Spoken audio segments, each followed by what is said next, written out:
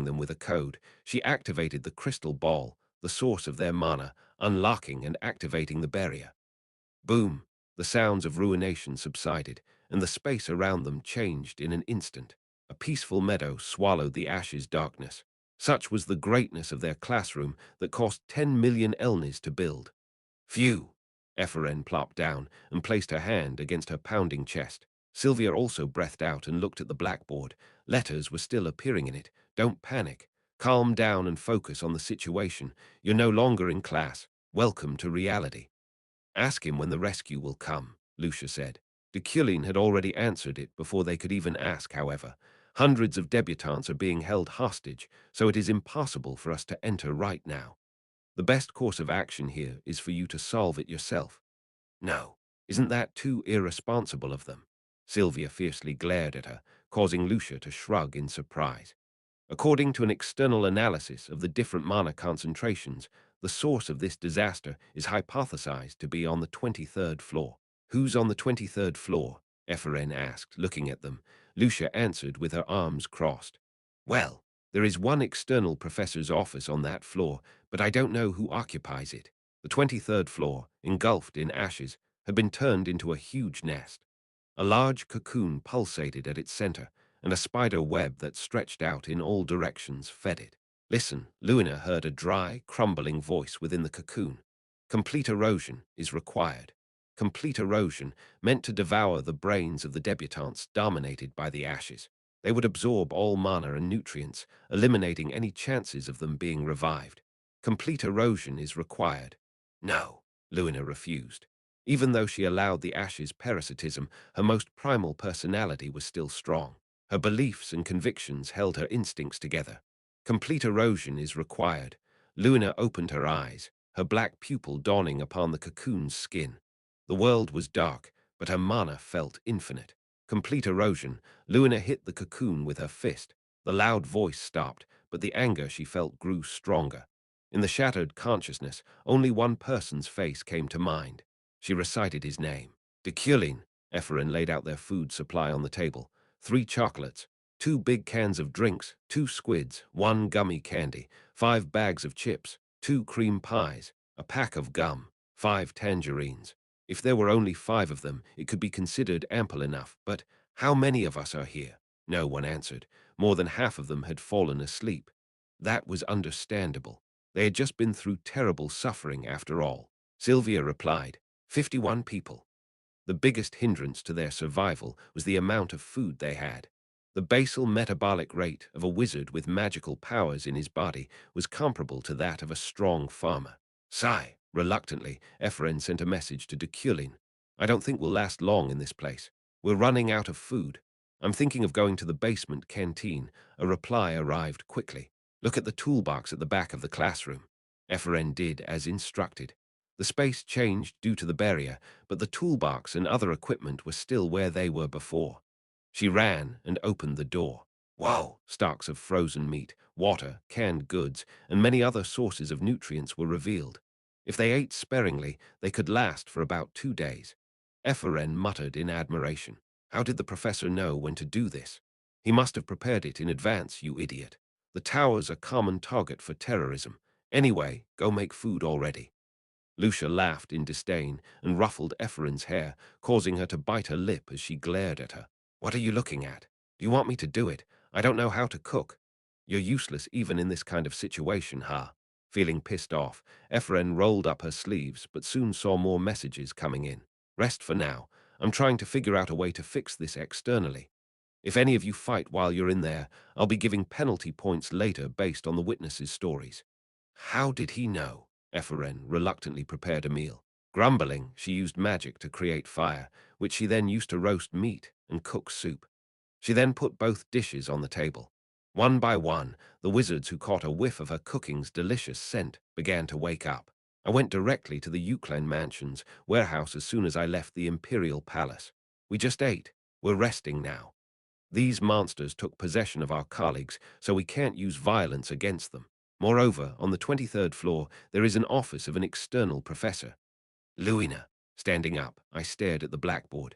Of course, the Baron of Ashes parasitizing her was a huge problem, but it was also quite questionable. Luina had to be a named character with a mana rating of 3. Is it because of our contract? Did it affect her mana rating? Or was it because the way I tormented her made her mental fortitude weaker?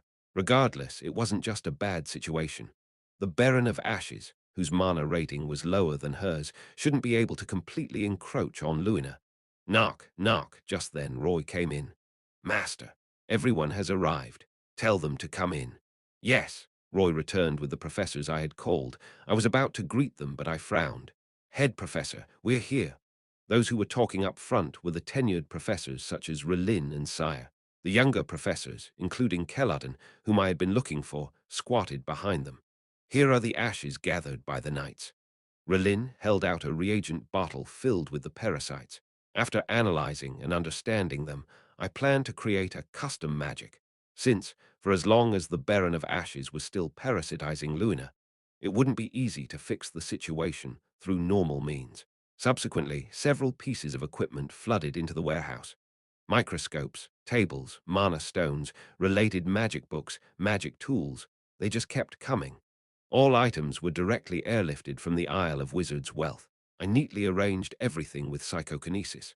Bang, bang, bang. In no time at all, the warehouse turned into a magic tower laboratory. I did all this simply because I couldn't stand a dirty and inefficient environment. Whoa, this is great. If you need any help, just let us know. Help would be nice, I answered Relin's words. He took a deep breath solemnly and ferociously. Yes, the tower being attacked is an unprecedented situation. We've already determined, however. I pointed to the young professors behind them. Only the 3 of you will remain here. Keladin, the glasses holder, Jennifer, a master of harmony magic, and Grant, a former addict. Alan seemed to be trapped inside the tower, but I wasn't worried at all. The rest may go. Ha! Having too many cooks spoil the broth, it was far more efficient to exclude them altogether, since they would undermine the motivation of the new professors with their useless political quarrels and their sense of sympathy. Head professor, they're not yet very experienced, so they're extremely lacking. I must have said something wrong. Relin's expression brightened. Check the conditions surrounding the tower, professors. This is an extremely important task, so, please, if the situation escalates over there, I'll be needing your help to suppress it. I pushed the old professors out with psychokinesis. After that, I looked at the ones that remained without saying a word. What should we do? Keladin asked cautiously. That's obvious. I laid down dozens of magic books on their desk, all of them related to puppetization. Bang, bang, bang. Understand the gist of each of these. Bewildered, they looked at the magic books piled up like a mountain before them. We're currently formulating magic that'll be effective against the ashes. Damn, that doesn't make any sense. It'll take them several weeks to create new magic. Lucia exclaimed nervously. As a result, the atmosphere in the classroom grew darker again. Ask him how long we'll have to wait. Be quiet, Dorothy. Greatly surprised by Sylvia's remarks, Lucia held her breath as if her heart had stopped. She ran towards Sylvia and shoved her face beside her ear. I definitely told you not to call me by that name. Why did you suddenly do it again? Dorothy, who's Dorothy? Behind her back, Ephren muttered innocently. Lucia put her hands together and begged Sylvia. Please. Lucia was actually her pseudonym, and her real name was Dorothy. Her true name was so sloppy that she forced her father to change it. Only if you keep quiet. Sure, sure. Sylvia pushed Lucia away and got up. We're going to help Professor Deculein from our side. Help. Yes, yes, okay. I will do that, Dorothy. No, Lucia agreed before Sylvia could even say anything. Ephren tilted her head. Sylvia's next words terrified them. I'm going to catch a debutante and dissect it. Safian Ekater von Yegus Jifrin asked, do you know how it feels to die year after year? Do you know the misery of being twisted by an incurable disease that not even the entire continent is aware of? Of making your way through the darkness, never knowing what lies ahead of you? Do you know the pain brought by a disease that engulfs your whole body? Indeed, her pain made her feel like her ribs were being broken while an awl was piercing through her entirety. Do you know the feeling of resurrecting every time you die and enduring the same pain from the beginning? Do you know of such a damn curse? She died dozens of times at the age of 8. There were times when she waited for a year to die, and there were times when she couldn't stand it and cut off her own throat. However, no matter how many times she succumbed to death, whenever she opened her eyes, it would be the 1st of January, and she'd be a kid again lying on a luxurious bed and looking out her window, where the gardens of the imperial palace, forever in spring, awaited her gaze. Her brain had already matured, but her body couldn't escape youth. Safian often had that weird feeling like she was garbage floating in the ocean, reaching an impasse where even if she rotted away, she wouldn't be able to escape. It was said that all human beings desired life. However, she wished for death. She longed to disappear even after she had died. The only thing that made her happy every time she went back was her brother's face, but even that feeling eventually faded. She had a limit on how much she could hold on after all. There was always the smell of iron from a knight, the sweet scent of a eunuch, the aroma of money from a merchant, the smell of disinfectant from a doctor, and the smell of grass from a herbalist. Safian had no regrets about life, which to her was just a hellish cycle. She had no passion, no emotion. How could she? However, she hoped that her whole life marred by her pain would become dull. She prayed that it would collapse without agony. It was said that this continent was truly harmless, which was unfortunate for her, who lived in a cramped imperial palace and a body that did not grow. She had become so crippled that she became unaware of her own misfortunes. The me who died over and over, the me who killed all that I had within, Deculein. Do you know of her? No, how could you know? With nobody else that could understand her, she prayed and complained to the only one who understood her every night. She prayed to him, the one who gave her her fate and cage, the one who growled while watching her boredom from the highest points of the sky, a place no one could reach, or in the deepest depths below the earth, where not even the tiniest ray of sunlight could shine. She sent her promise. She would kill God. I must have met Deculein when I was a child, but he wasn't a noteworthy person then. Aside from his face, nothing about him really stood out. Of course, Safian overcame the incurable disease of the past and survived to the end. Since then, she had made countless assassinations and poisoning attempts and had died several times, but she defeated death each time. Thanks to that, she found out that this damn regression was a one-year cycle. If she died at the age of 9, she regressed to January one of the year she turned 9. If she died at the age of 10, she'd regress to the age of 10. Your Majesty speaks as if there is no death awaiting you, were Deculein's words. As if there is no death. Was it just a sentence to express her recklessness? No, the nuance his words gave off was quite different. Moreover, he also stated, I see the world differently. Was she included in his definition of differently? Charon. Yes, Safian called her knight. Euclan should have been one of the families who attended that day. The incurable disease that killed her dozens of times was actually poison. She felt disappointed when she heard the story. Yes, all the counts of the continent were there. The suspect was probably one of the families who attended the day she ascended to the throne. Safian intended to find the criminal and kill him, tearing his limbs apart and annihilating his family and relatives. However, after being engrossed in it for about 3 years, she grew bored with it, causing her to cut it off. After all, they only died once. It didn't matter how many times she regressed after death. They only had one life. She didn't get anything worthwhile for what she suffered, and compared to the effort she put in. Soon enough, she grew bored of it as well. Even revenge began to feel cumbersome. If you have any questions for Deculein, you must learn magic first. Charon's voice sounded joyful, causing Safian to clench her teeth. You're not any better than me, though. Not too long ago, you decided there was something wrong with Deculein after just hearing some rumors. He lowered his gaze. Admittedly, I made a mistake then. Deculein's honest today. You, who can see through people, should already know that. Safian looked over the desk, where Euclid, understanding elemental magic, a book left behind by Deculein, was placed. Its hardcover, adorned with gold leaf and jewels, had a note attached to it. Please prepare up to chapter 1. Please study. Charon. Safian stared at him as he responded emotionlessly. Yes, fuck you. She raised her middle finger at him. Charon smiled silently, closing his eyes to pretend he saw nothing. I'm going to bed. Do not bring anything into my room today. Take the book with you. Piss off. Safian went straight up to her boudoir. The court wizard and servants said something about an incident happening over the Imperial University Tower, but she ignored it. She lay on the bed and looked up at the ceiling, sorting out the thoughts that popped into her mind. All those thoughts resulted in a single emotion. Curiosity. Did they say Imperial University Tower incident? Suddenly, the words of her servants came to mind again. Laughing in disdain, Safian got up from her bed again. Chapter 67. Practical Experience. 4. Temporary Laboratory in the Euclid Mansion. I looked closely at the ashes under the microscope. I tried to understand it on a particle-by-particle basis, injecting mana and tearing it apart with psychokinesis. Professor, look at this, Keladon shouted, pointing to the blackboard. Scratch, scratch, scratch, scratch. A sophisticated report was being written on the green surface. Sylvia here. We captured a debutante who had been puppeted and separated him from the ashes. The result of our analysis is as follows.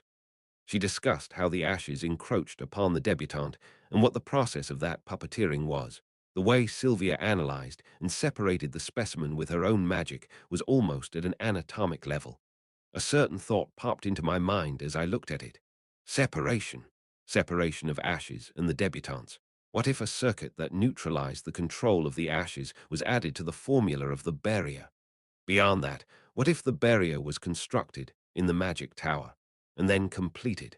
It's possible. Implanting a circuit in specific magic, known as magic weaving, had already been done dozens of times. My psychokinesis was created that way. What's possible? Keladon asked. I'll make a barrier that breaks down ashes and deliver it to the debutantes. A barrier? It would take too long. I shook my head. Since it wasn't completely new magic, the consumption of mana wouldn't be severe. Right now, decomposition was a common spell that was used even in garbage dumps. It is quite possible. If I envision it and add the talents of Sylvia and Ephyren, of course, it's possible. Professor. He stared at the blackboard without saying a word and pondered. There was no need to take notes. All of this was going to happen in my head. Attention! A disrupting shout echoed. I turned to the entrance, feeling the urge to kill. 11 individuals of unknown name stood where I was looking, forming a line. The Imperial Knights. Attention, please. When the knight yelled again, a familiar voice came from behind him. Humph, so noisy. It was the Emperor's voice. As I was about to express proper curtsy, I abruptly stopped. The creature that showed up proudly wasn't the Emperor. In this possessed state, my ears are sensitive. Don't talk loudly. She had plenty of red furs and her long tail fluttered, but her legs were short. It was a luxurious-looking cat. Your Majesty.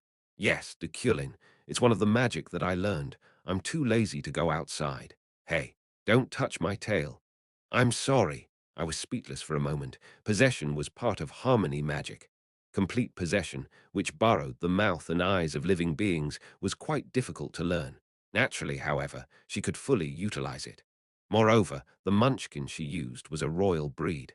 The quality of the Emperor's mana was currently level 2, and once an awakening event was held in the future, she'd reach level 1. She was a genius who had the talent to master all the skills in the world, after all, including magic and sword skills. If I were to express Emperor Safian in one sentence, it would be the person closest to God. That indolence could either be a blessing or a curse to this world. Lower your back. Yes, the cat jumped over the knight's back. Oh, however, her first attempt failed since her legs were too short compared to the knight's large body. This guy. Bend further down. I'm sorry. This time, the munchkin successfully climbed on the knight's back. She grinned, patting his pharynx with her tail to express her satisfaction. Don't you dare move an inch. My legs are short, so it's dangerous. The emperor slapped the knight with her front paw. Yes, don't scream either. Everyone, get out of the way. At that time, George, the court wizard, appeared as well. Rumors that the emperor's cat was here seemed to have spread. Your Majesty, how can you master possession magic so perfectly? Annoying. How did he know? George looked at the red cat with thrilled eyes. Not long after, however, he swiftly hardened his expression. Professor Deculein, what are you going to do from now on? I intend to invent a barrier magic that decomposes ashes. Invent a barrier. Yes, one that decomposes ashes alone. You want to create a new barrier? George asked, his voice full of doubts. That's right. How long will it take you to come up with that magic? It won't take a day. What? It's a simple task. It's not that surprising. No, you need to elaborate on it further. I had no time to waste on explanations. I spoke kindly but stubbornly. No matter what happens, I'll lead. Hence, I take responsibility for this too. George clicked his tongue but nodded anyway. Okay. Anyway, if you're creating a barrier, what about the formula? Have you written it down on a scroll? George asked. I looked at George without saying a word. The silence between us continued for a little while. I was thinking about how to explain it, but even that in itself was already a waste of time. I just tapped my temple with my finger. It's all in my head. What? The cat asked. If I were to explain it in a sentence, I used mental calculation. The debutantes were certain it was 3 o'clock, but they didn't know if it was in the morning or afternoon. Regardless, Sylvia and the others stared blankly at the blackboard. An expansive formula filled its surface. Below the magic circle that Deculein invented himself, there was the following sentence. Can you cast this barrier? It's possible, Sylvia answered on behalf of everyone, stunned. Lucia could do nothing but shrug as she looked at her. Right, it's not impossible if we could draw and recreate his formula. Deculein's barrier explanation was detailed and friendly. Even a debutante could understand it. The problem was that the barrier's magic circle was too large. Its total area covered the entire third floor. This room will serve as its center. I'll go out and draw the formula on the third floor. As for the mana it requires, we should have enough since there are many wizards here. Ephraim said, looking around the classroom. Including herself, there were around 50 of them. If they were to collectively use their mana, it wouldn't be difficult to activate the barrier. Won't we need a catalyst to construct it? At Julia's concern, Sylvia loosened her own necklace. It was an artifact made entirely of mana diamonds, her mother's keepsake. It was imbued with several special effects, including mana storage expansion and magic amplification. Use this as a catalyst. Are you sure? Lucia, who knew the value of her necklace, asked, astonished. Sylvia didn't answer. Humph, if you want to go that far, then. Sighing, Lucia also loosened the bracelet on her wrist. These two will suffice. My bracelet is an heirloom worth 20 million elnis. T20 million, got it. I'll be drawing the formula now. Ephraim then cut her long hair in one swing, which surprised Lucia. Are you insane? Why did you cut it? Your hair can't be used as a catalyst. You know that, right? Don't you have a brain? Gosh, who said I would use it as a catalyst? It gets in the way when I move. Iffy, it's okay. Ignore her. Julia calmed Ephraim. She then trimmed her hair that had been cut arbitrarily. Okay, it's pretty now. Sylvia then pulled her long hair up. Now tied into a ponytail, it ran down the back of her porcelain neck. Wow, Sylvia, you look beautiful. Seeing Eurozen and the others complimenting her, Ephraim momentarily felt regretful. I just had to pull it up too. Ephraim, you're fast, so I'll leave the formula drawing to you. I'll draw the monster's attention to minimize the threat that'll be coming after you. Draw their attention. Yes, just like what we did in the practical exercise. Ephraim nodded. A short sentence on the blackboard then calmed and comforted them. I'll trust and wait. That was all they needed. Okay, let's go. After finishing their preparations, the two broke the barrier in the classroom. Thump! The tremoring sound rang again, but Ephren and Sylvia didn't hesitate to open the door, finding the infected debutantes and huge golems made out of ashes. As Sylvia caught their attention, Ephren cast self-psychokinesis and clung to the third floor's ceiling. Whoosh! Sylvia coated the golems' bodies with pure white paint like magic, which soon turned into a flame that exuded extremely high temperatures. Her targets burned in an instant. At the same time, Sylvia covered the pavement in blue, which soon turned to ice that made the infected debutantes on it flounder, unable to take even a few steps. However, at some point, thick ashen appendages, like the kraken's tentacles, gripped Sylvia's waist. They then flailed her around and slammed her onto the pavement. Ouch! Letting out a single groan, she immediately erased the tentacles without showing any pain. However, her stomach felt hot, as if she just gained an internal injury. Sylvia staggered, staring at the dark hallway. Click, click, the sound of heels hitting the ground echoed. It's useless. Sylvia looked at the existence that appeared in the dark. Professor Luna. She, the head professor of the kingdom's university tower, had become a monster that assimilated with the ashes. You have a strange talent. I'm jealous. Her voice sounded bizarre yet muffled. I'll kill you because I'm jealous. She grinned, the corners of her mouth stretching to the bottom of her ears as if tearing her face apart. More ashes flooded down from her lips, taking on the form of a huge blade. Woo-woo-whoosh. Sylvia made her surroundings her own, deleting her weapon before it could even reach her. These are the three primary colors. Bearing witness to Slavia's creation, Luna muttered with admiration. A magic equivalent to a miracle. It breaks reality, interferes with the status quo, and recreates all things as its caster desires. Taking advantage of her monologue, Sylvia drew a cage and locked her in. A nonsensical origin that can roam the entire world at will. Clank, Luna, banging on the grate and licking her lips, clenched both of her fists. With a twisted, raccoon-like expression, she spat out curses. Fuck. The world is so unfair. This doesn't make sense. None of this fucking makes sense. Ashes exploded soon after that. With the bars around her now broken, Luna's fist connected against Sylvia's stomach, delivering a blow loaded with speed and weight. Ah! She bounced off and hit the wall. At that moment, her chest tightened. Her broken ribs pierced her lungs, and she couldn't breathe. Humph, you keep erasing my ashes with various techniques, but it doesn't matter. You're going to die anyway. The difference between them was so great she thought she might die. Her pain heated her whole body, and she trembled in fear. Still, Sylvia didn't run away. How long she would last remained unknown, but she decided to at least hold out until her mana ran out. I will not lose. Perseverance being the key to victory was all too familiar to Sylvia, after all, since she lived day to day enduring it. Tick, tock, tick. Calm down and remain on standby, everyone. Lucia took on the role of leading the debutantes in the classroom. All 49 of them had already warmed up and were now just waiting for the barrier to be completed.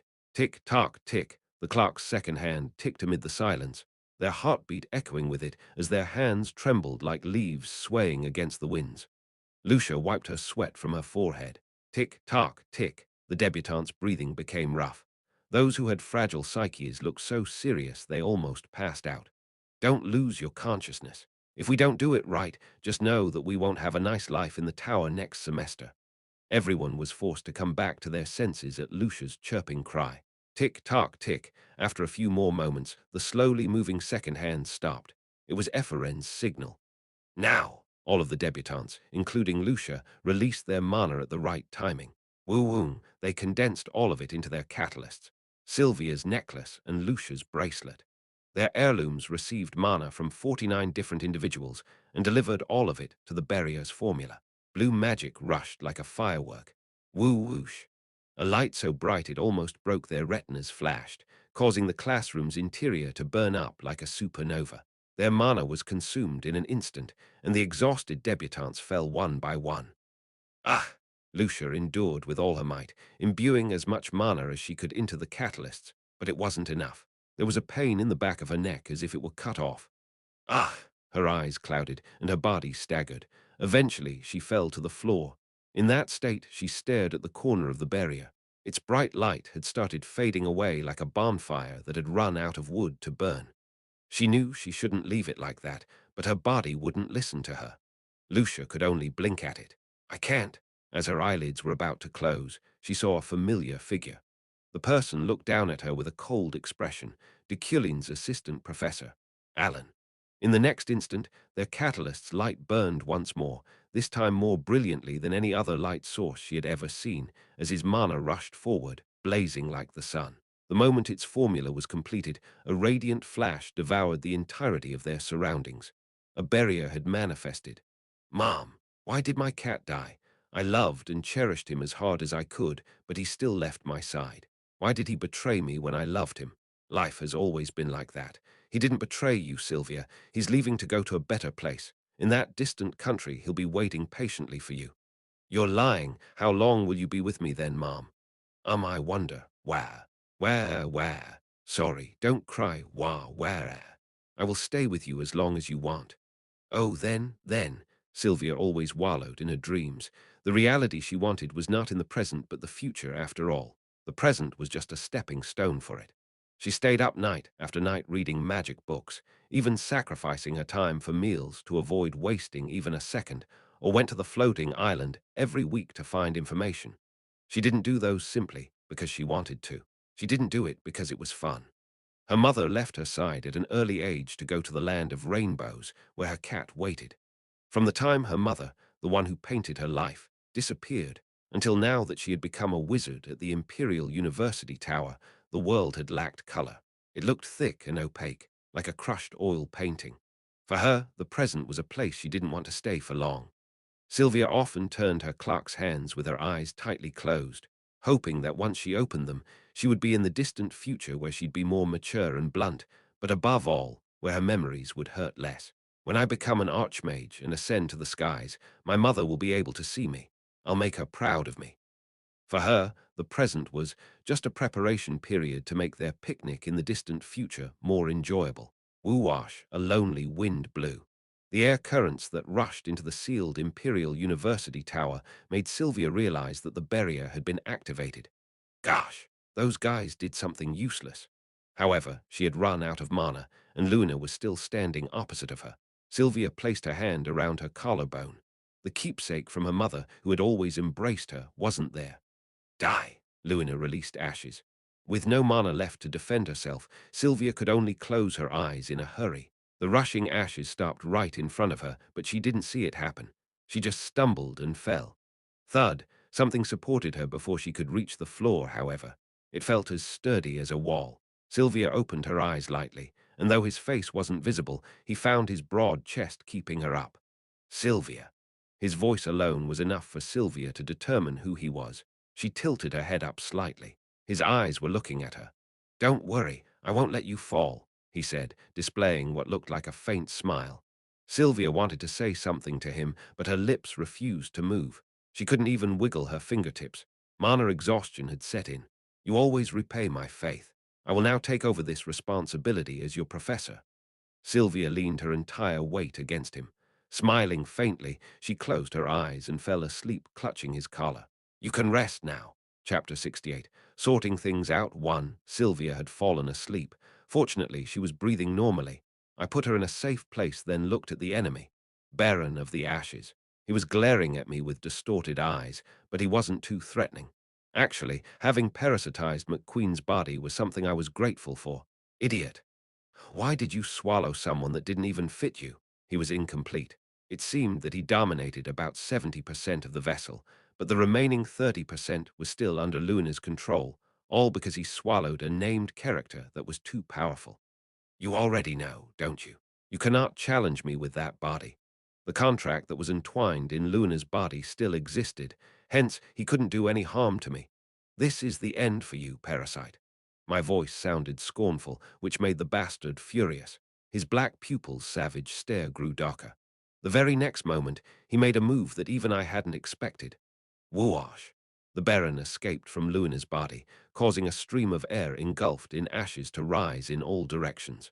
It wrapped around me like a great storm, revealing a bizarre face within it. Right, I was stupid, the Baron of the Ashes said in midair, chuckling and laughing. But if it's you, then it would be different. He seeped into me, his particles being absorbed by my body. After a while, a harsh voice rang out from the bottom of my chest. How dare you call me a parasite? You don't even have anything special within you. It was a pretty unpleasant feeling. His essence touched my subconscious, digging up several of my memories and bringing them to the surface. I replied softly, I'll give time for you to think about your decision. You are but a common being. I can easily take control of you. I closed my eyes. Memories of the past, filled with demented malevolence and dark emotions, ran through my veins along with Deculein's pride. Enduring all of it, I asked quietly, Can you handle it? The Baron of the Ashes didn't answer. I could sense his bewilderment, however. I just smiled. Feelings of defeat, jealousy, envy, anger, hatred. Within me was pride that illusions or impulses could never sway. A cry like that is rather elegant, almost a classic. Deculein was by no means a self-defeating person. The Baron of Ashes struggled inside me to get out. I didn't let him. Baron, tell me. Open, open, who's down there? I was curious. Who did the Baron of Ashes encounter under my consciousness? Was it Kim Woojin, or was it Deculein?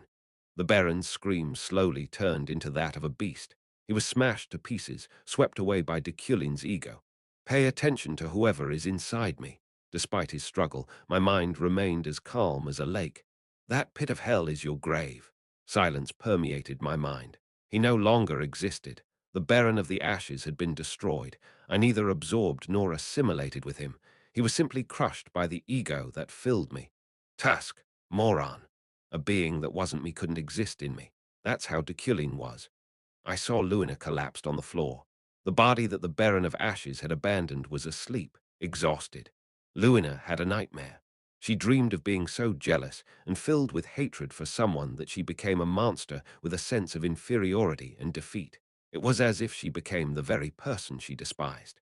There were days when Luina was also inflated with her own talent, days when she was proud of her belief that she would resurrect the McQueen family. She had this passion that made her want to leave her mark in the world of magic.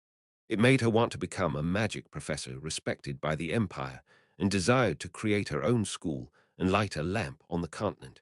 However, it was all interrupted by one man. Luna opened her eyes. Looking around, she grabbed her aching temples. Ah! The whole floor was covered in ashes, and everything around her was scorched as if a fire recently burned her vicinity. A plaque was buried somewhere near her. This is 23rd floor, external Professor Luna. Only then did she realize it wasn't a dream. As he ruled her, he brought forth vague memories of what she had to go through before. Luna von Schlott McQueen, a voice called her. Surprised, Louisa looked back, finding the very predator of her family. Deculein. His blue eyes stared at her, his gaze unbreaking, unwavering. This scenery is not a dream. This is what you did with that guy. Yes, I know. Luna bowed her head and sighed. I know everything. Now her mind and body were exhausted. She had no desire anymore. She was just at a loss. She regretted it. Should she have bowed her head from the beginning? Should she have resisted? If she had followed him like any other wizard, she wouldn't have gone through this. I have no intention of running away. I'll turn myself in. It's my fault, Luna said weakly, wiping her tears. That was the best option she could make in this situation. No, however, Deculein shook his head. He looked down at her as if he found her pathetic. That's not in the contract. Do you enjoy breaking promises?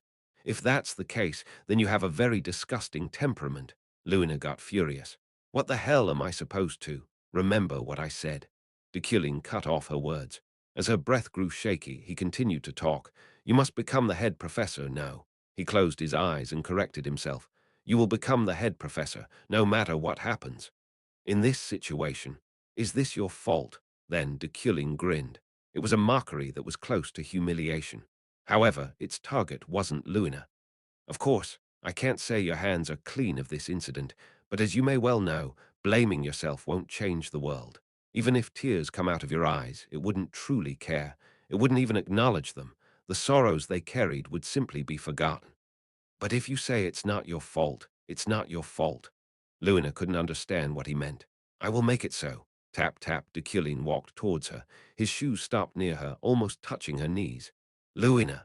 As he called her name, she looked up. Euclide never abandoned someone it chose to embrace. He reached out to her, who had fallen into disrepair. If you hold my hand. His blue eyes reflected her, allowing her to see how dirty she was, which brought her infinite embarrassment. But Deculein didn't care. I will never abandon you. His pristine gloves wanted her ash-covered hands. This is the grace of the Eucline.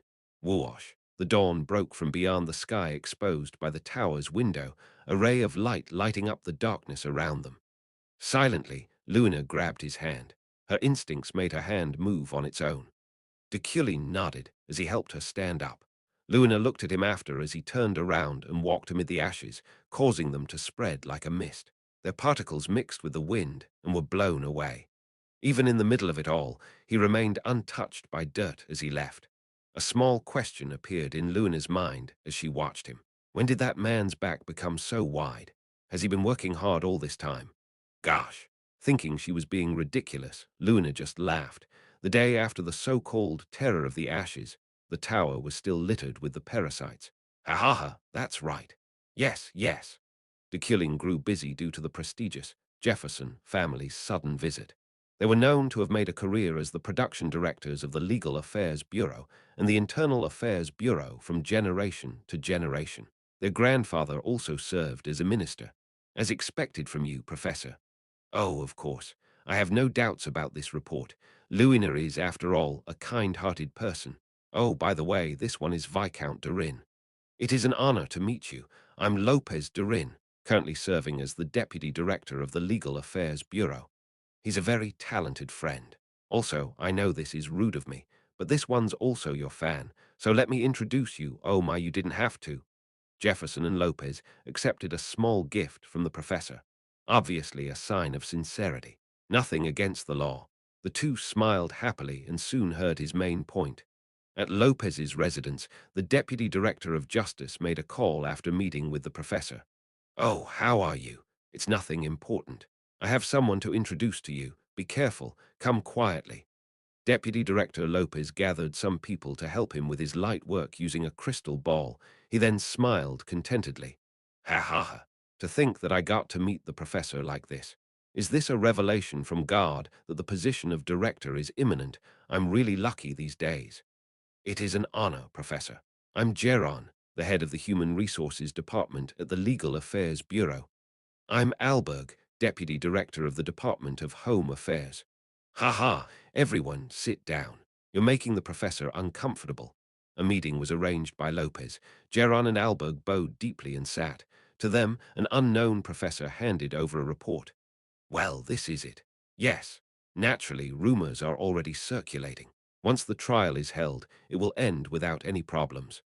But for some reason, the professor didn't seem to like even the notion of having a trial. Geron and Alberg hastily corrected it. That's right. We too want to do what the professor wants. But there are a few problems. We'll talk to the police on our own. Alberg, Geron, Lopez, Jefferson. The four bureaucrats visited the office of Lilia Primian, the Deputy Director of the Public Security Bureau. Deputy Director Primian, there's something I'd like to tell you. We have nothing to talk about. Leave. Hey, Deputy Director, at least listen to what we have to say. Premian looked like she was looking at some scum, but her expression changed little by little as she listened to them. If you refuse, the professor will come to you directly. That professor is a hard person to deal with, even for you. Don't you also have some debts to repay? Contemplating, she nodded. I had made all the preparations, but I met a reef in an unexpected place. Jefferson made a cautious call with the crystal ball. Yes, sorry, there was one problem. These days, some officials are needlessly burning a sense of justice. I am from the law office. He's got talent, but he's really cheeky. This report also needs a thorough investigation. You don't have to take a step forward on your own. We'll soon— Oh, yes, sorry. His name is Joseph. Joseph was a senior official of the court. He was a child of some lowly nobleman and had a status close to a commoner's, but he became the youngest to pass the legal exams and became a court official with his unique intelligence. However, he didn't have any friends with whom he communicated. Compared to his abilities, his web of connections was poor. Someone like you in such a shabby place. A university professor visited his small house today. He was far from ordinary, and the thought of meeting him alone was already extremely intimidating in itself. Sit down. He acted as if he were the owner of the house. Joseph accepted his master-like attitude very naturally. He presented a report as soon as he did as instructed. This is a report on the ashes of the tower. I see. Joseph gave the contents with a quick glance. I've already read it. Still, it would be absurd to say that the suspect, Luina, was not at all at fault. A more fair analysis would be, Wren. The professor beckoned to the attendant standing behind him. Wren took a step closer and placed a long, luxurious box on the wooden desk, covering the scratches and dents on its surface. Frowning, Joseph asked, "Is that a bribe?" For a moment, the professor's expression hardened. He took a deep breath and crossed his legs, those series of gestures putting pressure on his prey. "You're pretty rude. I am just being honest. You should distinguish between being straightforward and being honest, shouldn't you?" Joseph bowed his head silently, his shoulders trembling involuntarily. It was an animal-like instinct. He was rumored to be upright in court, but it was strangely difficult to meet this professor's eyes. "I apologize, but what is this if not a bribe? An opportunity. An opportunity. Right. A chance to be one of my people." The professor tapped the report. "I wonder if your attitude to look into this report is the problem." "No, a more definitive investigation is needed. The on-site investigation was not fair, and most importantly, Professor Luna wasn't even interrogated. To be so fair," the professor cut him off.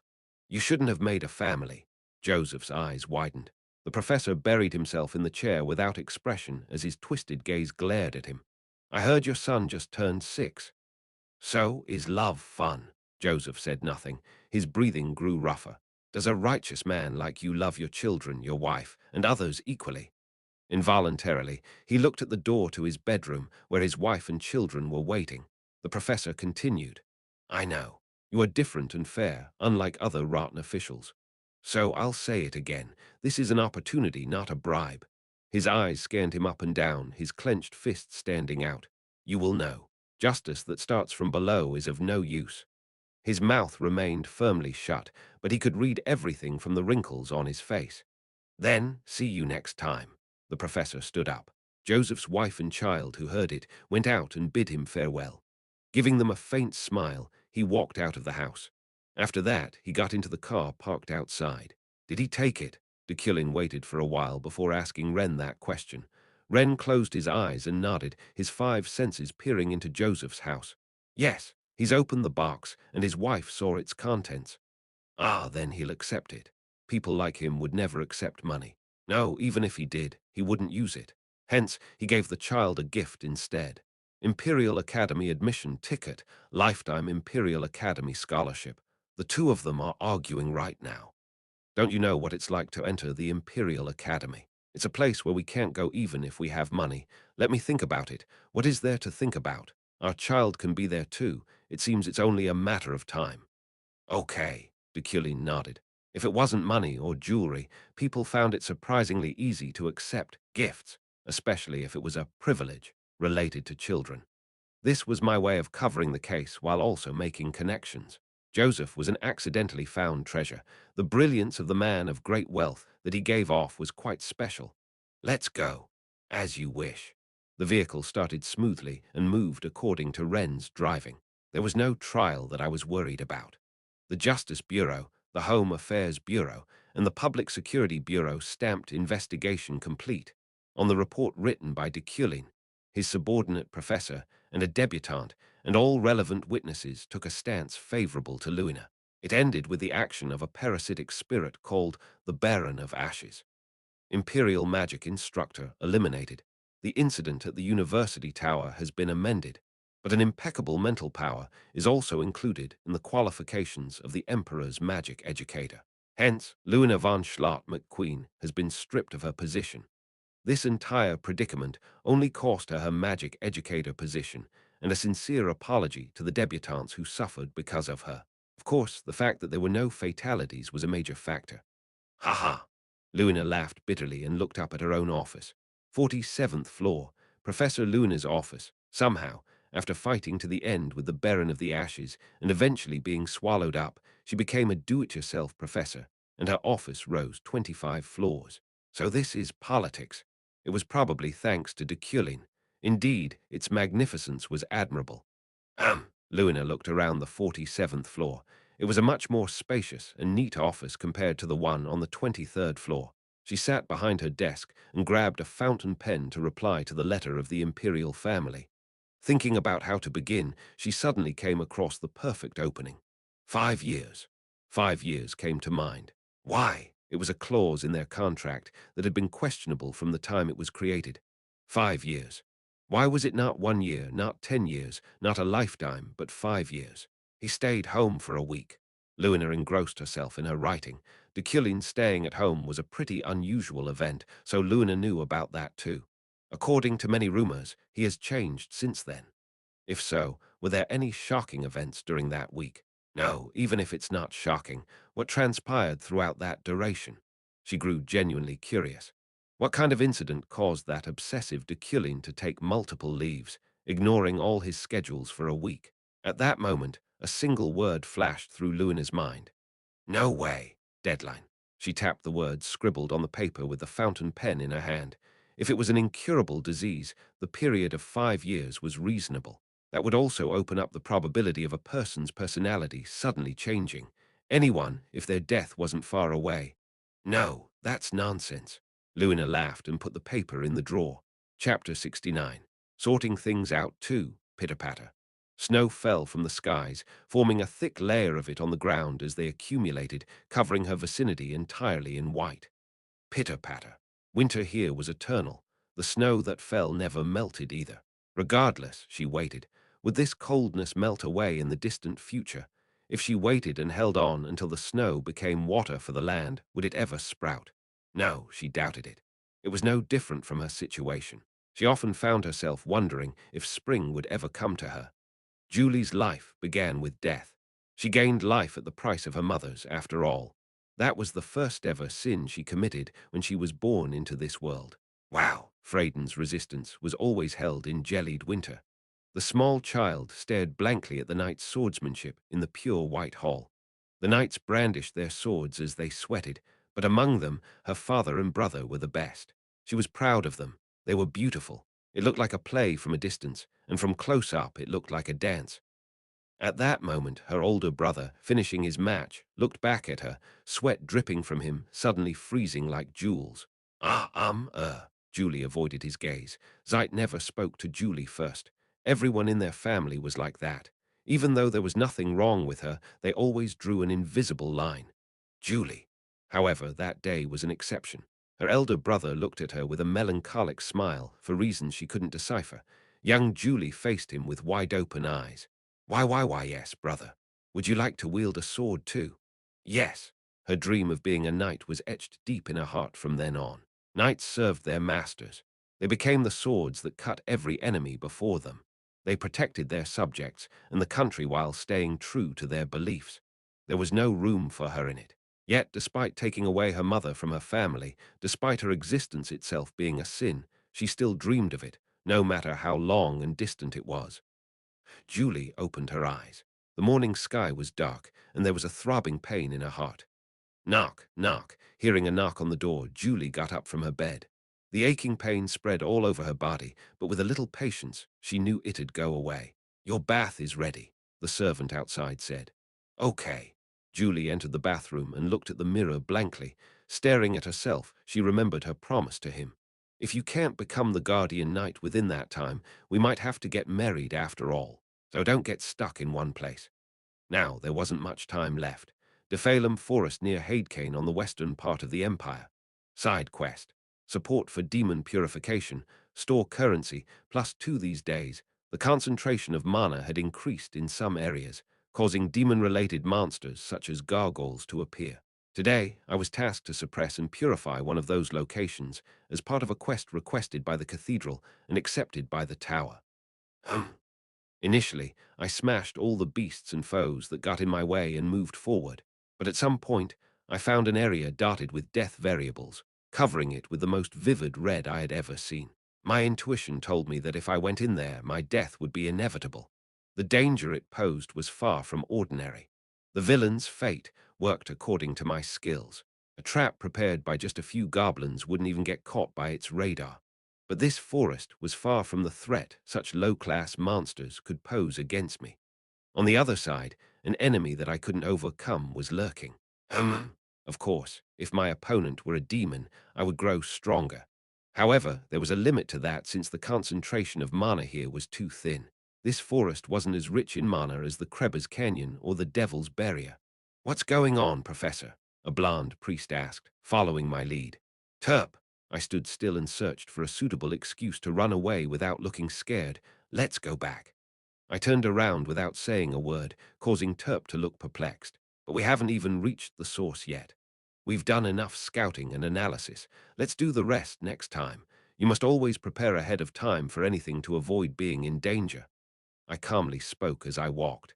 "We can finish it quickly, but I want to teach you the method of getting rid of demons cautiously." Terp nodded. After about 30 minutes, we finally reached the forest entrance, where Uriel and my vassals were waiting. Her puffed cheeks displayed her anger. "Are you done?" Uriel asked. Terp shook his head. "We just scouted ahead today and decided to finish the task at hand later." She quickly turned her head and glared at me upon hearing his reply. Ignoring her, I got into the car. Terp bowed. "Thank you for your hard work, Uriel." "You're welcome, priest. Thank you as well." Uriel also got in quickly. As soon as she took a seat, she yelled, "Why? Why couldn't I?" "Be quiet. You didn't even make it to the end. It wouldn't have been dangerous." The eldest daughter of the Euclan family and the deputy lord of Hadekin wanted to accompany me for today's purification. However, I had no intention of putting her on the battlefield. "You'd only be a hindrance. I'm also a Euclan, you know. I'm stronger against demonic entities." That wasn't true. Euclan blood didn't flow in her veins. "Don't be stupid. The ones in charge don't stay on the front lines. In the future, if you ever step into any war zone, I'll assume our promise doesn't exist in the first place. You've been warned." Uriel's expression hardened. "Are you serious?" She looked at me while grinding her teeth. "You've been pretending to be a great brother lately, but today you decided to humiliate me in front of our vassals. How will I be able to look at them now?" Uriel was really looking forward to this day. To assert her legitimacy to our subjects, she even brought it was also happening near the territory of Eucline, so she probably felt a sense of responsibility. Regardless, I ignored her wishes. I didn't allow her to follow, causing her to feel shame in front of our villains. "Uriel." "What? Uriel? What?" My face hardened. "Uriel. Gosh, what is it, sir?" Uriel pouted, her voice trembling. However, this time I couldn't back down. "Stop acting like a child. Don't be stubborn." Everything I was doing was for her. "Don't make a scene. You should know better without me having to point out your behavior." "How long do you plan to act like a child?" Uriel knew the traditions of the Euclid family. Perhaps the reason for her current actions was to prove to the vassals that the tradition had been passed on to her. "Act according to your position. Show the dignity our estate deserves." Uriel didn't answer, leaning silently against the window instead. Her hair obscured her face, but she looked like she was about to cry. Her tiny shoulders were shaking, and her breathing was ragged. "Let's go to the Isle of Wizards' Wealth. I have work to do today." I didn't talk to Uriel. Defalum Forest. "Did he leave? Did he leave?" asked Jarek, sharpening his dagger while holding his breath amid the long coniferous woods. He was a handsome man with his long black hair tied behind his back and was nicknamed Multi-Personality, which didn't suit him. "Did he really leave?" "Yes, he did," Arlos nodded. Jarek asked again, "Did he leave for real?" "Yes, really." I said he did, son of a bitch. "Oh, no way." Only when she cursed did he seem convinced. Like this, each of the ashes had a screw loosened. "Did he notice?" "Yeah, you moron. How could he not? You radiated so much murderous aura." "Deculein's a coward, huh? I did it to lure him in." Arlos just smiled. She actually seemed to understand why Deculein avoided Jarek. His voice played in her head. "You don't avoid excrements because you're afraid of it, but because they're disgusting and dirty." That was what he most likely thought. "Man, this is annoying." "Ah," Jarek groaned and slammed the back of his head against a tree. "Do you even have any reason to aim for Deculein?" "Ha! You want to kill him just because he's famous, right?" Jarek naively tilted his head. He then giggled. "Well, there's more to it than that. I have a huge grudge against the Euclid family. They submerged our village, after all." He tapped his forehead with his finger. "As you probably already know, even at this moment, there are a lot of people talking in my head. All of them are members of my family who died then." The pathology of his multiple personalities was ultimately due to the Euclid family. If so, then he had a pretty good reason. "What about you, Arlos?" Jarek then asked. I don't. In fact, I have no intention of killing him. Of course, there was that incident with him, but she held no grudge against him. Deculein was like a beehive. His destruction would cause bigger problems. Hence, she rejected the notion of turning the entire Euclan family into an enemy. Why? Didn't you say your parents were also wizards, Arlos? Maybe they had a grudge against them. Shut up. Her parents died before she was even 3 years old. She didn't know why, and she didn't want to know. Who knows? Deculein might have killed them. He was just a child back then. Stop spouting nonsense and shut up. I mean, Arlos grabbed Jerek's collar and stared at him as if she was going to kill him. If you keep talking like that, I will tear up your insides and kill you. Oh, I'm sorry, please understand, I'm just pissed since Deculein suddenly flew off. If you understand, then begin preparing it. She let go of his neck. Their goal wasn't to ambush Deculein in the first place. They just happened to have a mission to carry out around the same area. However, accidentally hearing the news that Deculein was coming, the guys who were currently teaming up with Arlos, including Jerek and Glipper, got excited. Anyway, I will definitely kill Deculein. Jerek laughed softly and leaned against a tree. My family is hoping for that, right, brother? Yes, brother, they are. You know how painful it was when I drowned. Yeah, I do. Father also said. Ignoring the bizarre conversation he had with himself, Arlos read the newspaper. Symposium problem number 6. Will it finally be solved by head Professor Deculein? The place of proof. Red Garnet Adventure Team's tertiary settlement, the Principality of Uran. Now, read it, everyone. Inside the house she was staying in with the children, Ganesha opened the Adventurer exam pamphlet. Get ready for the 133rd Adventurers test. The Adventurers Guild awaits talented challengers. On page 37, a Q&A with Guild Master Gohal. Are you curious about the ranking of adventurers these days? Check out page 47, Carlos Leo, and Leah read its contents while eating ice cream. While looking at their faces, Ganesha noticed Leah's increase in height. Wow, Leah's growing up quickly. Your skeletal structure is definitely perfect for adventurers. Not too thick, but not too fragile either. You have a very strong body. She touched Leah's body all over, causing her to feel ticklish and to push her away. Ah, ha, ha. Stop, ha, ha, ha. I think you'll be taller than Rayleigh in 3 more months. Damn, why drag me into your conversation? Rayleigh, an adventurer eating chips on the couch, clicked her tongue. She turned her attention to the 2 other children. Carlos, Leo, you guys are growing a bit slower, huh? Leah is already 160 cm. What are you guys doing? Their faces scrunched up, their pride seemingly hurt. Leah is 2 years older than us. That's why she's growing faster. That's true. In the end, you'll get bigger. It's all genes. How are the Freyden these days, Rayleigh? Ganesha asked. Julie's cousin, Rayleigh, was no different from an imperial informant. Almost all rumors reached her ears. She shrugged. I don't know. There's no news about them these days. Then again, Knight Julie seems to have reconciled with her fiancé. She reconciled with Professor Deculein. Yes. They're not fighting, at least. What? Ganesha's eyes widened. However, as she was about to ask a pretty stupid question, Leah suddenly screamed at the top of her lungs. The 2 of them are reconciling. Ganesha and Rayleigh both looked at her at the same time, finding her looking as if a hammer just hit the back of her head. Rayleigh chuckled. Now that she had started reading newspapers these days, she seemed to have grown interested in these rumors. Yeah, that's what rumor says. Why? No way. What do you mean? It can't be. However, her reaction was much more turbulent than expected. It couldn't be how, why, no. She mumbled those words incomprehensibly, then ran back to her room. What? What's wrong with her? Did she eat something wrong? The 2 grown-ups just smirked. Nice then, we'll get her ice cream too. The moment Carlos and Leah were about to steal her dessert, Leah's door opened. Put it down, you idiots. Give it to me. That's mine. She charged in and headed back into her room after retrieving it. The Grand Hall on the 5th floor of Medjason had been designated as the place of proof of the symposium question number 6's resolution, presented by Deculein. The event, which would make or break his thesis, was held in such a magnificent place. Wow, wow, wow, wow, wow. Ephraim was lucky enough to be one of the few that could attend it. There were a lot of famous wizards around her. The jury alone was composed of 2 ethereal-ranked mages, Rogerio and Jindalf. There were also Luina, Becca, and Ihelm. Even Her Majesty's younger brother, Credo, was present. Why is he seated next to a cat? In the seat next to him, a peculiar red feline was lying and yawning. "It's cute." "Be quiet, Ephraim. You're embarrassing," Sylvia said. Ephraim stared at her.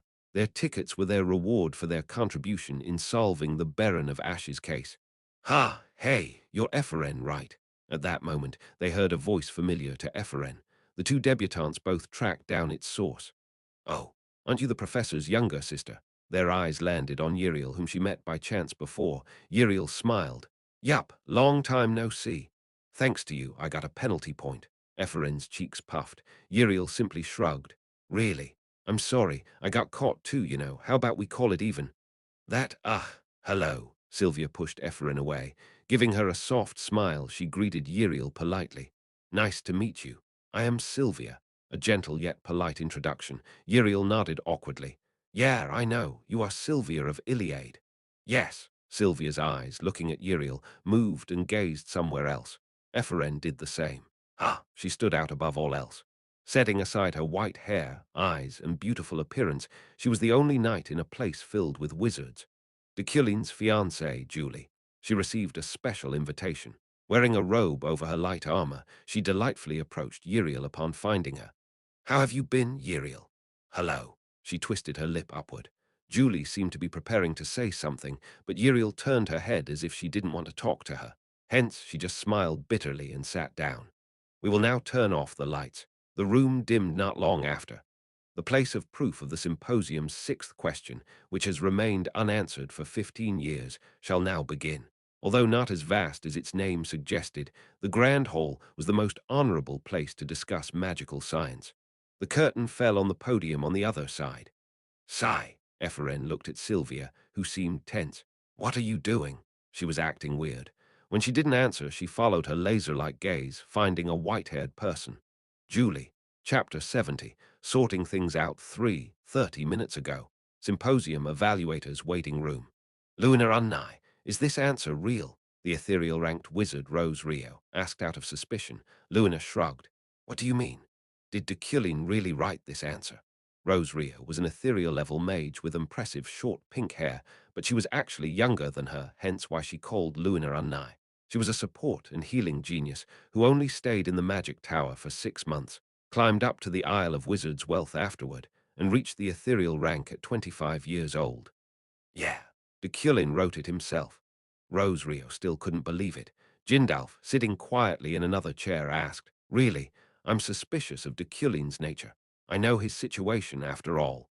Jindalf, who was now in his 70s, was the personification of old wizards in fairy tales. He wore round glasses and had long grey hair and a beard. "No, this bothers me more than that." Rose Rio pointed to the last part of Deculein's theorem. In addition, 48 runes were successfully interpreted and organized, but they were not published since they didn't fit the topic. "Is this for real?" He said he interpreted several runes. "That's got to be a lie." Luna laughed bitterly. "I already took a look at his interpretation paper. I even saw it recited." Deculein had shown her some of the rune interpretation paper. Of course, they might think he was wrong, but it was surprisingly easy to tell whether it was correct or not. He had to memorize the pronunciation. The runic language itself was imbued with magic, so just speaking it correctly would consume mana. "That guy, Deculein, has linguistic talent. I heard he speaks 10 languages." Really? I can't bring myself to believe that." Rose Rio's eyes remained squinted as Jindalf chuckled, stroking his beard. "Rose, feel free to think about it as you deem fitting. In fact, runes weren't even her current priority. The 5-year period Deculein demanded was still stuck in her head. It can't be, right? There isn't a disease that can't be cured even with Euclan's financial and political power." Even after repeating that in her mind, she couldn't think of any other way to explain it. "I promised, didn't I? 5 years. You will not be my stumbling block, and I will not be your stumbling block." Why did he promise 5 years? Aren't you 4 years younger than me? You still can grow a lot, so time is definitely on your side. Why did he say that? It doesn't make sense. Time was definitely on his side. If it were the usual arrogant Deculein, no, even if it weren't, he wouldn't say things like "time is on your side" while solving the symposium problem. The honor and feat of interpreting the runes would shine brighter as time went by. Luna soon shook her head, however. "Phew, what does it matter?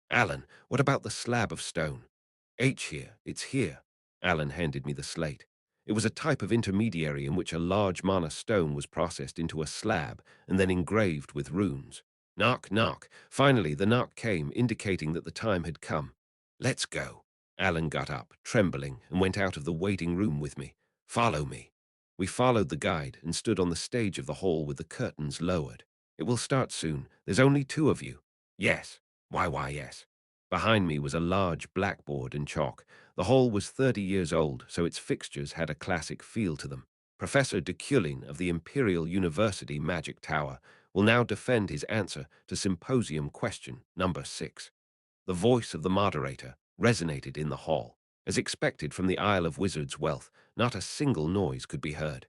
Swoosh! Beyond the opening curtains was the Grand Hall's audience area, which had been filled to maximum capacity. Nevertheless, I immediately noticed one person, Julie. I could find her instantly, no matter where she was or what kind of crowd she was buried in. It was due to the affection that became part of my nature.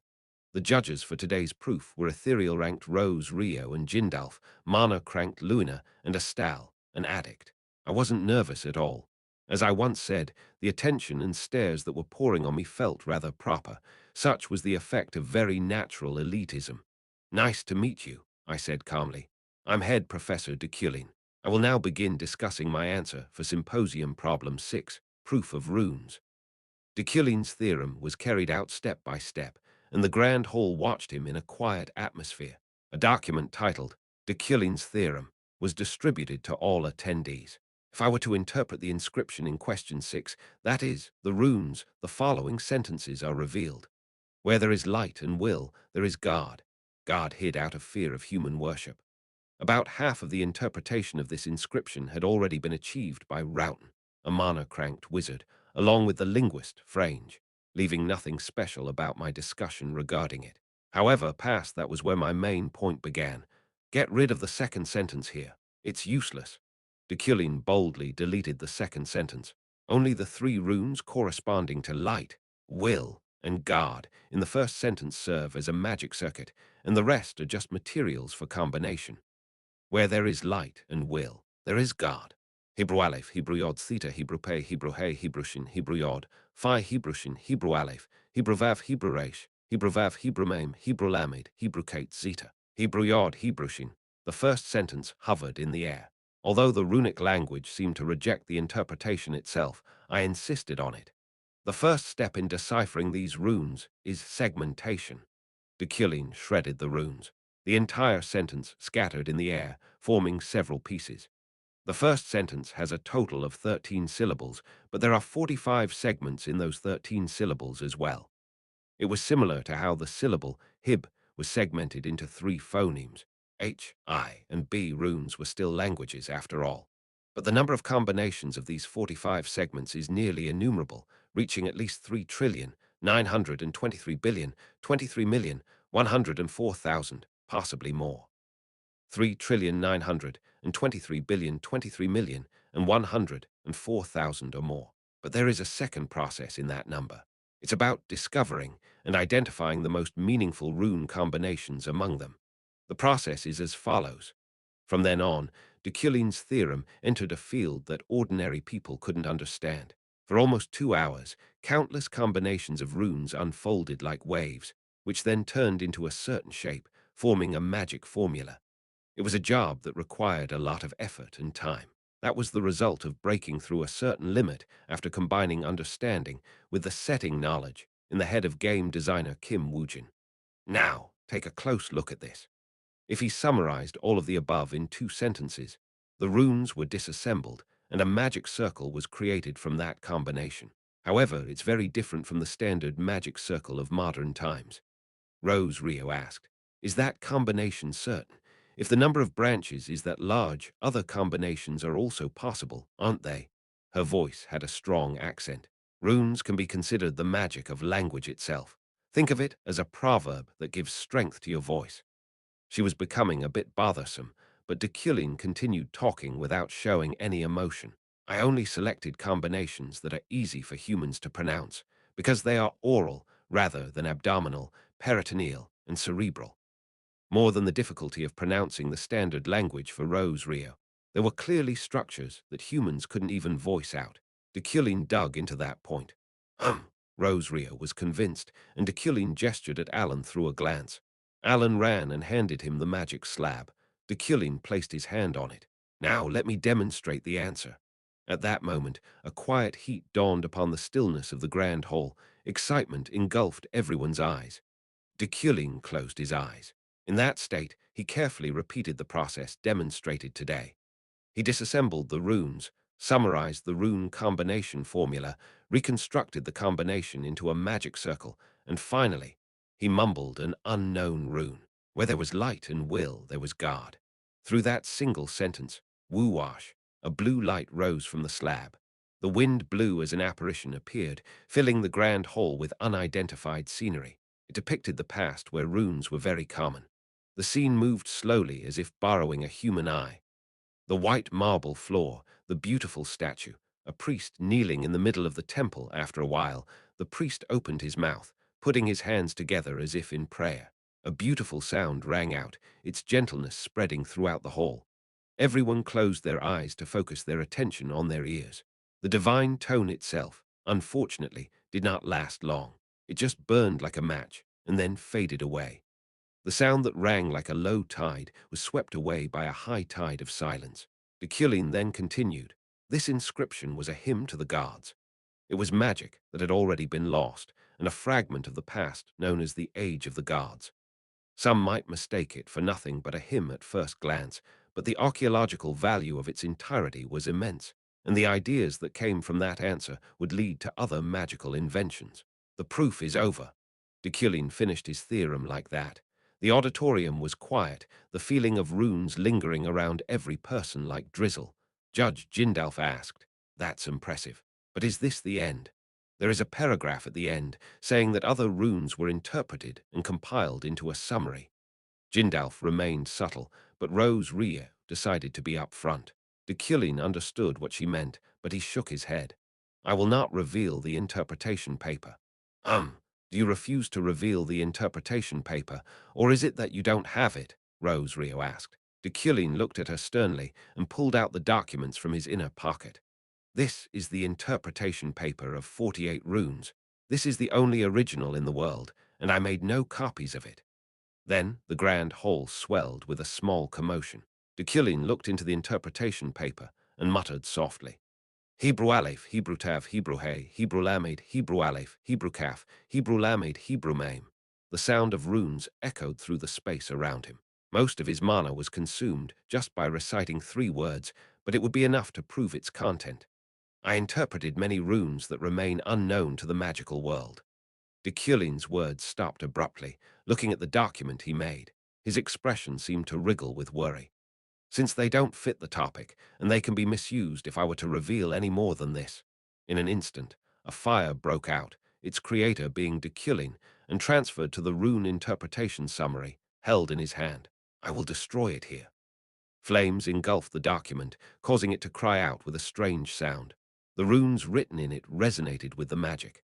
Just like that, the research that Deculein had been working on for about 3 years turned into ashes swept away by the wind. "Oh!" The grand hall grew speechless.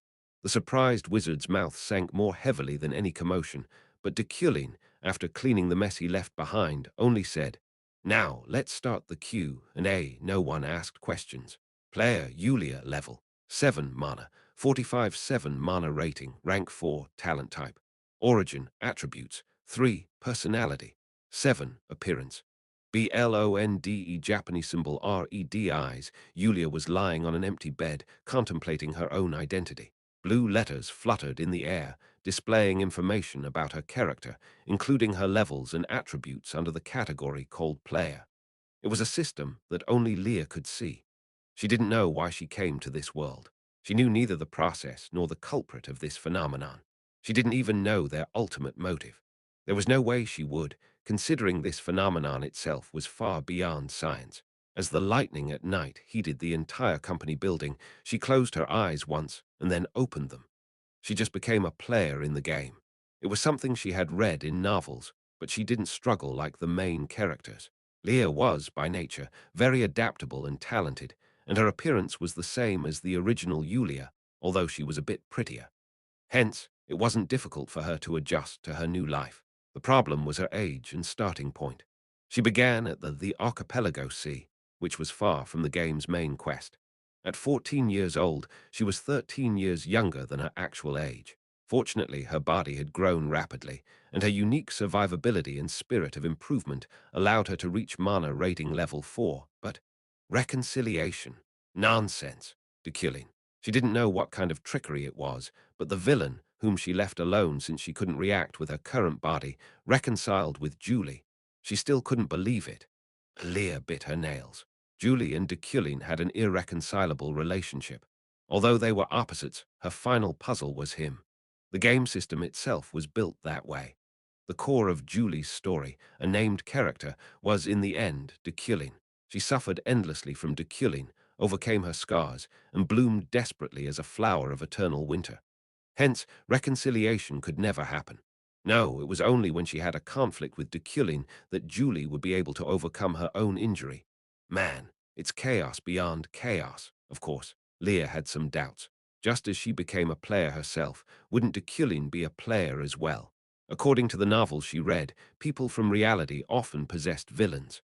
No way. That was nonsensical. Deculein's actions, which Leah read in newspapers, were by no means at a level that the player could do. Deculein was too damn hard to play in the first place. Tusk. But again, whenever she thought of Deculein, he reminded her of that guy, Kim Woojin, his role model.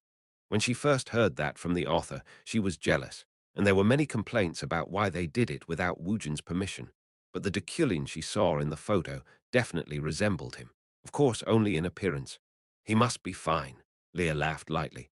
He was brittle, indecisive, and fragile, but that only showed how delicate and wounded he was. Even though they broke up without being able to be together until the end, he remained by her side as her friend. At least, I wish you weren't here. No matter how much she missed him, this world didn't suit him. He was far too childish, so she thought she alone was enough for this kind of hardship. Even though I miss you sometimes, Leah looked out the window. Beyond that, the daily life of the Principality of Urin was tumbling. Not bad. Day by day, Kim Woojin aside, she was getting farther away from Deculein, but she had the characteristic of being an adventurer. Adventurer rating, unique description, gains the qualities of a natural adventurer. The more one wanders the continent, the higher their growth rate. One's mana and stamina increase according to the number of areas they have explored. Thanks to this, her growth was rather steep, and above all, the princess named Maho lurked in Urin. Her first goal was to get her quest from her. Sigh. After brushing her thoughts away, Leah looked around her, then moved and pulled out the wooden barrel she had hidden under her desk. When you're sad, look at the money box. Occasionally, she received pocket money from Ganesha or earned it by doing chores and errands secretly. After she crossed over from the archipelago to the continent, she earned about 5,000 elnis per month, but unfortunately, she couldn't collect all of them. She sometimes lost her temper, wasting her elnis on gummy candy and chocolate. Her character's personality was so childish. Regardless, although she had spent a lot of money, she had also saved quite a lot. Hoo-hoo-hoo-hoo. Leah took out the money box and looked at its contents. 10 bundles of 50 10 elni bills, a bundle of 5,100 elni bills, 3 silver coins, and 5 copper coins she found along the way. A total of 10,035 elnis, 10 million Korean won. This is swelling up. Yes, yes, yes. First of all, after collecting 30,000 elnis and investing in the redevelopment of Urin, her savings would grow larger again through real estate and gambling. Giggle, Leah, who had been smiling slyly, suddenly looked innocent again, blinking emptily. Should I buy some sweets? I think it'll be fine since I have a lot of money. She blankly grabbed the 3 silver coins. Oh no. But she immediately came to her senses and put it down. That occurrence always surprised her. It might be perhaps because of her personality, but whenever she was just a bit negligent, she recklessly pulled out and wasted money. Gather money, right arrow, watch it happily, a little carelessness, hey. I have a lot of money, right arrow, buying some sweets. Should be okay, right arrow, I'll grab chocolate and ice cream since I'm already here. That was the flow of her thoughts. That was especially the case with chocolate, a very expensive snack in this world. Knock, knock. She then heard sounds coming from outside her room. Leah immediately hid her money box. The Red Garnet adventure team had a lot of debt, so if they found her stash, they'd act like a mother stealing her children's New Year's allowance money while saying things like, I'll give it to you later. Leave it to me. Who is it? Leah opened the door, speaking as brightly as possible. Chapter 71. The End of Semester 1. Why did he burn it? I just can't seem to understand his actions. Wouldn't he have a meaning in his own way? Judges Rose, Rio, Jindalf, and the chairman were in the waiting room having a discussion. Their topic was still Deculein's sudden action. The runes that Deculein muttered were 3 sentences, right? Does that mean he used a total of 18 runes? Did you clearly feel the surge of magic? Of course, 48 might be an exaggeration from Deculein, but the interpretation of 18 new runes was a sufficient achievement. Deculein burned that achievement himself. It was strange. The Deculein known to Rose Rio, no, the magic world, became a fair wizard who didn't boast of his own research. Not empathic, but fair. Isn't it because he thought there would be a problem if the rune interpretation were revealed to the ashes? Rose Rio was taken aback by the chairman's unfiltered words. I mean, well, I heard those bastards had implanted spies even in the Isle of Wizards' wealth these days. I know, those mean bastards. Because of them, the runes had to be burned. Ahem. Oh yes, that's right, Chairman. Your words are too precipitous. Among them, amid a conversation, Luina kept to herself, deep in serious thoughts. Why did Deculein destroy his own research with his own hands? She reconstructed the case with her own wisdom and intelligence. Perhaps, perhaps he was trying to find a cure or even just a clue to his disease in the runic language, hoping for an ancient power that transcended modern magic. However, he found no healing miracles in the rune language, unlike the possibility of misuse, which he found innumerable. Hence, he destroyed it on his own, without any regrets. No achievement would be able to give him any glory right now. At that moment, slam, the door opened, and Deculein appeared. Startled, Rose Rio and the chairman immediately changed the subject of their conversation. Deculein looked at Jindalf among them. Elder Jindalf. HM, Deculein, did you just call me? Jindalf's wrinkled eyes became round. Yes, there's something I want to ask you. Me, is it possible? It is, but... Jindalf left with Deculein. Luina stared intently at the door the two of them just exited into. She wasn't a curiosity seeker, but she was so curious about this case her whole body was itching. The chairman looked at her and smiled. Professor Luina is just like me. Luina narrowed her eyes at her, finding the notion ridiculous. No, I'm different from you, Chairman. How so? Luina leaned against the couch without a word. At that moment, the chairman's curiosity seeker antenna was activated. Relaxed back, pitiful eyes, finger movement, an expression that seemed to be in a little trouble. Her posture showcased the arrogance of dominating the information they didn't have. Her eyes twinkled, and the chairman clung to the seat next to Luina. What's different, Professor Luina? I don't know. Don't do that. Unfortunately, Luina was tight-lipped. Achievement, symposium problem solved, mana plus 200 store currency plus 2, you want me to restore that? Yes. I held out a pendant to Jindalf. In it, there was a picture of a woman from the Luna family. The picture inside is important. The picture looks a bit old, but it shouldn't be difficult. Jindalf was a named wizard who had reached the apex of the Harmony series, which was why I decided to find him. However, there's something I want to ask you in return. Sure, I nodded, and at that moment, Jindalf cast a spell on the picture. It was regeneration on a level I couldn't even begin to fathom. Did you truly interpret 48 runes? Of course, I laughed quietly. Jindalf chuckled, stroking his beard and holding out the pendant. Here, take it. It had become nearly as good as new after his magic had finished restoring it. I opened it and looked at the picture inside. My eyebrows twitched. Jindalf asked, "Do you know that person?" Yes, he was my assistant. Assistant? He committed suicide, I calmly said as I slipped it into my inner pocket. Jindalf scratched his cheek, pretending to be embarrassed. I'll repay. Don't talk nonsense. Witnessing your work today is enough. Jindalf's personality remained the same as the setting. If I just listened to him, if I showed no sincerity, he wouldn't do me any favors in the future. I gave him a check. It's not much, but please accept it. 50,000 elnis. It was a fair amount for his work.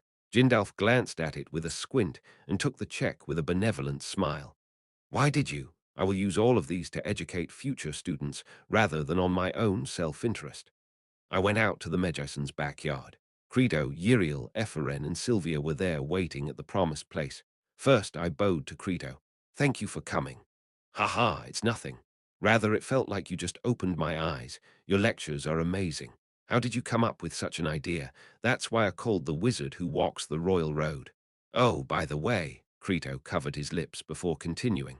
Was there really only one original paper? Yes. There are no copies in this world anymore. Isn't that a waste? You've been immersed in it for a long time. I was thinking of destroying it from the beginning. This era isn't mature enough yet to use the rune language. Mature. Runes spoken by the mouths of the wicked are sure to turn into a weapon that'll cause death and destruction. Hence, I deemed it better to get rid of it. Credo's jaw hung, his eyes filled with a sense of respect that I found burdensome. Right, this is the book you asked for before. I pulled out a signed first edition Euclid, understanding the pure elements from my briefcase. Are you sure you want to give me something this precious? It's not even out in the market yet. Credo's eyes twinkled as he looked at the book, his hand caressing its cover. I am giving it because it is precious. At that moment, what's your name? Ephraim's voice sounded unusual. I looked around a little nervously. Hee, you're cute. Your legs are so short. She was talking to a cat who simply stared at her without a word. The red-furred munchkin was very cute on the outside, but knowing its true nature, I couldn't help but pray for her well-being. PFFFD. What? Why are you looking at me that way? Come on, look at this. Ephraim took a foxtail and waved it in front of the cat, who then reached out to it. Its short paws moved along the grass that she shook. Although possessed, its body's innate instincts were still there. Oh, that's the cat the imperial family entrusted to me. Creto laughed softly. I realized then why Sophian was keeping her silence. Even her brother still didn't know the emperor was inside the feline. Ephraim, Sylvia, I called out to them before things got complicated. You two did a great job in the recent Baron of Ashes case. I pulled out a checkbook from my inner pocket and handed them one by one. Consider this your reward. Regardless of price, buy what you want here in the Isle of Wizards' Wealth. Sylvia calmly nodded, while Ephraim looked like she was about to suffocate. Uriel, watching from behind them, was astonished. Hey, what are you guys going to buy with it? Rushing towards us, she pretended to ask such a question as she looked at the type of check I gave. Afterward, she whispered in my ear, Damn it, that's a family check. Use a goddamn personal check. This place didn't accept personal checks. Meanwhile, Julie was looking around the Isle of Wizards' Wealth alone. The pathways here are complicated. More accurately, she got lost. She was fine until she came out of the grand hall. When she came to her senses, she was already somewhere in the town. The most basic path-finding tactic, just walk along the wall, did not work here. In some streets, the road itself rose to the sky, and in others it fell straight down to the ground. Ha! Julie, who was wandering around the area, accidentally found a shop. Brand doll shop. A smile appeared on her lips. There was even a doll shop on this floating island. Approaching it, she saw a lot of cute stuffed toys on the shelf. Eagle, rabbit, and, among them, she saw a small panda. Unlike other pandas, this one with brown eyes had been a famous panda brand since Julie was a child. Ha! However, the owner soon opened the display case and took it out. It just got sold out. As Julie smiled bitterly out of sheer regret. Ding! The store's door opened with a chime. Sylvia, a famous person that Julie knew well, came out, carrying the stuffed toy she was just looking at in her arms. Hello, Sylvia. Hi. Sylvia seemed disconcerted by their sudden encounter, but she soon realized that Julie's gaze was focused on her doll. Proudly, she declared, It's a gift. Who are you giving it to? No, I received it. She said something a little strange without realizing it, but it wasn't wrong in the first place. The definition of a gift was something that someone bought for another. She didn't pay for it, so it wasn't unreasonable to call it a gift. She didn't force him to buy it for her either. Sylvia proudly held the panda with her two hands. Julie smiled, expressing that she found it cute. I'm jealous. Have you ever actually seen a panda? Yes. I saw a real panda when I was a kid. Wow, is that true? I'm so jealous. Julie. A familiar voice flowed from behind the white-haired knight. Sylvia immediately determined who it was. Deculein. Finding Julie, he smiled at her. You're here. Oh, yes. Though a little late, the moment Deculein's gaze fell on Sylvia, he introduced her to Julie. This is Sylvia, a talented wizard capable of challenging the eternal rank. Sylvia looked at Deculein and Julie next to him alternately, the panda doll she just proudly showed off now hidden behind her. I know, I was just talking to her. I'll just go. Sylvia cut off Julie's words, bowed, then ran away. Julie watched her retreat into the distance.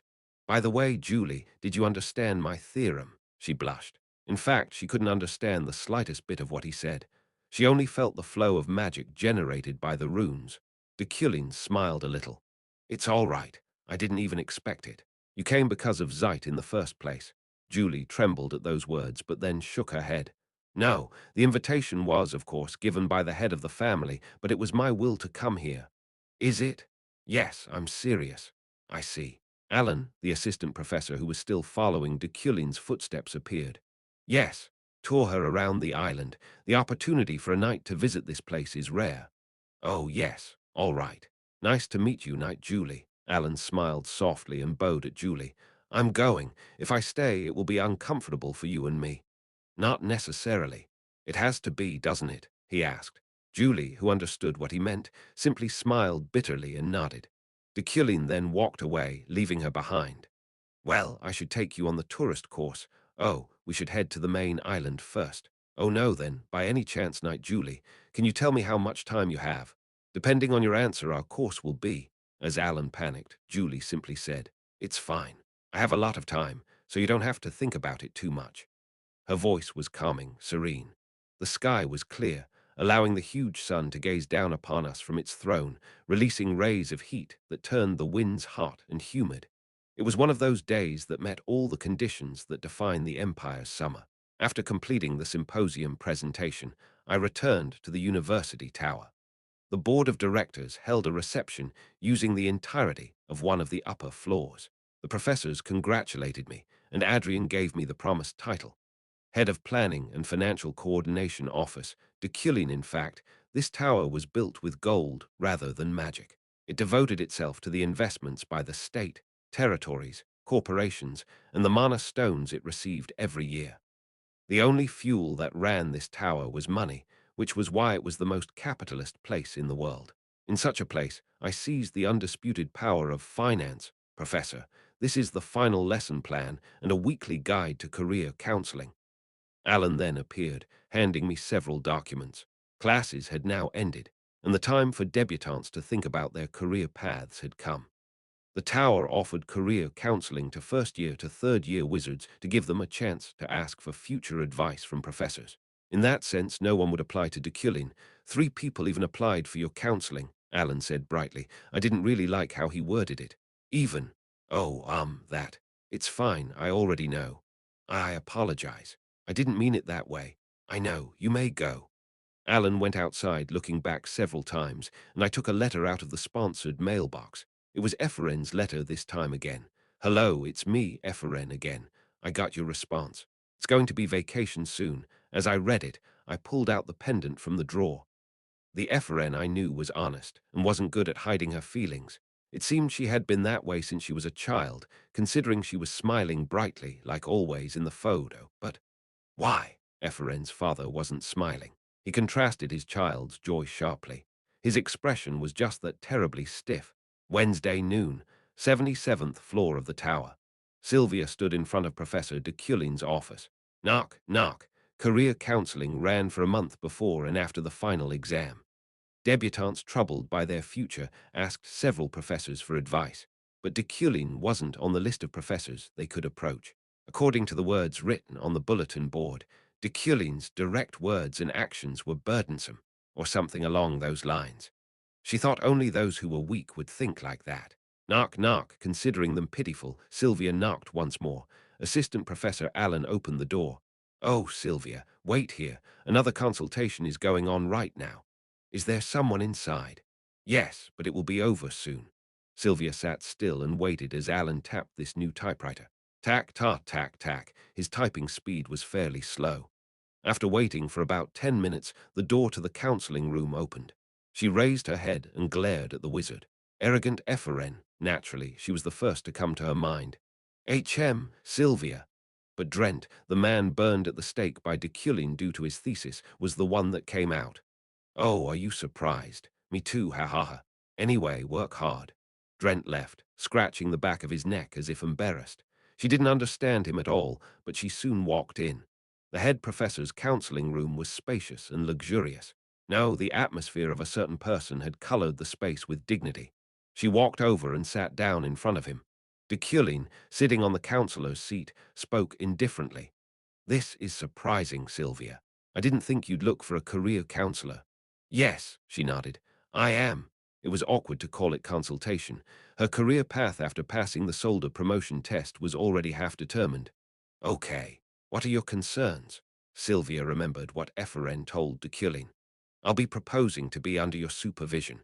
In doing so, I'll reveal what happened and the reason why my father committed suicide. He wouldn't want an arrogant and dumb wizard like her. Rather, he probably lamented for having to take that stupid wizard in. Hence, Sylvia decided to take a step forward. Should I apply under your supervision? She asked. She wanted to hear Deculein's definitive answer directly from him. She wiggled her fingers on her knees, puffing up her cheeks. He stared at her silently, wearing a surprised expression, which was unusual. Was he impressed? In fact, it was natural. Any professor would welcome Sylvia if she applied under them. The same went for Professor Deculein. She didn't have to worry about his response since, naturally, it would be in the form of affirmation. Good thoughts flooded Sylvia's head, but it's not a good choice. Deculein shook his head. Sylvia momentarily failed to comprehend his actions. Since when did shaking your head become a yes and nodding become a no?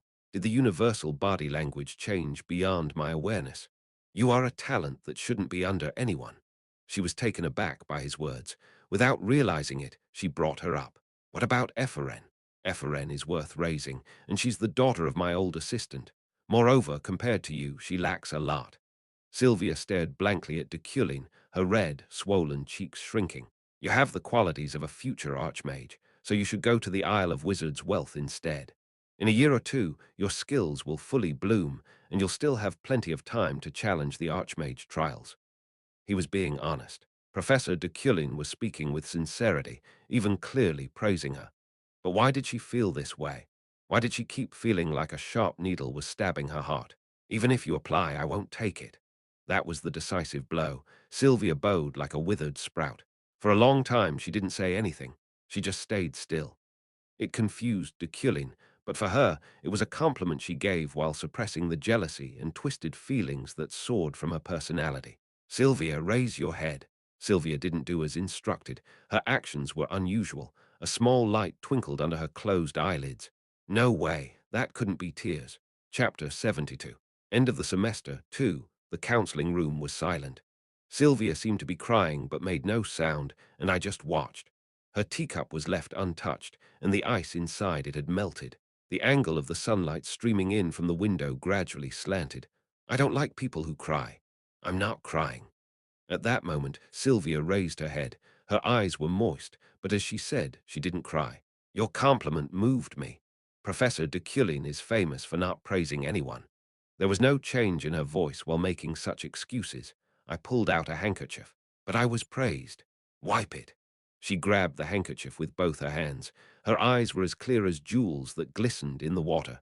Soon after that, our 20 minutes of consultation time was over. I'll go now.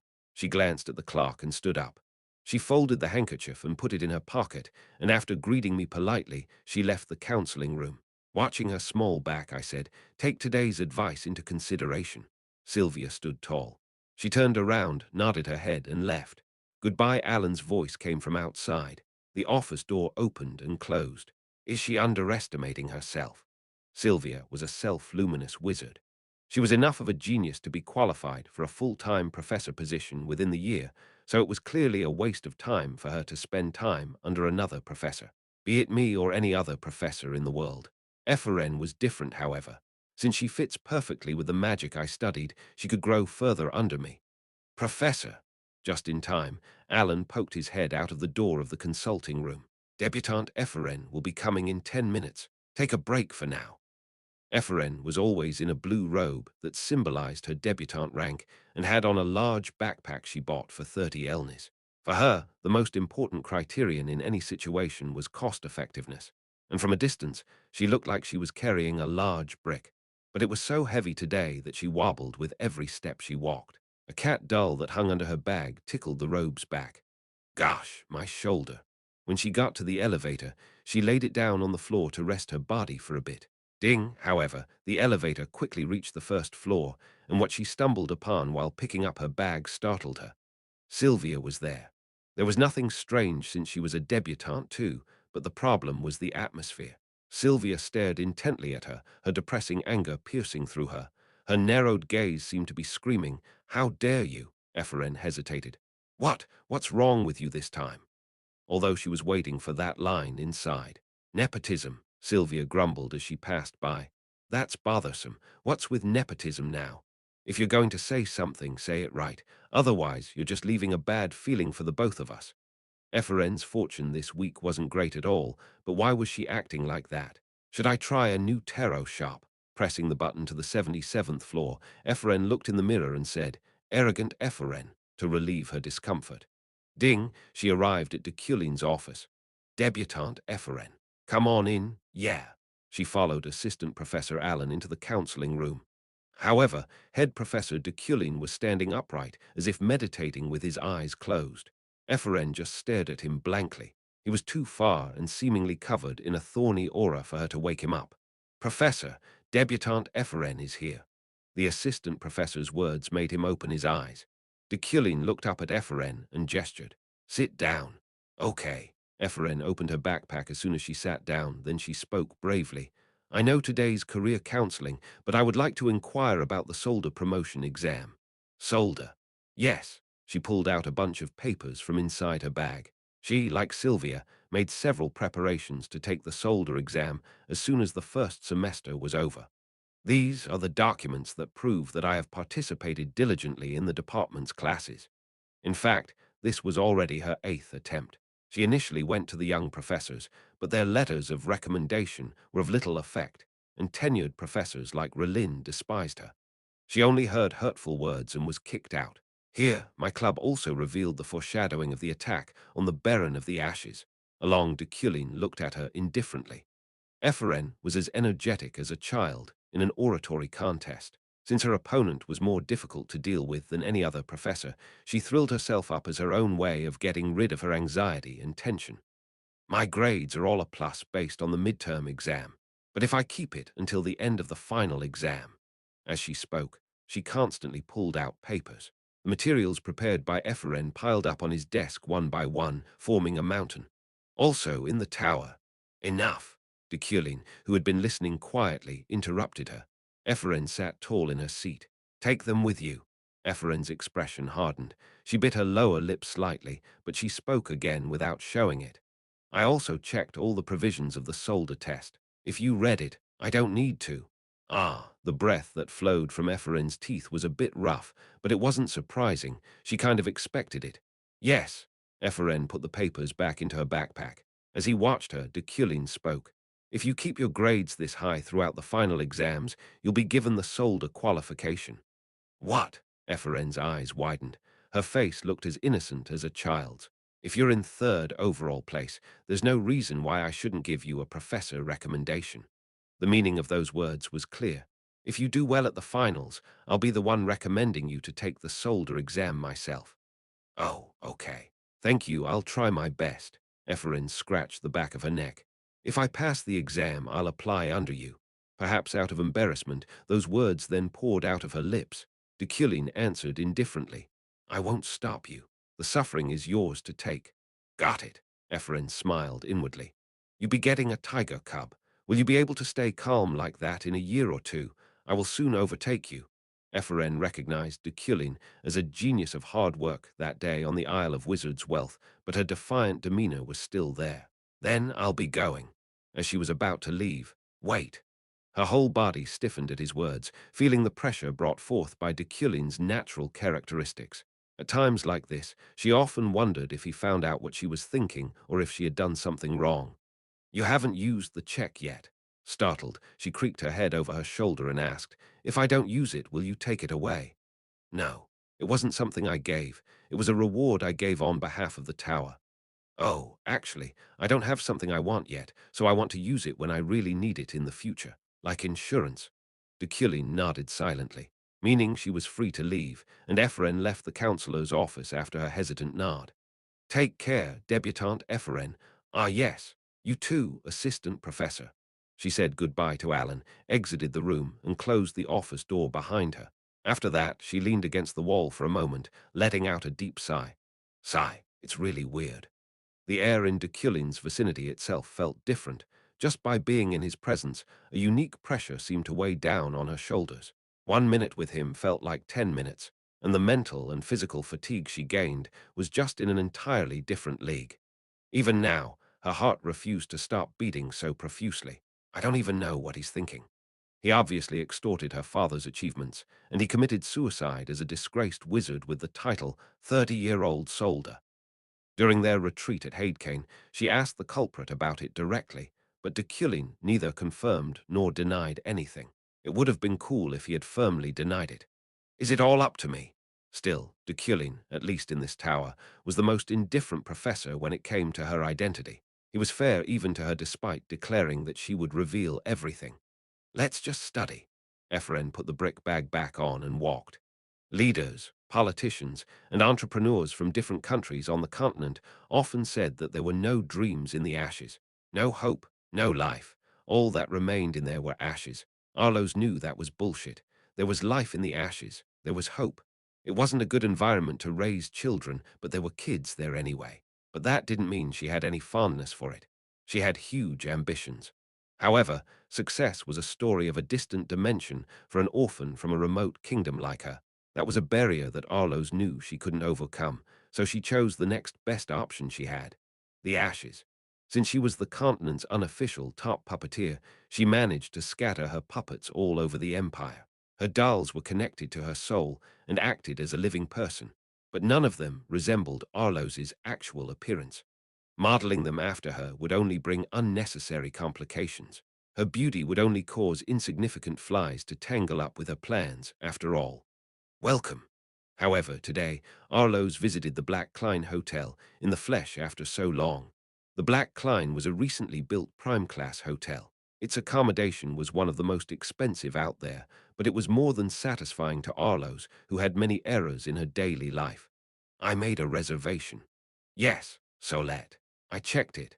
The hotel staff treated their guests like aristocrats, which was what Arloes was especially fond of.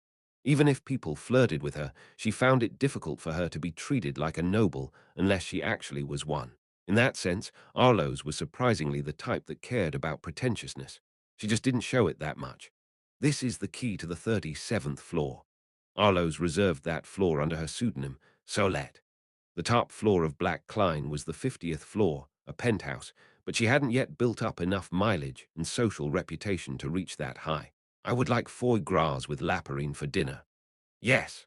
Arloes took the key, went into the grandiose elevator, and stared at herself wearing a suit. Except for its slim waist, it was the perfect menswear. Arloes habitually fiddled with her necklace. She didn't know when or how she got it, but it was a symbol of luck for her. Soon after arriving at her room, she sat down in a chair and pulled out a tablet. It was a device similar to the wizard board of the university tower. It allowed communications with the altar, which was currently in a cooperative relationship with them. Deculein interpreted the runes but destroyed the summary. What we want is in those runes. God's language is now in Deculein's head. Deculein's abduction is required. The unit price is set at 30 million elnis. As soon as the altar members heard the news from the Isle of Wizards' Wealth that Deculein interpreted the runes, they released a prize of 30 million elnis for anyone who could capture him. He knew me, Arloes thought of him, and the time he called her Arloes. Up until now, he's been an ordinary, low-key villain. Past Deculein and present Deculein were markedly different, at least according to the information she obtained from the office she established and operated. It's worth noting, considering he knows me. Whatever it might be, Deculein was a threatening enough figure, but he wasn't the reason Arloes visited the Empire today. She had no intention of participating in the abduction of Deculein, yet. After all, she only participated in fights where her victory was a certainty. Throwing the tablet away, she looked at a brochure. Heritage Artifact Auction. Homeran's Fragmented Ring. She found a treasure she liked after a long time. Now that she had earned enough money for such treasures, it was time to relax and invest in herself. After I had finished all the consultation appointments, I looked at the system store while still in my office. LV2 System Store 1. Adventurer's Wind, Black Square 5. Mana Quality Enhancement, Stage 2. The character's natural mana is enhanced qualitatively. A slight increase in mana output and efficiency. 20 KRW. I don't have to wait anymore. Now that I had accumulated enough money through my recent efforts, the time had finally come to claim my rewards. It was better to do it now. I had many schedules this week, so I didn't know when I would have time again. Making up my mind, I pressed Mana Quality Enhancement, Stage 2, in the air. Mana Quality Enhancement, Stage 2, has been applied. The mana you hold has become purer. After reading the system messages, I waited for the pain to come. The first stage was a moderately intense feeling, so I thought it would feel like that again. Not long after, I felt as if my ribs were being torn as crimson blood spilled out of my mouth. Gasping for breath, I clutched my chest. My heart pounded. Ah! Fortunately, the pain itself was fleeting, but the mess on my desk bothered me. I collected all the drops of blood with psychokinesis and burned it at a high temperature. Knock, knock, Professor. Professor Luna is, I heard Alan's voice. Come in. Yes, the door opened and Luna entered. Yes, boss, I'm. After taking a few steps, she stopped abruptly and began sniffing the air. What's going on? Sniff, sniff. Sniff, did you become a dog while you were away? No, no, dog, you're crossing the line, boss. Luna approached me, and she flinched again. This time she glanced at my lips. I grabbed a handkerchief and wiped my lips, only now noticing that a little blood came out. My brows twitched instinctively. How could I present such a dirty face? Say what you're here for already. H here, boss. Luna walked over and handed me the papers she carried. This is the research I'm going to start, and my plans for it. She handed over what would be my first job as the Planning and Financial Coordination Office head. I took the document. I'll go now, thank you. However, Luna didn't say anything about her project to favor it and ran outside before I could say anything. Did she think that it'd obviously be accepted? It wasn't too bad that she accepted Euclen's protection. I looked at Luna's plan. Humph. My man of great wealth, ability, made me feel like she didn't lack in any way, so I decided there was nothing more for me to look at. I stamped authorized on it. Bang! Wednesday at 3 p.m. Deculein's last class before the final exam. All right, please stand in line. Assistant Professor Allen first divided the 150 debutantes into categories. Harmony class with talent was the smallest with 11 people, and support class had the most with 35 people. Attention! Today's classroom was an open field. Professor Deculein spoke in front of them all. This is the last class of the semester, so there is nothing more for me to teach. Today, we will examine your series of applications and point out your shortcomings. Come forward in groups of 5. The first squad was from the support class.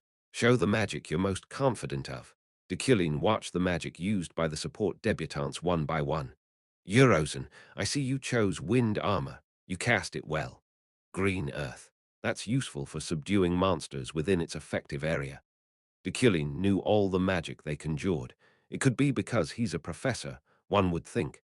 Crystallization is largely classified as a secondary type, but the magic circle it uses also has some harmonic characteristics. You overlook that. That's the reason why you keep failing. Oh, okay. Deculein also analyzed the magic that failed to manifest and provided advice to ensure they'd be able to cast it correctly. Let me do it again. After accepting and internalizing the professor's words, Debutante Ferret succeeded in his next attempt. Good. Now, the next 5. Deculein was able to observe other people's magic circles through vision, and his head was filled with half a year's worth of magic circles that he learned through understanding. His magical knowledge was shallow at first, but it had now become as vast as the Great Sea. Of course, that knowledge was different from what he had actually memorized. He couldn't use all the magic that he knew, after all. Memorization was a kind of habituation in which one's body remembered magic and expressed it in a martial arts style. Deculein implemented all other magic, except for psychokinesis, which was directly engraved on his body based on theory alone. Hence, his magic and knowledge were consistent with each other, leaving no room for oscillation. That gave him a firm foundation suitable for teaching someone. To debutantes unaware of those facts, Deculein was a magical encyclopedia. His eyes, which were close to divine, were simply admirable. Epheren. Yes, Eheren's turn finally came. Here I come. She prepared the most complex magic she could present. Its series mixed, twisted, and hid circuits all over its area. It will not be easy even for you, Deculein, to understand the true nature of this magic just by looking at it. Deculein looked at Ephraim's magic circle for 30 seconds. Soprano. It's of no use to you, but it definitely has a high level of difficulty. Ha! That special magic, soprano, mixed the pure elements wind and sound. Its effect was very subtle. It just changed all the sounds in the area to the high pitch, hence its name. It was a kind of stepping stone towards silence. Wizards often learned magic that belonged to the same category to get used to its structure first. Soprano was unnecessarily complicated because it interfered with the sound of space. It wasn't even famous. The other debutantes' reactions were mainly along the lines of, "What is a soprano? Isn't that a vocal? Are you fooling around right now, Ephraim, or are you showing off? 1 penalty point." "No, give me another chance. Please don't give me a penalty point." Ephraim hastily conjured appropriate magic. Her feet trembled, and the ground she stood on transformed into a crater. Deculein nodded. "Wrath of the Mountains. It's certainly difficult to cast, but its scale is too small." "Yes. In fact, that bothered me a bit too. You can easily increase its scale by increasing the size of its magic circle. More details will be provided later." "Oh, okay. Then will there be no penalty points anymore?" "No." "Ah." Deculein ignored Ephraim and took a step aside. Next. Next up was Sylvia, who had been staring at Ephraim for quite some time now. She belatedly corrected her posture when Deculein approached her. "Sylvia." "Yes." She closed her eyes and unleashed her magic. Chapter 73. End of the semester 3. Sylvia manifested a magic circle. The mana it contained slowly took its form as the entire class watched her in thrill and excitement. She was a potential candidate to be the next Archmage, causing her fellow debutantes to anticipate what magic she'd be conjuring. Weaving her own magic with her immense mana, she far surpassed any professor at that moment. "Ha!" However, Ephraim, watching her write, slowly began to grow suspicious of her actions. She could tell. Sylvia's magic circle was so misaligned, she couldn't help but notice it. Woom! A huge gust of wind blew up as her mana condensed and disrupted space itself, seemingly charging up for an explosion. It swept away the surrounding pavement and even caused the hems of Ephraim's robe to be sucked in. Deculein looked at Sylvia silently, while her magic repeated amplification due to its inability to manifest as a phenomenon. Crack! The magical sphere scorched the ground, its cohesion and contraction causing it to burn densely. At this rate, he knew it would eventually end in a catastrophic explosion. Hence, he broke her magic circuit. Her magic disintegrated as the class sank in silence, Sylvia's failure turning them speechless. "I failed." Although she should be the most affected by it, she remained indifferent. However, as she looked up at Deculein, she couldn't stop herself from wavering a little. "I am still lacking." His gaze on her felt jellied. Looking down at her, he shook his head. Sylvia bit her lip. "It's unfair." "What is?" "You say that I'm talented but refuse to teach me, then proceed to teach the ones who are flawed and lacking." Several debutantes' shoulders shook, seemingly out of guilt. "It doesn't make sense. You should be watching those who excel even closer and more intently." "He is my muse. It's fortunate that I met him, considering I'm more suited to his teachings than anyone else in this tower." She had faith that she would grow further under him. Deculein looked at Sylvia, who refused to avert her eyes from him in turn. "No, it is fair. It's unfair. That would be what your talent is." For a moment, the air around them grew heavier and thicker. Isn't a genius's suffering also superior to the hardships of someone mediocre? Kim Woojin once heard the struggles of a genius who went to study abroad as a scholar. Despite being more talented than him, he complained that he wasn't drawing as well as he used to and that the people's standards for him were too high. That's not it. You, who does not need instruction, do not know the struggles of those who cannot grow without it. He never cared even a bit about the hardships and what kind of slump the geniuses went through. After all, those who progressed based on hard work and efforts alone found whining geniuses detestable. Deculein was most likely of the same thought. "You're not in the academy anymore, Sylvia. Your complaints won't be accepted here. If you can't stand it, feel free to give up." Sylvia looked down. "If you don't want to give up, then prove yourself worthy of your talents." Every word he spoke were like blades, each and every last one of them piercing through her chest and making her feel like he was crushing her heart down to its smallest fragment. The magical agglomeration you just intentionally caused was dangerous. If it exploded, there would have been casualties. You get 10 penalty points. No ordinary professor could give that many in one go. Wow, 10 points, that's crazy. The eyes of everyone in the classroom widened in astonishment, and Ephraim even muttered involuntarily. At that moment, Deculein's gaze met hers. Ephraim, using slang in class. Oh no, wait, no, added, 1 penalty point. No. At the end of University Tower's semester, both the undergraduate students and faculty members became busy. It was around that time that professors started a project or evaluated performance. For the students, that served as their window of tests, finals, or promotion, or write a thesis due to the sudden increase in scouting from territories, countries, companies, and adventurers. In the winter, there were many missions such as monster wave support and firepower support. Hence, the summer at the end of the first semester was the most important period in a wizard's career.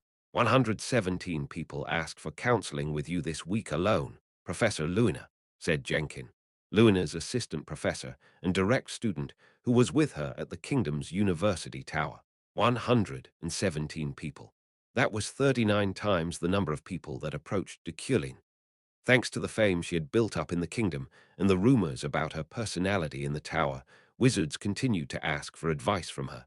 Professor, however, Luna herself was dazed. She kept thinking about Deculein, whom she met just now. It was blood. Ha! Deculein's lips were stained with blood, and the air in his office was filled with its scent at a level that was impossible to achieve with just a small wound or a nosebleed. After all, it had to be hemoptysis. Luna leaned back against the chair, letting out a sigh. After discovering those pieces of evidence, she was almost convinced. Deculein would die after 5 years. Professor. Huh, oh yeah. 117 people. I can take 10 people a day. Yes, also the authorized documents have been delivered. Already, it's only been 3 hours. Luna's eyes widened in surprise. On the papers Jenkin handed over was the executive director's authorized stamp. She was expecting it'd take at least 1 minus 2 weeks for it to be approved. Luna smiled bitterly and nodded. Things are working out well. Now that I have the budget, it's time to bring all the old guys over. Luna officially handed her resignation letter to the Kingdom Tower. Although her most trusted student inherited her head professor position, many students still wanted to follow her. Yes, I've already contacted them. Okay, you may go. After sending Jenkin away, Luna looked around her office quietly. It's spacious. Her office on the 47th floor of the Imperial University Tower as a professor was about the same size as her office at the Kingdom as the head professor. That was how huge the difference between the Kingdom and the Empire was. PFFF. 5 years. You should think of it as your karma. She muttered a bit cynically, but there was certain bitterness in her tone. She let out a deep sigh. Her vengeance towards Deculein was definitely a passion that burned her insides. It was what fueled her main objectives in life. She didn't think he would meet his end in such a state. My life and your life are a mess. She had mixed feelings about it in many ways. All classes finished at 6 p.m. After reaching a certain amount of penalty points, Ephraim was dragged to the University Tower Administration Office. Ha, what? Professor Deculein gave you a final penalty point. Ha, I knew it. I knew the day would come when he would no longer be able to stand your audacity. Relin, the professor who claimed to be the tower's leader, laughed hysterically as he handed cleaning equipment over to her, including a cleaning brush, a big mop, rubber gloves, detergent, and so on. Ephra put them all in a wheeled basket. Get out, you scum. Today you'll be cleaning the 3rd and 4th floors. Ha. Okay. Ha, hey, ha. He laughed like an actual insane person. Did the wind blow in his lungs? Pouting, Ephraim exited the room. Hugh. It didn't matter if she used magic for cleaning. However, the number of toilets was a problem. There were almost 10 or more toilets on most tower floors, but there were as many as 20 each on the 3rd and 4th floors. I knew my fortune this week was bad. I have to change tarot shops. Ephraim started cleaning the bathroom from the 3rd floor. She initially tried to speed up her work by using psychokinesis to handle the cleaning equipment, but that proved difficult. Hence, she mixed detergent in the spray caused by the water snake instead. She carefully cleaned the toilets and tiles, as poop would splash out if she used too much force or fired her magic in certain angles. After cleaning the first comfort room, she finally came out of it. The moment she did, she saw Deculein in front of the professor's elevator on the third floor. As always, he was dressed perfectly. When he saw Ephraim, he frowned, seemingly finding her dirty, which almost made her cry. "It's because of you. You should have only given me 1 point. Don't you think 10 penalty points at once were too much, Professor? They said it's the first time it happened in 10 years. You only got 2 points." Deculein's eyes seemed to be disappointed. She couldn't even do such basic math. That caused her expression to resemble that of an angry bulldog. "Not me, I meant Sylvia." He stared at her. "Ephraim." "Yes, you should worry about yourself. Sylvia is the only debutante who truly understands me. She's not someone you have to worry about," he said, his voice seemingly finding her worries ridiculous. Ephraim grew silent. She had no rebuttal against his words. Sylvia was indeed the only one who got a perfect score on the midterm exam. Ding! The elevator arrived. As Deculein got in it, Ephraim muttered, "I tried really hard not to get those 2 points." Ephraim started cleaning the comfort rooms again. From the employee restroom on the third floor, the restaurant restroom, the public restroom, and the disabled exclusive restroom, she went up to the wizard restroom on the fourth floor. "Dead Deculein, you fool, the world's biggest asshole," she sang, treating those words as her work song. The wheel of her bucket got caught in someone's heel. Raising her gaze to look at who it was, immediately identifying the person. Sylvia. Ephraim turned to her right and tried to pass by her, but Sylvia blocked her way. She turned to her left afterward, but she blocked her path again. Ephraim's eyes narrowed. "What are you doing? Get out of my way. I'll push you into the bucket." Arrogant Ephraim. "What are you humming?" I could call it a work song. She noticed Sylvia's expression a bit too late, which seemed a bit angry. Unusual dark circles also formed around her eyes. "You don't know how blessed you are because of your stupidity, arrogant Ephraim. Girl, I don't understand what you're saying. Nepotism. You're so stupid you don't even know how to use nepotism." From 6 to 9 today, Sylvia unconsciously imagined to herself, while receiving the Rodran's personality training, which was her punishment for her previous behavior. It was a terrifying future wherein Ephraim overtook her as Deculein's disciple. Arrogant nepotism. "Hugh, I don't know what's with you and nepotism today, but I just met Professor Deculein, you know." No matter how hard she thought about it, Sylvia just couldn't understand why the hell he chose her. "Do you like the professor?" Ephraim asked. "You're nuts," Sylvia unconsciously said. Immediately after, her face heated up. Shocked by the words that blurted out of herself, she covered her mouth with both hands. "PFFFD, I guess you do." No, I don't. He's my muse." "I don't know what that is, but do you want to know what the professor said about you? About me?" "Yeah," he said, flicking her chin. She recalled Deculein's words while Sylvia focused her attention on her lips, pretending to be uninterested. After a short while, she continued softly. "Deculein said the only one who understands him is you." Sylvia let out a choking sound, followed by indefinite silence. "I don't know why you made such a strange rebellion today, but doesn't that mean that he trusts you that much?" She still didn't say anything and had become as stiff as a stone statue. "Hello," Ephraim tapped her. Her lips trembled at that point, but words remained trapped within them. "I gave you good information, so will you buy dinner tonight?" she cautiously asked. Sylvia only rolled her eyes and glared at her.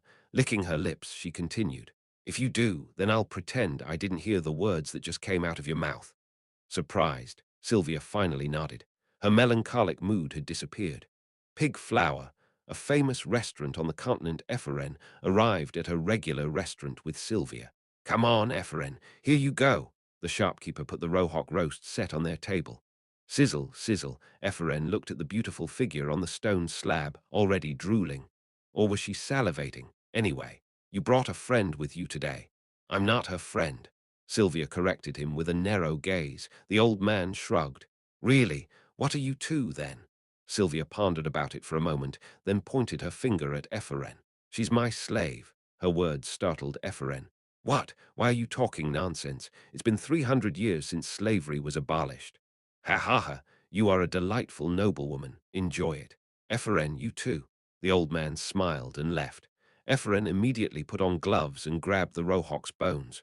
"You can grab a bone like this and eat it. It's very tasty, you know. You should eat it too." Sylvia looked at her as if finding the notion ridiculous. Disliking her method of eating, she looked for a knife and fork. But perhaps because of her company, who ate like a caveman, there were no cutleries at all. She made a set herself using magic. Yum, yum, yum, yum.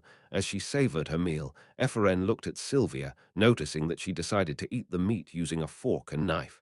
She laughed softly. What do you think? Delicious, right? Sylvia replied dryly. I can't taste any food. Ephraim stopped moving abruptly, her lips glistening due to the meat oil on them. Really? Yeah, but you seemed to enjoy the fish I cooked back then. I was hungry then. I'm not hungry now, she nodded. Recalling her memories, she realized Sylvia didn't say delicious at the time. Since you were born? No, I lost it while growing up. Oh, I'm sorry. Ephraim shut her mouth and returned her focus on the dish before her. After a short while, however, she glanced at Sylvia, who only ate in small bites. Since she was eating even a rohok like that, she thought it was most likely true that she didn't have any sense of taste. Still, this is very good for nutrition and stamina. You can call it a complete food. While you're eating it, you'll feel your mana rising. Sylvia didn't respond. Ephraim laughed bitterly at her silence. 10 minutes later, Ephraim stared blankly at Sylvia's plate, having already finished hers so cleanly only bones were left in the aftermath. On the other hand, Sylvia still had a lot of leftovers. Noticing her behavior, she said, You can have it. Ha! Oh, it's fine, don't worry. Eat. Learned that refusing twice wasn't polite, she conceded. Okay, thanks. As she ate her leftover meat, Ephraim thought their first meeting at the tower was the worst, just like their family's relationship with each other, but Sylvia didn't seem all that bad. After all, as promised, she paid for their dinner. Tick-tock, Sylvia's evenings were usually busy due to her magic review sessions, but tonight their mansion was filled with only the sound of the clock's hands moving. Only Sylvia understands me, she recalled Ephraim's words in Deculein's voice. Understands me. It was a shame she couldn't hear it in person, but imagining it was still enough for her. Her heart, which felt like a needle had stabbed it, was healed in an instant, and her suffocated mind was now at ease. Only Sylvia, however, while she smiled silently in happiness, she eventually became sad. He let her go because she understood him and because he wanted for them to meet again in a higher place, the panda. Sylvia took out the panda, a gift from Deculein, then put the handkerchief he had given her on its back. This is your cloak. She then plopped down on her bed, the so-called cloaked panda in her arms. It was a quiet night in the moonlight. The cute doll was tucked with her in her blanket, and her familiar was by the side of her bed. At that moment, she thought there was nothing for her to be afraid of no matter where she went. It was as if the world itself was protecting her. Only Sylvia understands me. In her sense of fullness, she once again recalled his voice. Sylvia slept peacefully. Something like that happened. Deculein, that damn bastard. Glython of Iliade received an official notice from the university tower in the Lord's office, which stated that Deculein had imposed 10 penalty points on Sylvia. Shall we make an official complaint? His butler asked. Glython shook his head. No, 10 points. Neither Glython himself, his father, his grandfather, his great-grandfather, nor anyone in Iliade had ever experienced such a disgrace in the tower. It's okay. If he did it 20 years ago, he would have accepted it as a declaration of war. But now it didn't matter. He didn't care. Leave it. Glython even laughed. He didn't even think of it as a humiliation. After all, he knew that the emotions piling up in his daughter one after another would one day become firewood that would ignite the dazzling flames of Iliade. If the child did something wrong, shouldn't she receive a penalty? Glython burned the official letter of the tower. What used to be a document quickly turned to ashes that scattered away with the wind. Chapter 74. The Incident 1. Understanding Status Beginner/Intermediate Psychokinesis. 17% progress. Beginner Fire Control, Beginner Earth Control Metal Enhancement.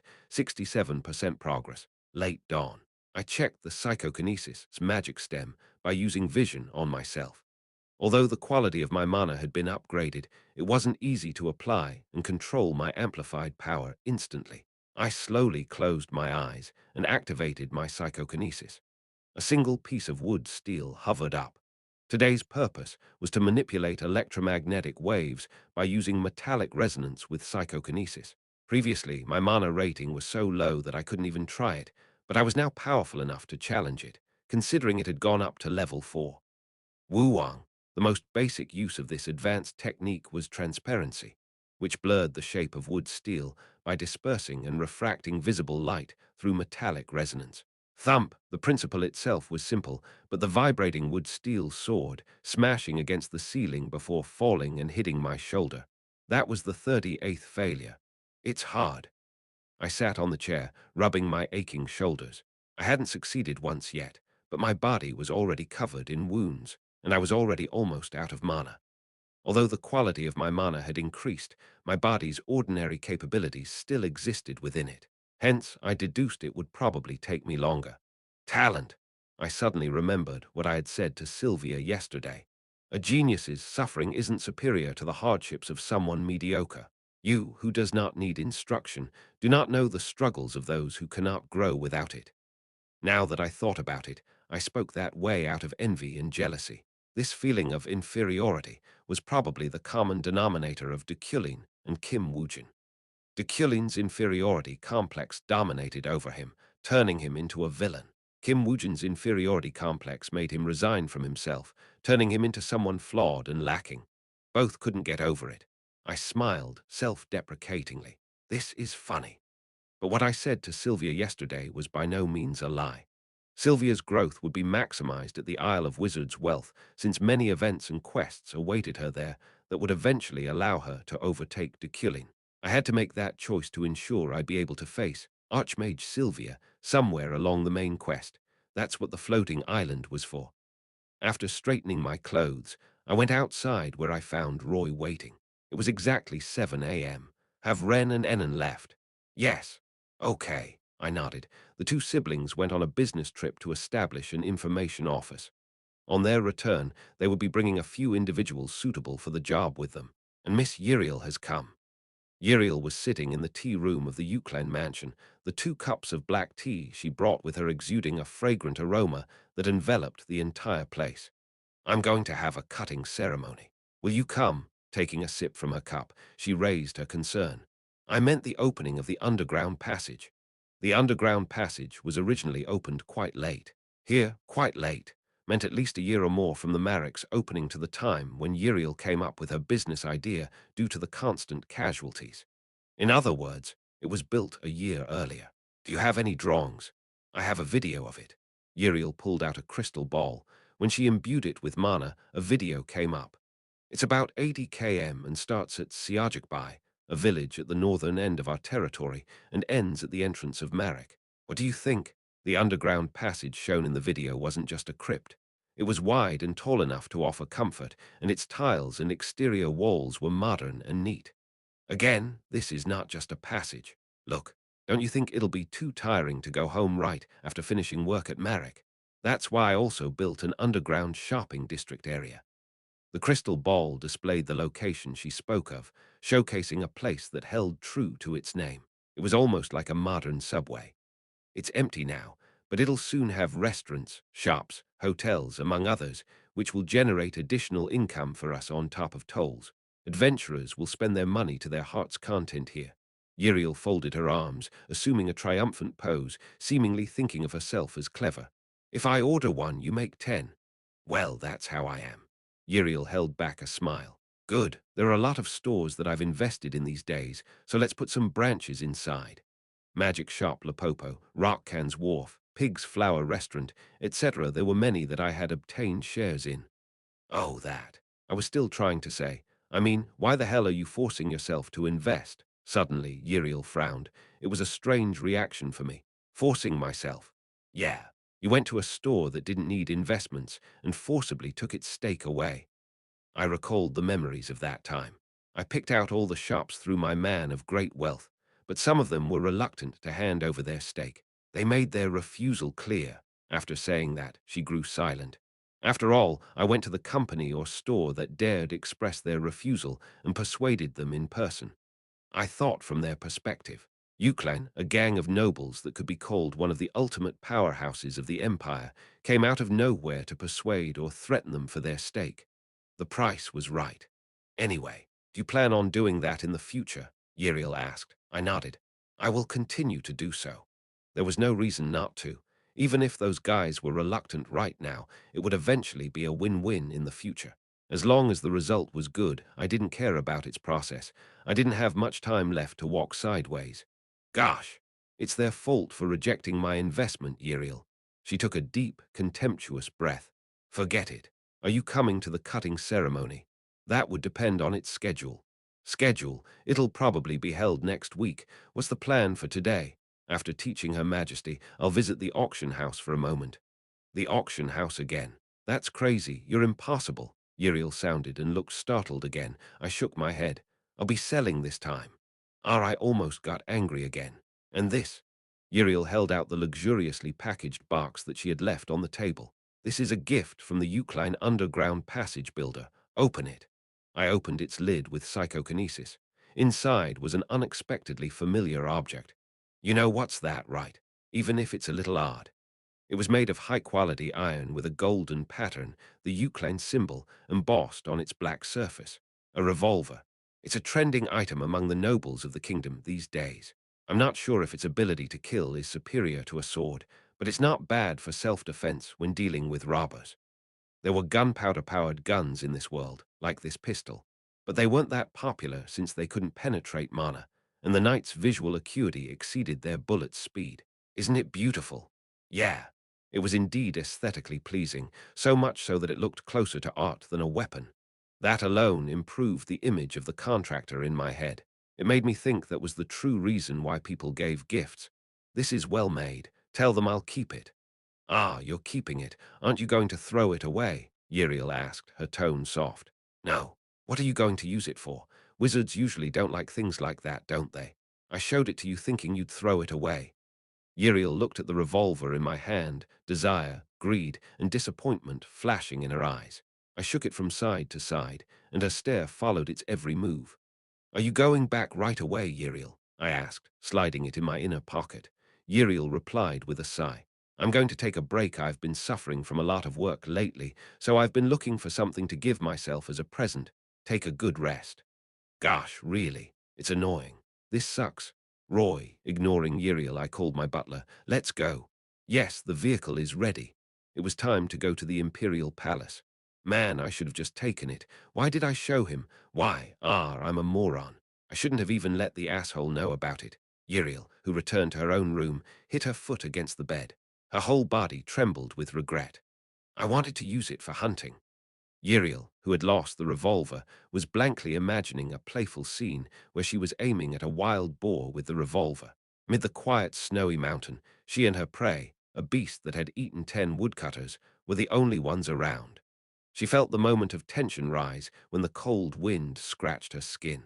Your future is in my hands. She closed one eye, calculated the wind direction and distance thoroughly, and pulled the trigger indifferently. Bang! The projectile thundered through space, piercing its target, causing its shell to break, its muscles to rip, and its heart to explode. As her prey struggled to escape inevitable death, she blew off the heat rising from her weapon's muzzle. Phew! I got it. The vassals who watched her while holding their breath ran out and responded with applause. Amid the cheers, Uriel smiled, seemingly finding its fate a pity. That pleasant future was taken away by Deculein. Phew! Why does he like that kind of thing too? Is this because we are related by blood? Uriel jumped up and straightened her messy hair, then went out of the room. She had a mission today, the regular inspection. Sneaking up the stairs so as not to be noticed by the attendant, she first infiltrated the study. Let's see. Deculein had a flair for organization, so it was rather easy to predict what papers he might put where. It's here. She found a document called Investment Status. As she hastily scanned through its contents with concern, her eyes widened in surprise. Hey, what the hell is this number? It doesn't make sense. According to rumors these days, Deculein spent billions of elnis in investments, but his profits far exceeded what he spent, and they continued to grow day by day. Even the 200 million elnis he wasted in the last auction he attended as a bidder had already been recovered a long time ago. What the hell is that damn brother of mine doing? Goosebumps rose on Uriel's arms. Whatever it was, she thought Deculein would inevitably leave behind a trail of chaos. You want me to clean up after you again? Uriel carefully returned the document where she found it, then came out. Pretending that nothing had happened, she went down to the first floor and found something in the living room. Innocently, Uriel asked, Hey, what are all these? Bandages and medicines. Bandages, medicine. Yes. These are the things the master has ordered. Uriel tilted her head. Why did he buy so many? We don't know that either. They're apparently to be used in the annex building. The annex building. Uriel looked out the window and gazed at the infrastructure in question. Did he kidnap Luina and dump her over there by any chance? As she stared at it, her servant spoke in a serious tone. Not even you, miss, should go inside it. I won't. The servants still looked suspiciously at her. They received high salaries and welfare from Deculein, hence their loyalty to him was unbreakable. I won't go anywhere near it. I'll be in my room. Bring me my meal later. Okay. Let me accompany you. No, it's okay. I'll stand by in front of your door in case you need anything. Her family's servants were adamant. The youngest of them was assigned to Uriel. You guys just wait. Uriel growled and climbed the stairs. The Imperial Palace. I have read your entire book, Safian said, shaking my book Understanding the Pure Elements. Calmly, I replied, how was it? I have learned everything. Look, Safian simultaneously embodied all the magic recorded in the book. In less than a minute, pure elements hovered all over the place. It was lame. I remained expressionless, but I admired her. Was this what it meant to be chosen by the heavens, to have talent that transcended humanity? I can see that. I wrote down today's course in the lesson log I brought with me. Safian glanced at my documents. What is it? It's a teaching journal. You're working way too hard. I didn't answer. Her Majesty Safian was taught by an ordinary wizard in 2 weeks during one semester. While I was writing in the journal, Safian continued talking to me. Your fiancé wasn't that good. My fountain pen stopped. I wasn't angry. However, I couldn't understand what she meant. Julie had so much talent she would rise to the top of the knights in the future.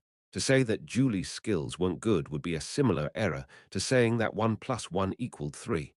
What? Are you mad at me for cursing your fiancé? The Emperor grinned as I gazed at her. Safian never told a lie. She hated the very act of it, after all. However, her personality multiplied the questions I had. I think a little more detailed explanation is needed. Julie, in her field, is the best among the knights I know. It's as I've said. She's not that good. Of course, she is an excellent knight, but she's a little different from public opinion. That was nonsensical. I recalled how Julie looked in the story and the game I played. More specifically, I remembered the scene where she, becoming the best knight to ever exist, killed Deculein. During our last class, you said, once you have mastered my lessons, and I can no longer provide more meaning to you, then the true point of my words will show itself to you. Safian imitated me. So, are you ready to answer my question? A deep smile appeared on her lips.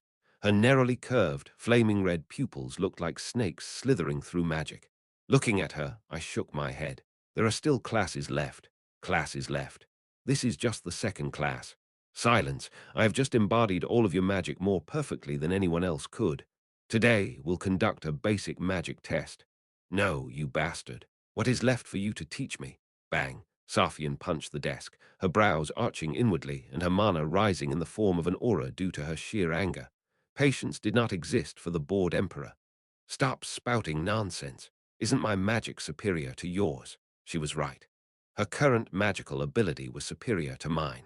She was, after all, a divine being that could easily transcend any wizard in the world if she wanted to. However, there was one magic that I could overwhelm her with. The most important thing in everything is the foundation, just like how physical fitness is important in physical efficiency. I casually said, as I made my fountain pen levitate. Psychokinesis is basic magic that's suitable for starting the operation series. Of course, it's also divided into basic, beginner, intermediate, and advanced, but it is useless. The Emperor interrupted me. She murmured as she stared fiercely into my eyes. Deculein, do you know how many wizards have gone through this burden? I don't. 33, and among them were Rohakan and Belladamon. I didn't want to talk about Rohakan, but Belladamon was also an ethereal wizard. Both were giants in the world of wizardry. They didn't even discuss basic magic with me. My basic is already superior to others. That was also correct. If the psychokinesis output of an ordinary wizard was 10, and the output of a great wizard was 20, the Emperor was 10 times that amount at 100, since the basic version of her magic was already 10 times better than normal. It was only natural that the difference between her and others widened as she progressed to advanced magic. Therefore, even if she used the same magic, the Emperor unconditionally had the upper hand against others. Her basic physical strength was already at the level of a superhuman. Is that so? It doesn't matter, however. I am not Rohakan. What? Deculein, are you experiencing a cerebral rupture? The magic circle of my psychokinesis covered my entire body. It wouldn't be wrong to say that my physique became the embodiment of psychokinesis, and statistically, my output was 50 times that of an ordinary wizard. It was 5 times superior to Safian's. All you have to do is simple. Take this fountain pen within 30 minutes. What are you doing? Hey, are you crazy? At least with psychokinesis, the Emperor wouldn't be able to defeat me. Her boredom would be blocked by a wall known as my magic. Of course, it'll be difficult at first.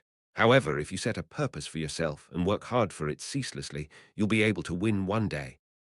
Are you insulting me now? Safian's expression hardened.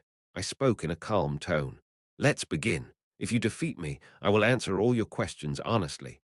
My fountain pen, which hovered in the air with psychokinesis, stopped in front of Safian's nose. There is no need for questions anymore.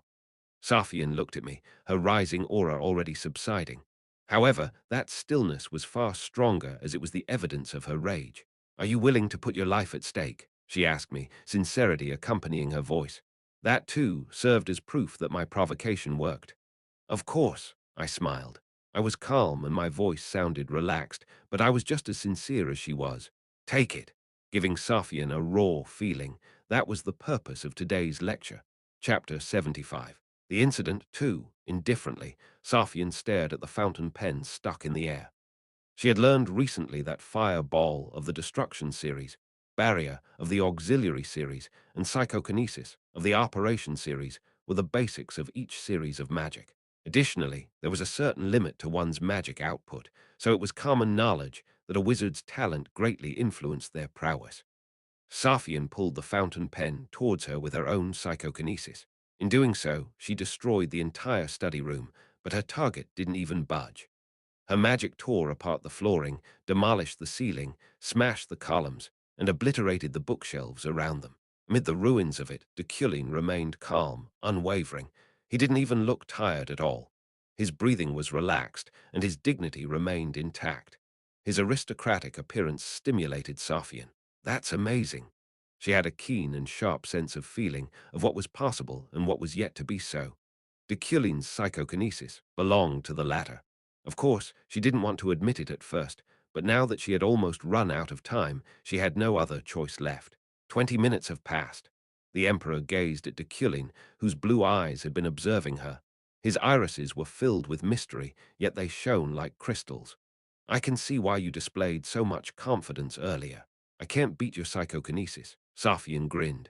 Deculein answered, then let's start the concept class now. You still have a concept left to teach me. Yes, I want to show you a concept only I know. A concept only you know. He drew a magic circle in the air while answering her, forming a shape that was far from ordinary magic circles.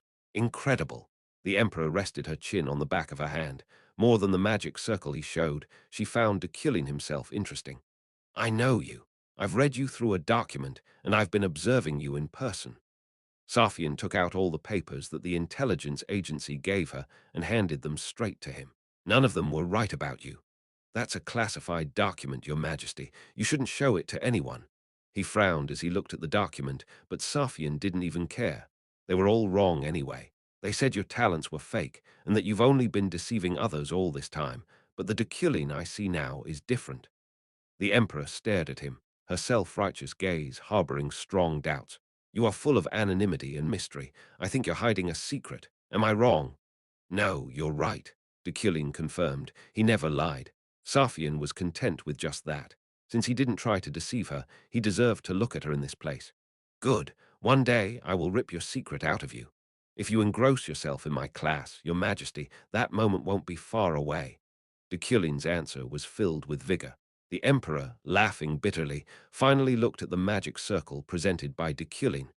This is the magic I want to teach you. It's a concept from ancient times, and it's one of the branches of the magic theory that's been reinvented by the modern era. What is it? It's rune language. Rune language. Safian's eyes filled up with surprise, but Deculein remained calm. Yes.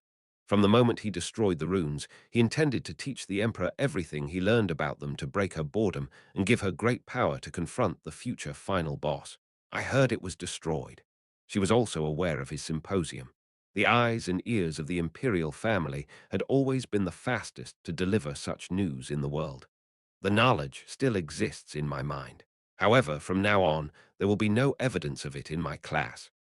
That was possible only because at this moment, Deculein was a teacher and Safian was his student. It was a communion made only through words and magic. At that moment, the Emperor realized his intentions. Another emotion came in her gaze as she stared at him. I will tell your majesty all of the 48 runes that I have interpreted. If you perform your psychokinesis in runes, even I can be defeated. No wizard in the world would find it easy to destroy their research, even more so if it was about the rune language. What kind of madman would completely bury such a thing, if not a person who really wanted to leave their mark on this world as the epitome of insanity? I understand now. Safian understood what Deculein meant. He seemed to have been patiently waiting for her. You mean to tell me to be your disciple? A superhuman capable of accepting the ancient and powerful magic called rune, the talent that could carry on his research and bring it higher than anyone else ever could. Yes, Deculein nodded frankly. The Emperor simply smiled. Your Majesty will be the first disciple of my rune language. That was his purpose. From their very first meeting, that was already his goal. By teaching you the runes, I will be able to understand your Majesty, and your Majesty will also be able to understand me. Arrogant bastard, Safian laughed. She wasn't really bothered. Rather, she liked his boldness. Okay, I don't know if it'll go your way, but I'll give it a try. Deculein immediately assembled the runes. The way he rushed, as if he had been waiting all this time, was so honest that she found it rather cute. After 90 minutes of class, I came out of the study room. Duke Euclid. As I was walking down the corridors of the imperial palace, I heard someone call my name. Turning around, I saw Eunuch Jarling, a blonde-haired, fair-skinned man with short stature and a beard that didn't seem capable of growing any longer. Are you done with Her Majesty's classes? Despite being a vassal, his neatness made him seem more like a servant.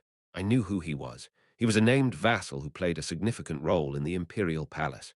He was also the master of the Devil's Mirror quest called The Darkness of the Imperial Palace. Yes. Then, there's something I need to tell you. Is it about what lurks beneath the Imperial Palace? Jarling looked surprised, but he soon removed any emotions on his face as he looked up at me. That's right. Follow me. This isn't the right place to discuss it. There are ears listening and eyes watching all over this place at all times. I followed Jarling through the Imperial Palace's corridors, passing hundreds of rooms until Jarling entered one of them. It was an empty room with the scent of incense. It's perfect for a secret meeting. Haha, yes, that's the purpose of this room in the first place. Do eunuchs have dates too? Well, it depends on the time.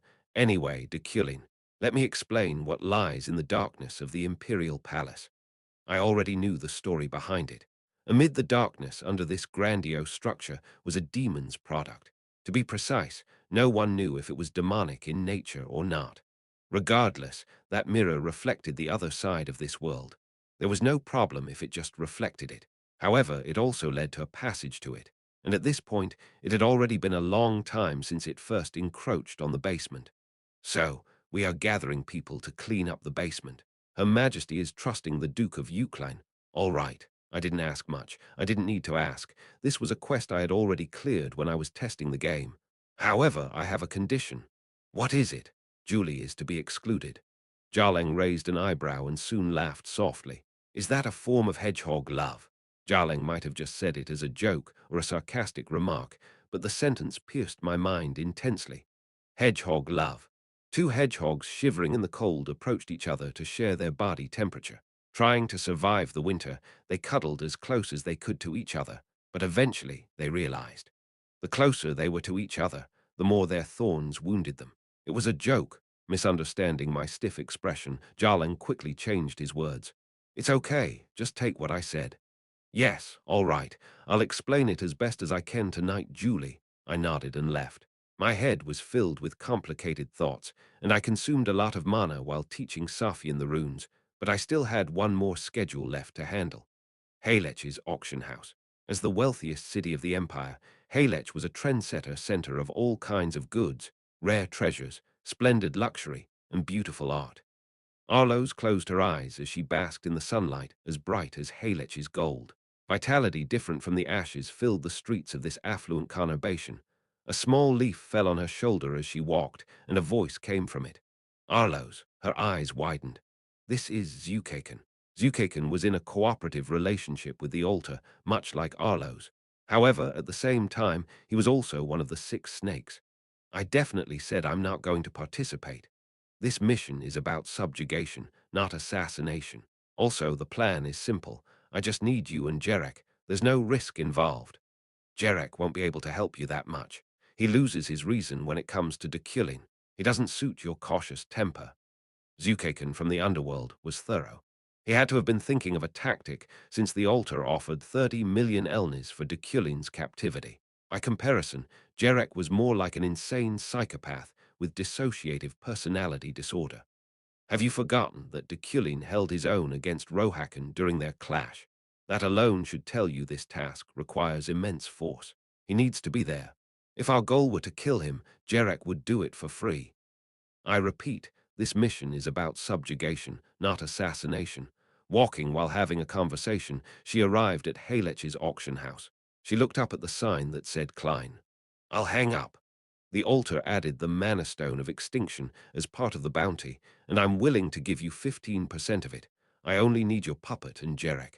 With the Mana Stone of Extinction now included in their negotiations, she grew a bit greedy. Zukaken grabbed that opening. You only need to lend your puppet. On the right side of the road, you'll see a red-haired middle-aged man smoking a cigarette. Arloes looked in the provided direction, finding a driver wearing a suit and doing what the intel said. He's Jeff, Deculein's driver. We'll subdue him, so you pretend to be him with your puppet. Deculein has a history of noticing my puppets, you idiot. He was the first person to ever see through her magic. Of course, thanks to the hint he gave her, her puppets no longer emitted ashes. Deculein doesn't pay much attention to his servants since he thinks of them as tools. It'll be fine. I can guarantee you that much. She didn't answer. We're talking about a mana stone of the highest quality here, Arloes. A gem equivalent to a mana diamond humans hasn't touched or tainted yet. Don't you want it? I estimate the value of the mana stone they offered alone to be at 100 million elnis. I'll give you 15% of that. 15%. After thinking for a moment, she replied, 20%. Zukaken grew silent. Either way, Arloes had nothing to lose. She had a personal grudge against Deculein, but she didn't want to turn the entire Euclan family into her enemy. Damn it, it's a deal. I underworld ruler Zukaken promise a 20% reward to the money-eating hippo Arloes. Great, but don't be in a hurry. Opportunities don't come very often. Today is the best. Arloes nodded. After that, she went inside Klein. I need your ID, please. Here. Yes, Solette, confirmed. There were many people in Klein, Halech's auction house. Most of them were beautifully dressed, seemingly trying to declare their aristocracy. They were probably aiming for Homeren's fragmented ring like her, but she had no intention of handing it over to anyone. 2 hours later. Congratulations on winning your bid for Homeren's fragmented ring, Solette. The owner of the good is waiting here. Arloes nodded, having been guided by the staff to the auction house's backstage after accomplishing her goal. The owner was standing with his back turned in the middle of the backstage. For some reason, she thought his silhouette was familiar. The successful bidders have come, the staff member said. When he looked back, his identity surprised her, but she didn't show it. Deculein. He looked at her with his back to the sun, creating quite the dazzling scenery. Congratulations on winning the bid, he said, carrying an object in one hand. Arloes approached calmly. She had nothing to be nervous about. Deculein didn't know her true form. Thank you. Was your name Solette? Arloes nodded. As he looked at her, he smiled. That gesture was familiar for her. Men could never stop themselves from smiling whenever her beauty blessed them. However, she still grew a bit reluctant, since who she was up against wasn't just any ordinary person. Here's Homeren's fragmented ring. It was a good deal. Indeed. As she received the item that cost her 20 million elnis, Deculein looked past her with surprise in his eyes. Sylvia? Yes. Arloes also noticed her a little too late. It really was Sylvia, the daughter of the Iliade family. Lotrin's pumpkin brooch. Was it you who bought it? Yes, with the pocket money I've saved so far. Shouldn't you be busy with the final exams? It's okay. Arloes watched the strange combination for a moment. Deculein looked perplexed. Sylvia was expressionless, but she emitted a strange glow.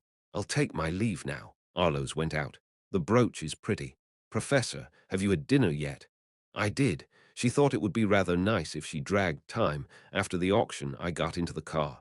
Keep safe. Sylvia bowed outside the window, her hair decorated with Lotrin's pumpkin brooch. She stayed with me backstage for nearly 30 minutes. Thank you. The brooch suits you well. Oh, Sylvia's cheeks puffed up as I closed the window. Let's go back to the tower. Yes, today's driver was Jeff. The vehicle slid off its parking space. As usual, I leaned against the back of my chair and pulled out a thesis. Solder Drent thesis. Earth rotation. This was the thesis Solder-ranked Wizard Drent asked for corrections during career counseling last week. My correction was so highly valued that I didn't just accept anyone asking for it. I want to be Professor Deculein's assistant. Drent agreed to apply under my command. He seemed to have reflected on himself a lot, so I took it as part of the contract. The core circuit of Earth rotation is to be set up in this way, considering its role it's inefficient. I laughed at the first paragraph of it, discovering an inefficient circuit from the very beginning of his paper. Too naive. The flow of its circuit, its knots, and its connections were loose. It was because the effect of Earth rotation itself was too difficult. Your ability is insufficient compared to the goal you've set. I continued to read his thesis. It's strange that he came to me, but, however, his idea for his thesis wasn't as bad as his execution, so there was room for development. He needs proper teaching. To be honest, he had too much talent to be under Deculein. Arloes drove Deculein's vehicle. Zukaken kidnapped Jeff as planned, and she imbued her puppet with Jeff's image and her soul. She looked at Deculein in the rearview mirror, who was reading some documents. She couldn't see what was written on it, though. With this distance between us, he won't notice me. Arloes swallowed a sigh of relief. Her puppets were no different from humans. Moreover, she perfectly took on the appearance of his driver. Combining that with the intel that he couldn't care less about his servants, she thought he would never notice. However, it's inefficient, Deculein said. Arloes's heart pounded. Instinctively, she gripped the car's steering wheel tightly. What did he mean by inefficient? Arloes looked at Deculein in the rearview mirror, and he continued calmly. Too naive. Arloes clenched her teeth. Your ability is insufficient compared to the goal you've set. She was certain. He had seen through her puppet. For Arloes, it was a humiliation in itself, and it was a question. How was this possible? Was there any magic that could grasp her puppet at once? Our plan failed. Arloes tried to convey the words to Zukaken, but something was wrong. She felt a strange sense of discomfort. Even though he already noticed it, why wasn't Deculein showing any hostility? He expressed his extreme agitation within her barrier back then. Was he just talking to himself right now? It's strange that he came to me, but he needs proper teaching. Teaching. As she pondered about it, his arrogant tone made her bite down on her lower lip. She had finally realized. She didn't know if their plan had been leaked and if there was a traitor among them, but it didn't matter now. Deculein had fully anticipated their operation and even probably already knew who was behind it. He had been waiting for this meeting long before they even planned it. Arloes's breathing became rough, but she soon calmed down. She could just get out of her puppet anyway. Zukaken, if this guy quietly comes with me, the rest is up to you. Chapter 76. The Incident 3. Rambling while reading the thesis, I shut my mouth at some point. However, I kept revising it. This has a lot of wrong and inefficient parts. Keep the idea, but Drent had an unfortunate incident during his first thesis defense, but to the original Deculein, he was a talent that he couldn't even dare think of recruiting. It was an unexpected harvest for me, considering I thought only Epheren would fall under my command. That put me in an unintentional good mood, which probably was what made me talk to myself out loud. It wasn't like me, no. I didn't even know what it meant to be me at this point. Deculein's personality was authoritarian. The better the opponent was, the more he desired to make them bow down to him. Hence, when a genius became my underling, I felt a certain joy rise within me. However, that joy was quickly replaced by something entirely different. My Iron Man characteristic made my body develop hypersensitive senses, allowing me to recognize Alan's secret. Those very same senses now emitted a similar sensation at the corner of my mind. Whoever was holding the steering wheel, it wasn't Jeff. However, I refrained from acting rashly. Looking around the car's interior, I found no danger perceived by the villain's fate, which was as I expected. After all, if it were a risk to get on this car in the first place, this attribute's radar would have already caught it. However, it did have a blind spot. The villain's fate indicated leading to death, not all danger. I opened the window. The passing scenery was nothing out of the ordinary, but when the wind that accompanied it came in, it was swiftly engulfed by a bright red hue, covering the entire road with it. Beyond my eyes stretched a lifeless zone. The safest place, at least in this seemingly desolated area, was inside the car. The moment I became aware of the current situation, a message popped up. Unexpected quest. Encounter, store currency, +1. A quest had been issued. An encounter. Unknowingly, I smiled. I didn't know who arranged this nonsensical meeting, but I'll think of it as an invitation. That would be far more convenient for me. I looked at the person in the driver's seat through the rearview mirror. Making eye contact with me, he tightened his grip on the steering wheel. Beads of sweat were forming on his forehead. "Don't worry, I won't do anything ungentlemanly. You're not real anyway, right?" He didn't answer. There was still time. I continued revising the thesis. Vroom, Jarek glared at Deculein's car as it approached them in the distance.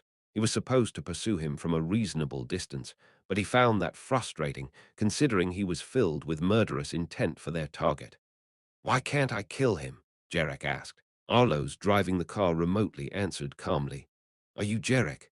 "Yeah, I'm Jarek. I'm just like you now, Arlo's. A puppet." She stepped on the accelerator without answering. The puppet driving Deculein's car now was a half-doll implanted with around 7% of her soul. Hence, it lacked bodily wisdom and was immature and vague. However, what it saw, heard, and felt was fully transmitted to the puppeteer herself, allowing it to act as if it were the main body. It was the only way to make her magic work perfectly. A puppet that knew it was, in fact, a puppet wouldn't move animatedly. More accurately, it wouldn't have the will to do anything. It wouldn't perform its duties properly, and would occasionally refuse to receive orders. However, since soul departure charged an extremely high penalty for completely transplanting one's soul into a puppet, she developed an alternative method with great care. Does your puppet die as soon as your soul in it returns to you? Doesn't it know what it is? Something like that. That's cruel. Do they have no personality? I'm making the necessary sacrifice. She laughed bitterly. He glanced at her. What sacrifice? I don't know if the current me is a puppet or the main body anymore. Jarek's eyes widened. Even her, thought to be the main body, might just be a part of the soul given to her by the real Arlos, hidden somewhere. Her memories might also just be a fake the main body had manipulated and instilled within her. She was the master of the perfect puppet, even though she was an imperfect human.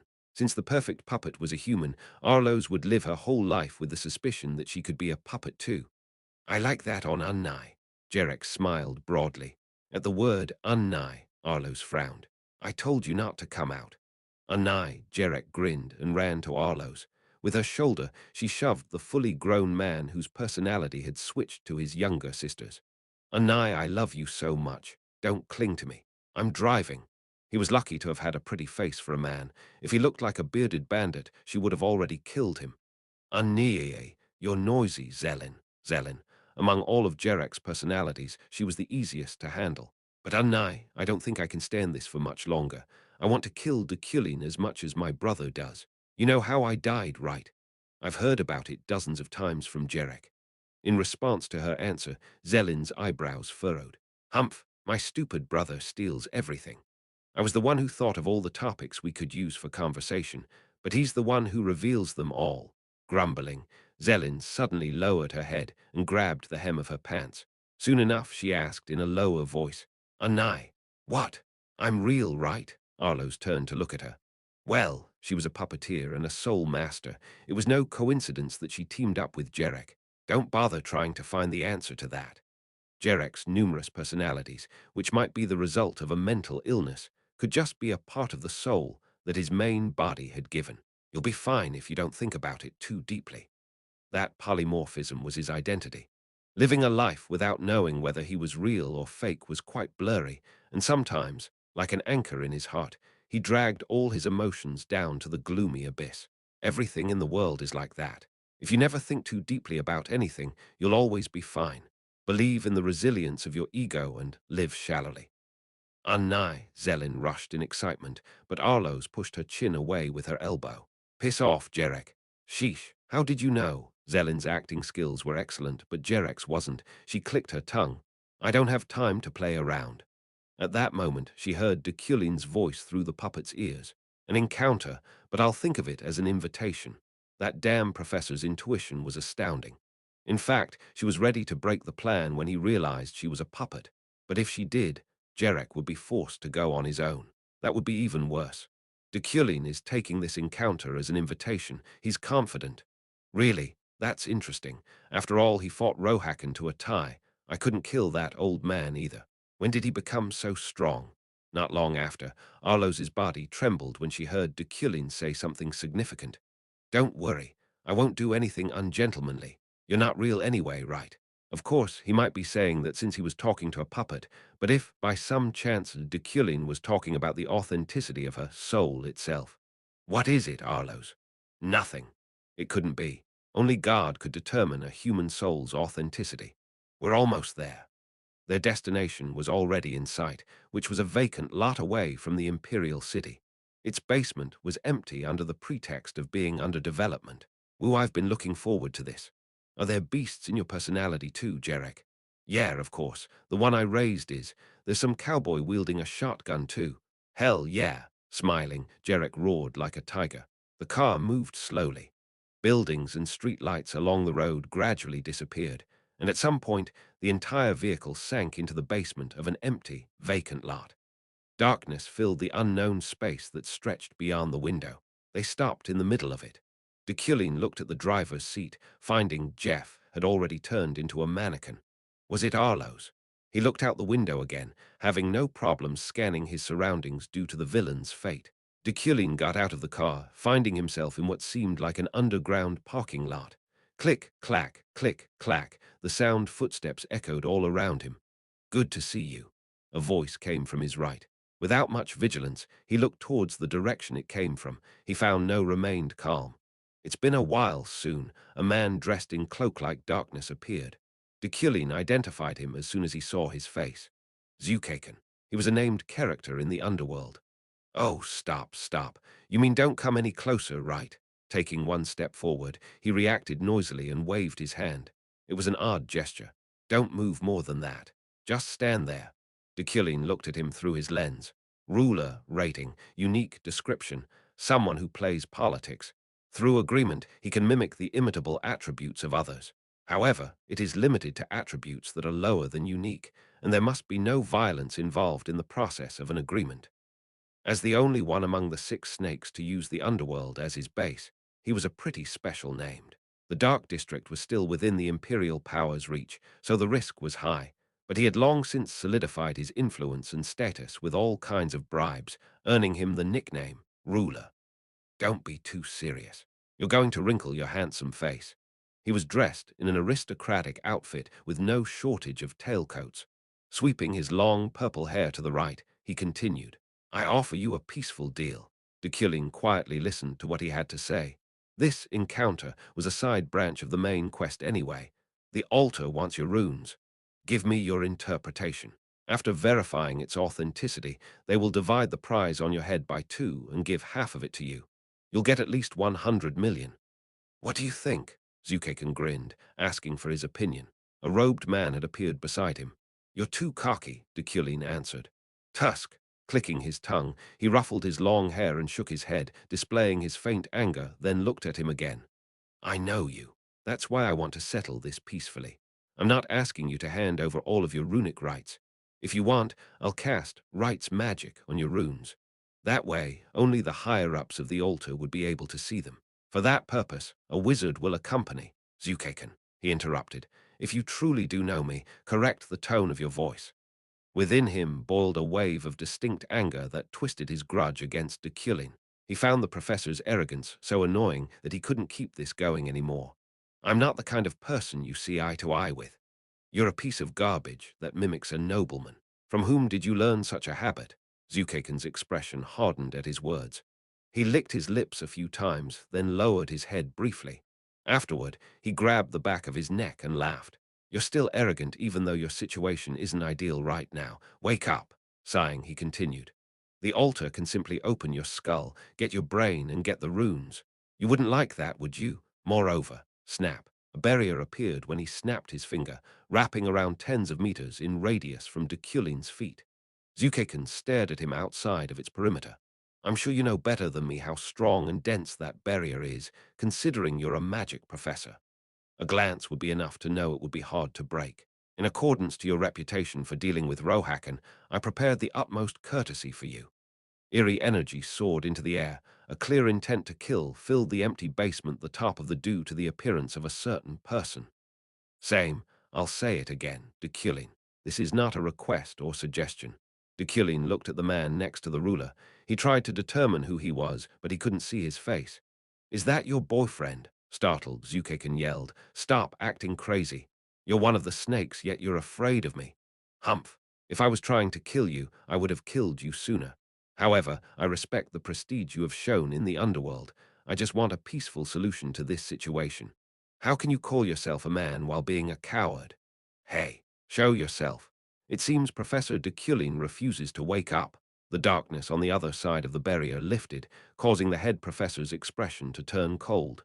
The figure was exuding a death itself was a death. Is that Jarek? Right. You know him too. He's quite a famous guy. Multi-personality, Jarek was a monster with combat power that ranked among named madmen. At the time, he was a mass of death variables for Deculein. Deculein grinned. What makes you think you can control him? I can't control him. If you break the barrier, he will kill you. From Jarek's feet, the death Deculein followed its red movement with his eyes. And if you don't accept my proposal, he'll break the barrier himself and kill you. Was blocked by the barrier. It was a hint the villain's fate was telling him. This is weird. Yuha. Deculein looked into it through understanding, learning that it was an independent type of magic that utilized an intermediary. Therefore, it didn't matter who the caster was. It worked solely through that link. That meant its owner could change at any time. Of course, it would require enormous calculation skills and time, but he had enough skills, and since its size was small, it wouldn't take long for him to calculate it. He analyzed it using understanding, traced the flow of mana inherent in it with vision, reversed the circuit and magic, and modified its intermediary with the Rockaloc's Euclang cane in his hand. In no time at all, he had completely stolen the barrier. Soon after, Deculein took his revolver out. 6 bullets were already loaded in it. Oh, what a wonderful accessory. Zukaken just shrugged. Deculein raised the gun, aiming at the ceiling of the barrier, and pulled the trigger. He fired 5 bullets in total. Although there were no scratches on the force field, it attracted his target's attention. Jarek, can you hear me? I can hear you, but I'm not Jarek, he replied. Raising an eyebrow, he asked, Who are you? Zelin, my brother won't come out. No matter what you do, I won't let him make a mistake here. That's cute, Deculein quietly nodded. Still, he must be watching. No, it doesn't matter what you do. It won't work. She narrowed her eyes at him as he calmly checked the revolver's remaining ammo. He had already used 5 bullets. 1 bullet remaining. He spoke indifferently, closed the gun's cylinder, and spun it, making it impossible to tell which chambers were empty. Jarek. Deculein then put the gun to his temple, causing Zelin's eyes to widen. It was as if he was about to commit suicide. Let's play a game. Realizing what he meant, she covered her mouth. Jarek was beginning to run rampant inside their body. Zukaken simply frowned. Click, the sound of the revolver's firing pin flipping back echoed in the air. Once he pulled that trigger, there would be a certain probability that a projectile would come thundering into and through his skull and brain. Will I kill myself before you can kill me? An empty chamber, or the only remaining bullet? Deculein apathetically continued. Or will you wake up before I can kill myself? He looked at Zelin with an unbreakable fortitude. Frantically, Zukaken muttered, Hey, don't be fooled. That wizard must be doing some sort of trick. But it was all in vain. Whether or not magic was at work in this Russian roulette, those sensitive to magic knew best. Are you going to let me go like this, so boringly? Click, he put his hand on the trigger. With the muzzle resting on his temple, Deculein smiled. Zelin's expression distorted. First, click, Zelin trembled in response to that empty percussion sound. I got lucky. He flipped the revolver's firing pin again, at which point she shook her head and shouted, This won't work. Deculin's smile was still in full display, dawning upon one of Jerek's personalities. Zelin, right? Zukakin accompanied Jerek, saying it was simply out of courtesy. After all, Jerek was a monster no one could control.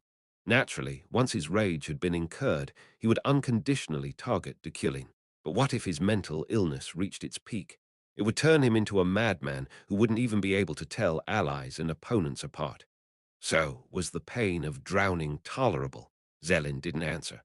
Her expression darkened. Deculin looked down at her feet and smiled, spreading everywhere except towards his barrier. Perhaps they didn't only apply to him. Chapter 77. Cohabitation 1. There was once a small settlement situated in a rustic mountain valley in the northwestern part of the empire. It housed about 100 households, and Jerek was born and raised in that village. As a young rural man, he led an ordinary, greedless life. He preferred one night's bread over gold and silver treasures, and a glass of wheat beer with his friends after farm work over careers and titles. Jerek was once again reminded of the magical tsunami that took it all away. No, the tragedy that buried his village was still fresh in his mind. He could never forget the deathly screams that echoed ceaselessly amid that painful night, the cold moans amid the waves, the lightning that fell upon their lands, the thunderous pounding of his heart, the skins of the drowned turning blue. Raging tidal waves and torrents engulfed his entire village, submerging his family, neighbors, cousins, friends, and lovers. The Uklan family caused that tragedy in the name of demon hunting. Their entire settlement was reduced into a lake during that hellish night, leaving him the only survivor. But Jerek didn't feel lonely. As he peered into the deep bottom of the lake, he felt a sense of fullness within his body.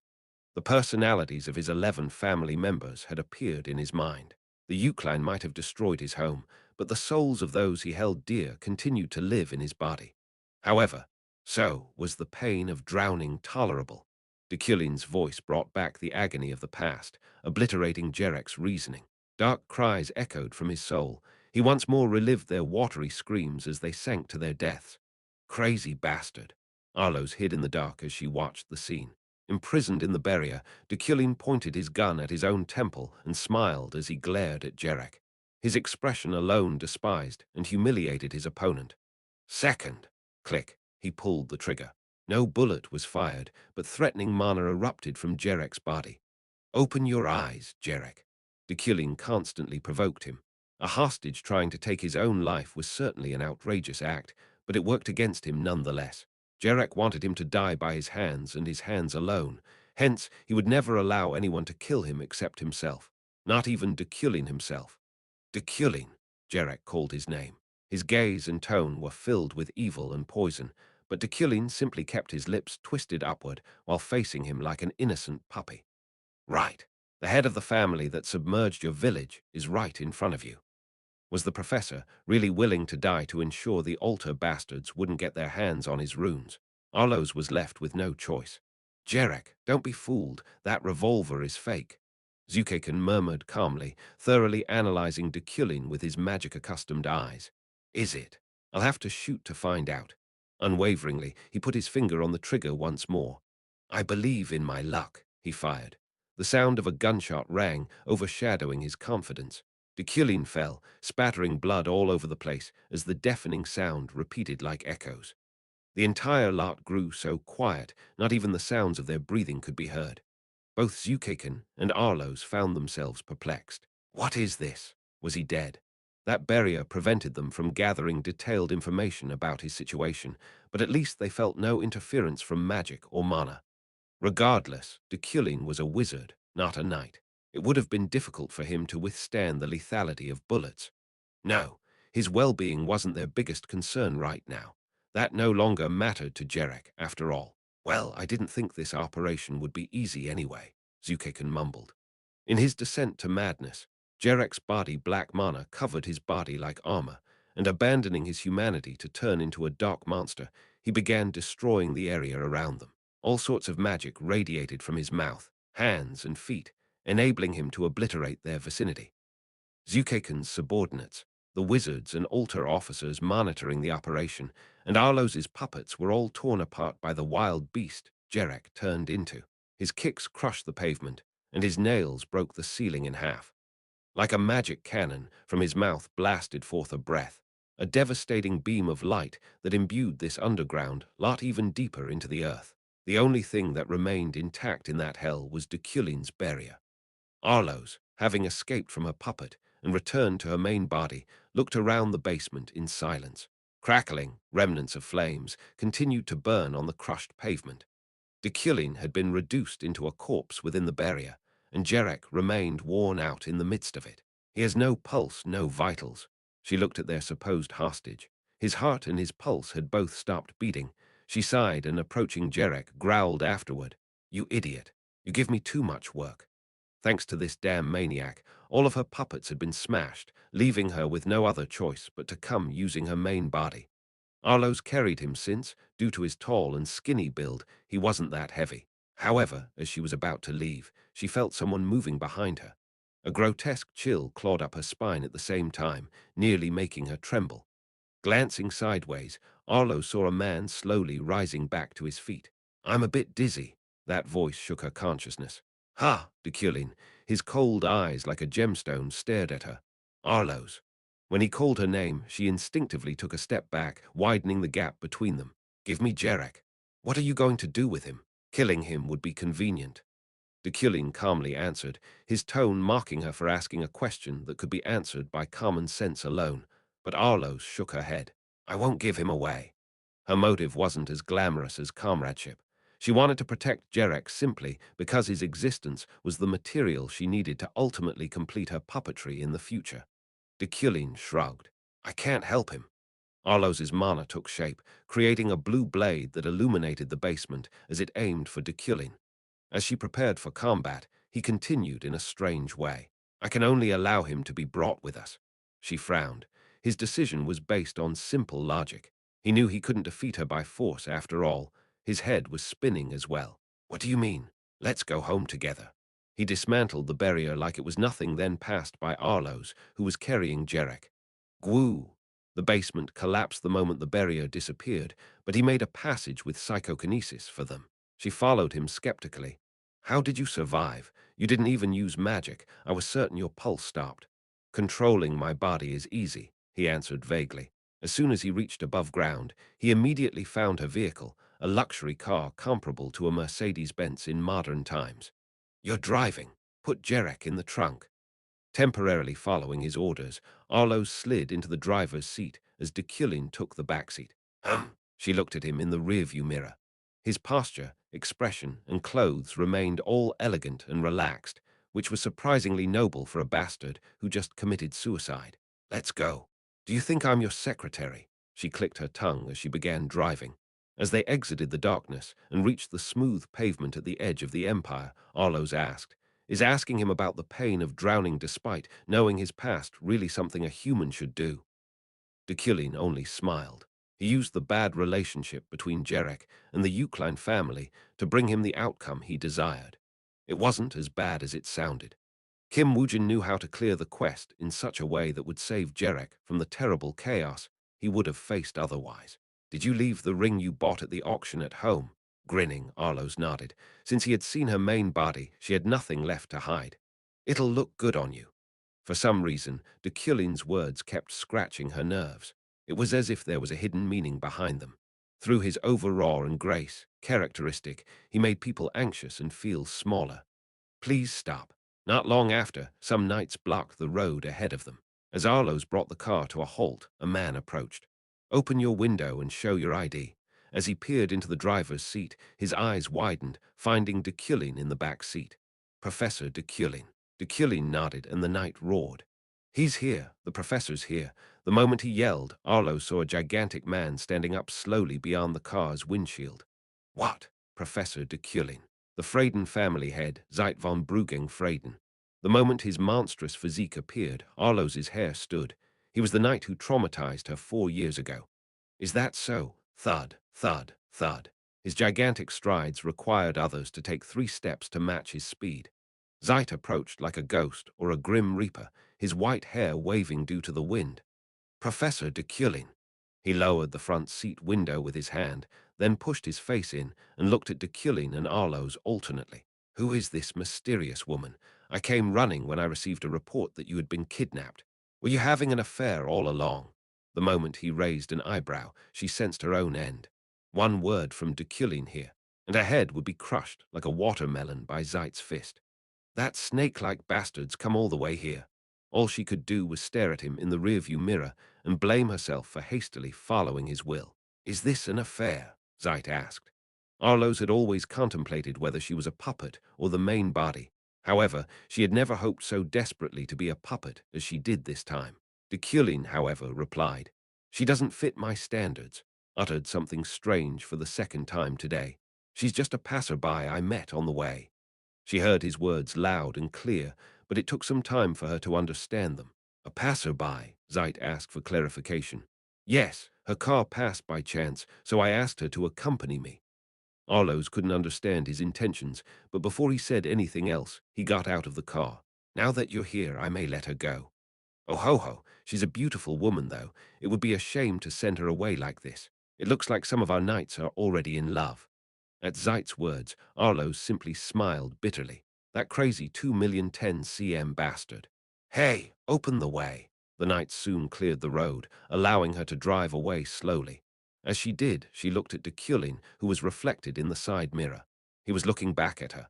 After 5 minutes, Arloes pulled over to the side for a moment and glanced at the seat where Deculein had been sitting, holding her breath. There she found a letter and a crystal ball. She looked at the letter first. Are you aware, Arloes? Although chaos cannot know its shape, that doesn't mean it is an evil existence. Jarek must also be part of that chaos, so I'll leave him to you. Find a better way to deal with him than killing him. Think of this crystal ball as a link between you and me. I think we can be good partners. As she read his handwriting, she narrowed her eyes at it. What does he want? At that moment, she finally felt relieved of the tension that had caused her entire body to tighten up. Psychologically, it was the first time since Zeit that someone pushed her this far. Sharing the same space, a moment, with Deculein was a burden in itself. I can't figure that guy out. It felt like she was being pulled into the abyss. It was as if amid his overflowing aristocratic dignity, a monster whose size couldn't even be estimated was waiting for prey with its mouth wide open. Not long after, she found a hawk perched on a branch and staring at her. It was a well-made, familiar spirit. I heard there was a report of a kidnapping. Did that guy report it? The moment their gazes met, the bird quickly flew away. Arloes stepped on the accelerator. My plan was simple. After reconstructing the barrier to make it as sturdy as possible, I would provoke Jarek, and while he violently raged around me, I would escape. To that end, I put my faith in my Iron Man and a technique that weakened bullets even a bit. I had no doubts about the former's performance, but that was the first time I learned how powerful a revolver truly was. Had I not woven very faint mana into its muzzle, I could have died. I didn't want to get shot again. After that, I artificially lowered the speed of my blood flow by using Iron Man once more. That allowed me to fall into a near-death state where my heart dangled ever so close to stopping. Even Jarek, the man-eating bear whose rage had swallowed him, wouldn't touch a corpse with many live beings around him. Do you feel dazed or have a headache, Professor? It was already 8 a.m. The case I was involved in was finally over. I could finally enjoy a peaceful morning filled with the melodic chirping of birds. I don't. I pushed the doctor away, who was trying to diagnose my head. I didn't want to expose my Iron Man body. Still, it would be better to get a proper diagnosis. Lilia Primian said, observing my checkup. I was currently at the head office of the Public Safety Bureau, Equilium. Deputy Director Primian brought me here in the name of protection and investigation. I'll be fine in a day. Her Majesty also seems concerned, considering she sent her servants here. She shrugged and stepped away. An imperial courtier then appeared behind her and handed me a sealed letter. Premian murmured, I think she likes you a lot. I'm jealous. Likes? As I stared at her, she coughed and avoided my gaze. The servant then said, Your Majesty wants you to read it right away. Okay. I broke the seal, finding only 2 lines. How can someone who calls himself my teacher get kidnapped? If this happens again, you'll have to be prepared to be dismissed from employment. As I put the letter in my pocket, the servant spoke. Moreover, as per Her Majesty's will, an escort knight will be assigned to you to protect you. An escort knight? Yes. Her Majesty's decided that you are worthy of being classified as an individual important enough to be granted national protection for the next 3 months. Primian helped deliver the servant's message. That's right. Runes are such powerful magic that many evils are coveting them. In fact, the latest incident was somewhat predictable. If you predicted it, wouldn't you have prevented it? Shouldn't you leave now? Yes. Then I'll be going. The imperial courtier bowed and left. I sighed, feeling my head suddenly ache. It would be an insult to the imperial family if I say I don't need it. That's right, Primian replied, causing me to stare at her. Strangely enough, I found every word she uttered disturbing. I'm going. If you leave now, you'll find yourself in a bit of trouble. Don't worry. I ignored her words and stood up. I still felt a bit dizzy, but I'd recover soon anyway. Riding the elevator in the hallway, Primian, who followed me to guide me, pressed the first floor button. Ding. Exiting the machinery and reaching the lobby, I swiftly came to understand what she meant about finding myself in a bit of trouble if I left now. Ah, Professor, are you okay? Thank God. You don't know how worried I was. How dare some coward do that to you? Instead of ministers, many merchants and entrepreneurs gathered in the reception area. Pretending to be concerned, they asked the information they wanted most seemed to be the contents of Emperor Safian's letter. Thank you for your concern. Now everyone, I'll have to excuse myself. I answered appropriately and headed out. In the parking lot, I found Roy waiting with a new car. Master, are you okay? I'm fine. Don't worry. That's fortunate. I went to the back seat of the car. As I sat down, I noticed something strange. The seat next to me wasn't empty. Looking at the person occupying it, I found a knight in light armor. What are you doing here? Was I in the wrong car? I tilted my head, and the knight, sitting still, said, I'm on a mission. What mission? Only then did the knight turn to me, her eyes reflecting me. I am Professor Deculein's escort knight, Julie. Her words made me speechless. At that moment, I imagined the Emperor smiling mischievously. All I could do was sigh. Clack, the passenger's door opened not long after. Yriel came in. I'm here. Can you tell me what happened, huh? As soon as she sat down, she abruptly stopped speaking and looked at Julie with surprise in her eyes instead. Who are you? Yriel, you. Her eyebrows furrowed. Julie answered, starting today, I'm Professor Deculein's escort knight. Escort knight? Yes, Her Majesty herself assigned this task to me. No, seriously, what are you talking about? Yriel's face distorted. Yriel thought about asking what happened. She even thought about asking if he had any injuries. However, what dawned upon her was nothing short of a nonsensical reality. Looking at him, it seemed as though nothing really happened.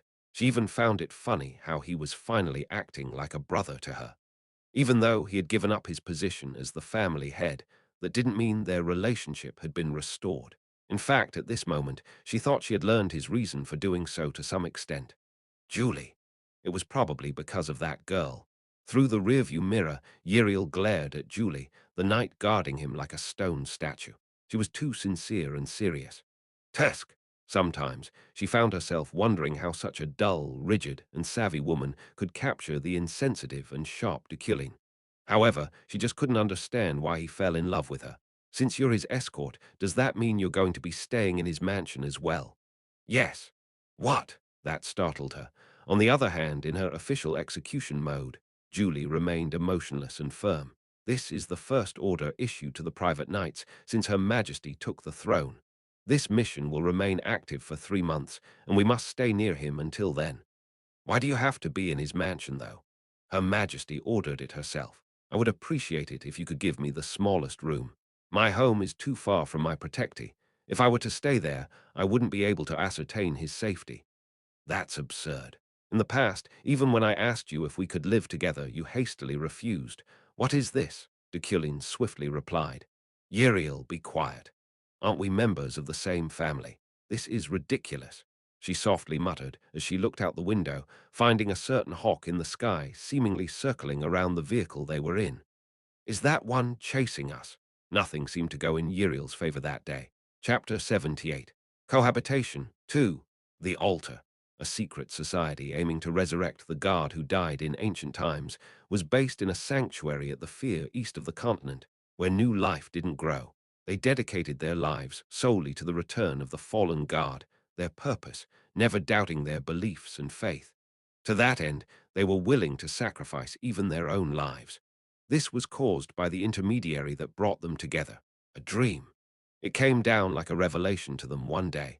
Believers each received the same grace and moved to the attainment of the same goal. As fanatics of God's calling, they cultivated a proud religion for his future advent. God, that was why the altar wanted Deculein's runes. Their deity wanted the knowledge in his head. He appeared in their dreams and directly appointed them to that task. Is that professor walking a different path from his father? However, Deculein rejected the altar's offer. It was a completely different attitude from the previous Euclid head. Feats and honor. The factors their family held as their priority had to have been those two. I'm not sure. I don't even know if he wants to monopolize the runes. It doesn't matter. We need them. If we learn the language of the runes, we'll gain the ability to communicate with him. With that knowledge, more devout service was possible, which in turn could accelerate his advent. Let's keep an eye on the professor. We need the information he has, and he won't be able to refuse to negotiate forever. For now, contact the demon-blooded people. The altar found Deculein's actions strange. They didn't know why he defended those who carried demon blood in their veins. He could have just done that out of human intentions, but they had no way to know. All they could do was use that fact thoroughly. Got it. The Empire was already aware of their organization's existence. The officials were happily taking bribes right now, but they knew they thought of them as nutcases deep down. Thus, the altar knew what they had to say. We defend the demon-blooded people as well. That one line would suffice. The rest was up to those who hadn't been swallowed by madness. Euclid Mansion. Zeit, wearing a suit, was waiting in the front yard garden that Julie and I came to. Oh, you're here, he approached us with a smile. Professor Deculein, it's nice to see you again. You too, Julie. I'm on a mission right now. Please refrain from speaking privately. Julie gave her big brother a serious look, to which Zeit simply skimmed over before looking at my car. Whoa, that's new. It's big enough even for me to ride. I like the car you had before more, though. Is that so? Yeah, I mean, this one's weird. Its design seems more advanced and modern. Perhaps it was because Midas's hand hadn't been used on it yet. Zeit's five senses could clearly discern even the faintest attribute, after all. That aside, I heard you met the altar members. His voice grew as sharp as a dagger, his gaze as focused as a beast. Yes, they wanted my knowledge about the runes.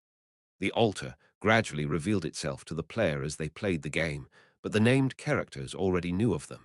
Some were cooperative enough with them to make deals with them and accept their bribes, but many, like Zeit, despised such an organization with every fiber of their being. I knew they would. It wouldn't hurt to tear their jaws apart with my bare hands and drag out their intestines. You'll break the car. Uriel tapped his hand as he rubbed the window sill unknowingly, causing him to back away laughing. Oh, I'm sorry. I sometimes forget the strength my body holds. This is why cars can't be used on the battlefield. If I push them just a bit, they easily get sent flying. The car isn't the problem here. It's your physique. Is it? Oh, sister-in-law, is this car brand new? I'm not an in-law yet, but yes, it is.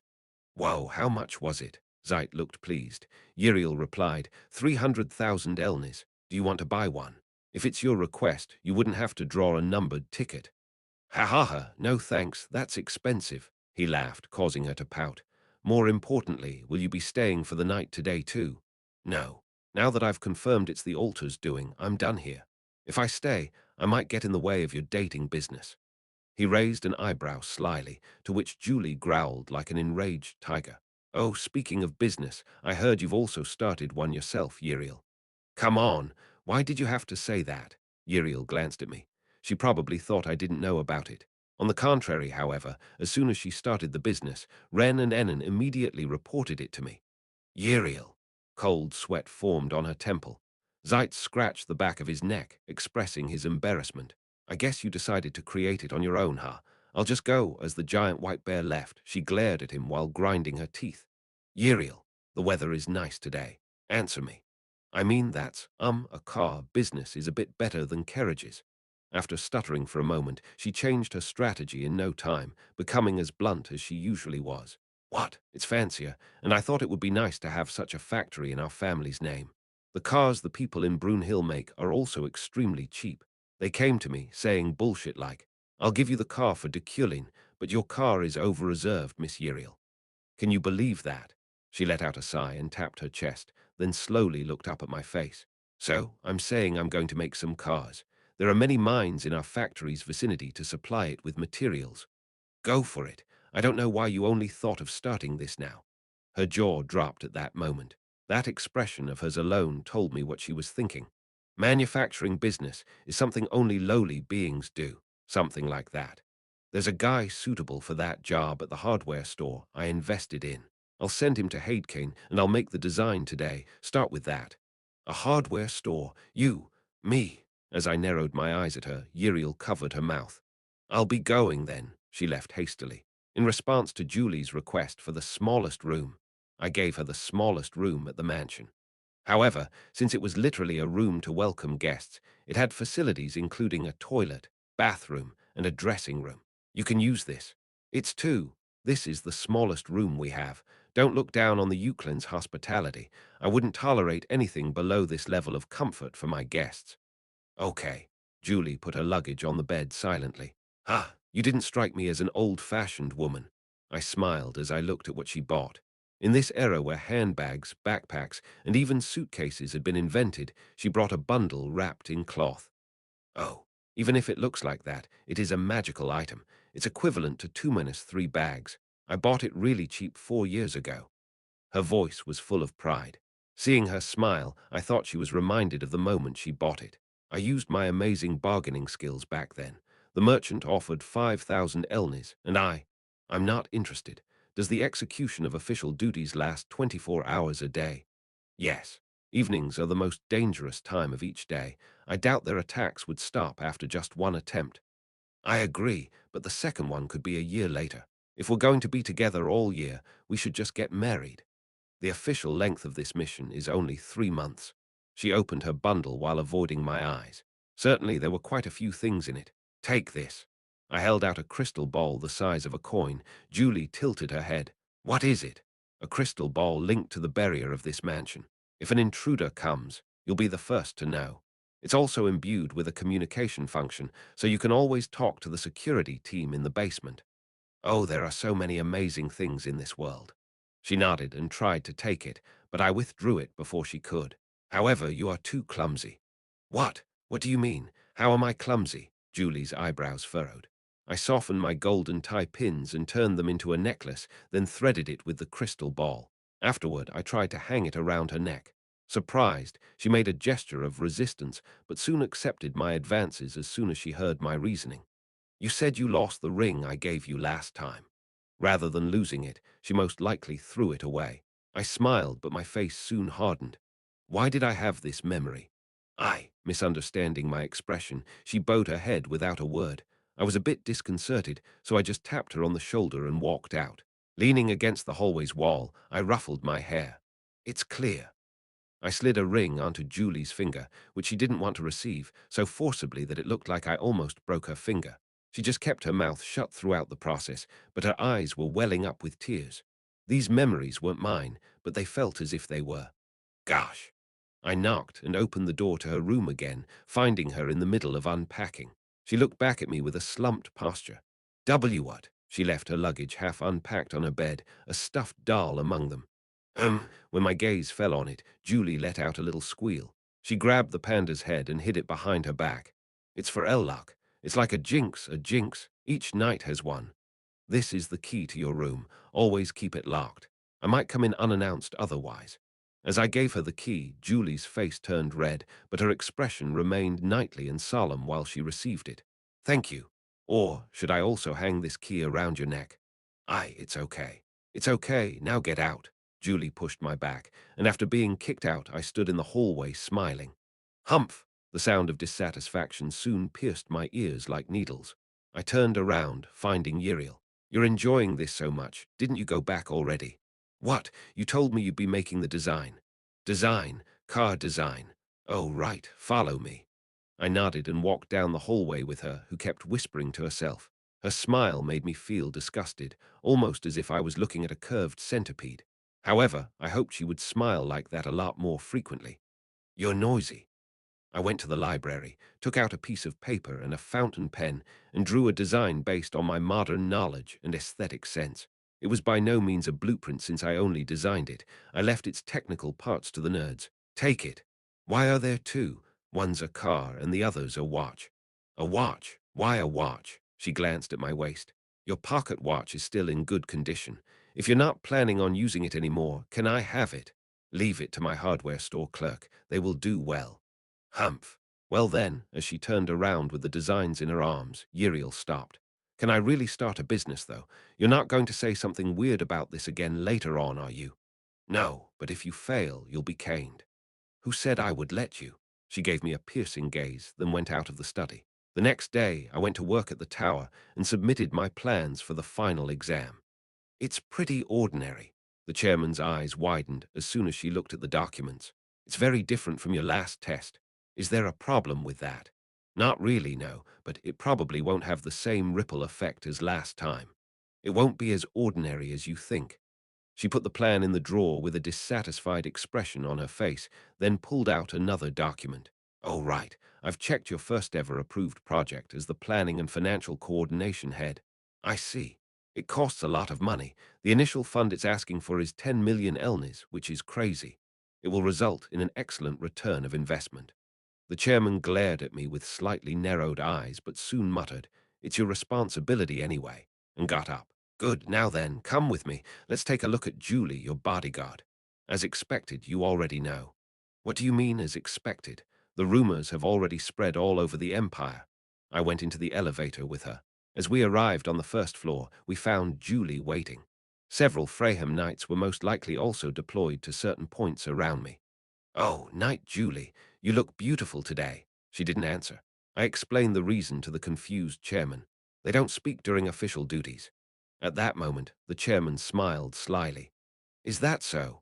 She turned around, stood next to Julie, and after warming up her mouth with a cough, "It's been a long time, Julie. Nice to see you again. It's been 2 weeks," started talking nonstop. If this happened in the past, you would have rejected this mission. Even though it's in the Emperor's name, you wouldn't have stepped forward on your own. You took it now, though. Even the world finds it amazing. Rumors went around so fast. Is it okay to say that you two have now completely reconciled? No, I think you already did. If so, will the marriage proceed as planned this time around? This is amazing. They say silence means you agree with it. You must have been very worried about the professor, to escort him personally like this. Gosh, my ears are going to explode. I laughed silently at Julie's cry. The final exam would start next week. Because of that, the atmosphere of the entire university, including the Knights Department, grew extremely tense. The library was filled with people, and the restaurant, which used to close at 9 p.m., kept its services open around the clock. The wizards ceaselessly studied for self-improvement and for their exams while also peeking at the opportunity to keep others in check anyway. Today, the final exams for Deculein's Understanding Pure Elements class would be announced. The value of the final exam of a 5-credit lecture was obviously high. Hence, Ephraim decided to go to the classroom 30 minutes before the announcement. Whoa! Seemingly thinking like her, 140 out of 150 of the class population were already present. Sitting down, she decided to study while waiting. At exactly 3 o'clock in the afternoon, Assistant Professor Allen came in. Nobody could claim he wasn't Head Professor Deculein's assistant at this point. Nice to meet you. This paper is an overview of the final exam. Everyone will be given a copy. You must be careful not to lose it. Smiling, he began handing the document out. What kind of test will it be this time? Hugh, Ephraim took a deep breath and looked at its contents. As soon as she did, she blinked. After turning it over, she looked at the other debutantes. It was a natural reaction. All of them in the classroom were behaving like Ephraim. You're dismissed. The final exam will start on Monday in 3 weeks. Alan left them with those words, but Ephraim's doubts remained. She became even more confused since the assistant professor, who was supposed to solve her doubts, had already exited the room. What is this? Ephraim muttered, staring at the paper. There was literally nothing in it.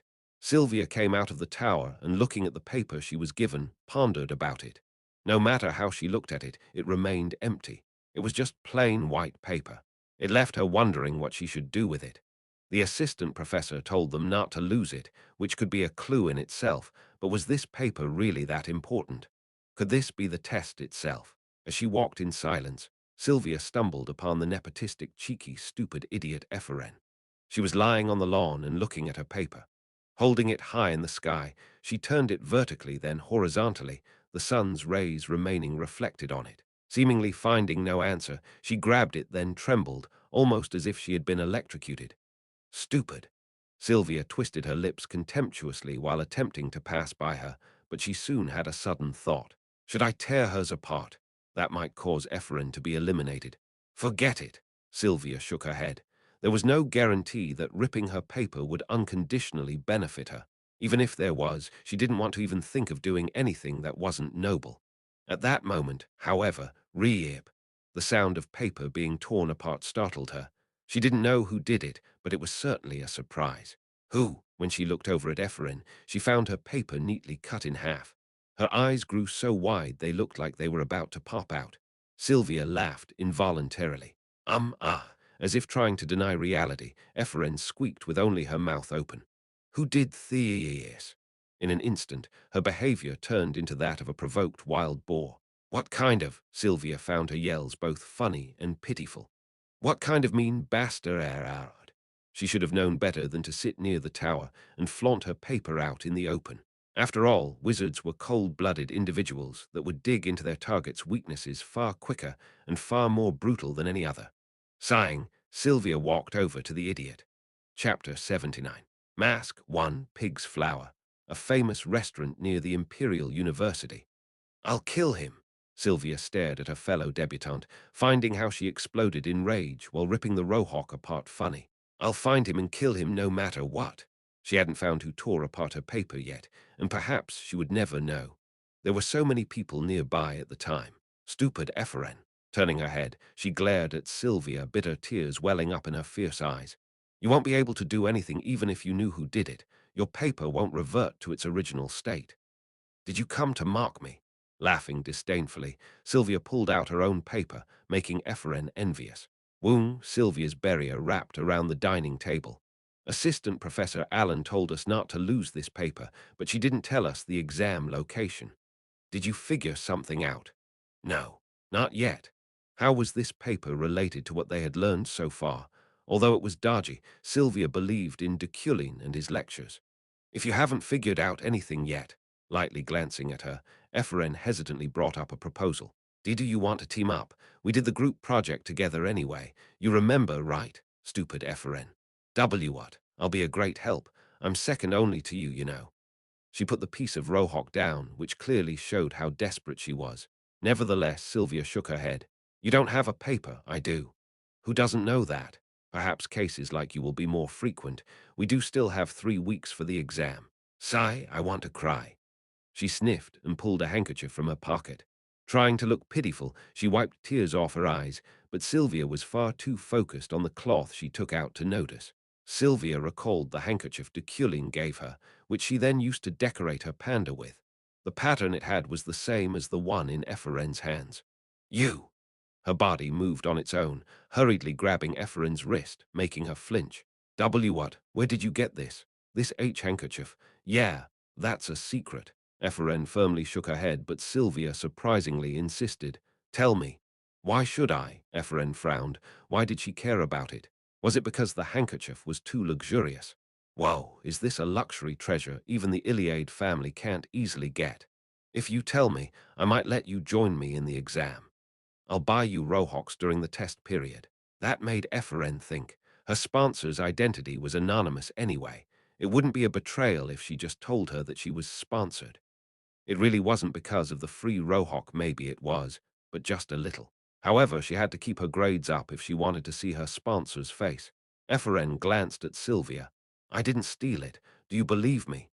If you didn't, then where did you get it? She answered shortly after hesitating a bit. It's a gift from a sponsor.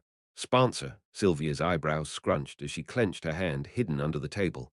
Yeah, I received a sponsorship. I didn't even know I would. You're sponsored. Yes, I didn't even think I could get one. That's all I know, though. It's an anonymous sponsorship. I think it would be disrespectful to dig into it. Why did you suddenly ask, though? Did you see this handkerchief somewhere? Ephraim's eyes were widening with curiosity, and Sylvia's eyes narrowed. No, it just doesn't suit you. Gosh. Anyway, I told you what I know, so we're doing it together, right? Sylvia cut the meat in front of her without saying anything as she looked into her face intently. Her expression was as vague as always, revealing nothing that was in her mind. She didn't even smile. Her stiff, mask-like face was initially unpleasant to look at, but I'll accept your silence as your approval, okay?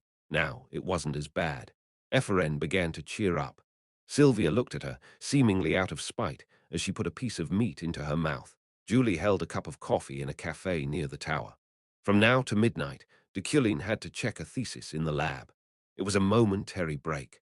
No matter how strong of a gut they had, the altar wouldn't commit a kidnapping in the university tower, and she knew better than to interfere in Professor Deculein's personal time to study. Time flies so fast. Looking at the campus outside, the window reminded her of the old days. If she walked a little further, she'd find the Knights Training Center. A bit further than that, and she'd stumble upon the Knights Square, and even further, the grand main building of the Imperial Order.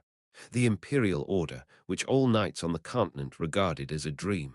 She had a history of working in that hall of fantasy, but now it was all in the past. She couldn't go back, and she couldn't turn time around. Julie, her eyes immediately looked in the direction where she heard her name coming from. So you were here. At the cafe's entrance, she found Gwen, Raphael, and Sirio smiling at her as they approached her. Did you come to observe the night's exams? Julie asked. Huh, yeah, that too. The encounter made Julie happy, but Gwen scratched the back of her neck, looking apologetic. Well, I don't have much to say. Here, take it. She gave her a letter, the imperial seal on it surprising her. Oh, this is about the mission from last time, isn't it? Yeah, but I think you're on a different task now. It's fine. This one involves Professor Deculein too. At Julie's words, Gwen looked more mysterious. She rejoiced like a child. Participating in an important mission was also one of the dreams of a true knight, but read it. Yep, she vigorously answered as she opened it, only for its very first sentence to destroy her expectations that had been accumulating. Non-disclosure of secrets pledge. Non-disclosure of secrets. Julie looked at Gwen as if waiting for an explanation, seemingly unable to understand what it meant. Her fellow knight sighed. Deculein's condition for his participation is your removal from this task. What? He's doing it instead of you, not with you. She read the letter without saying anything. Eunuch Jarlang's words were more concise, which basically told her, Deculein is worried about his fiancée, so you're out. Just don't tell others about this mission. Julie. She remained silent for quite a long moment, looking as if she didn't know what to do. After showing a vivid expression, she gripped the letter in her hand, causing it to crumple. Is this true? Yeah, Deculein's the worst, isn't he? Gwen smiled bitterly. Instead of listening to her, Julie rolled her tongue in her mouth, her cheeks puffing up one at a time. It was a habit that came out whenever she was really angry. Why? Deculein knows about your injury, Raphael replied. Looking at him, she found him standing behind Gwen with his arms crossed. My injury? Julie asked. Gwen nodded. Yeah, he knows you haven't completely recovered yet, that you pretended to be. They said the Imperial Palace's basement is filled with mana. With your current state, joining this mission would be like walking into a sea of poison, wouldn't it? She got that injury during a mission. At the time, she almost died, but she had overcome it now. At least, that was what she had been thinking. Deculein eliminated you from teaching the Emperor because of that too.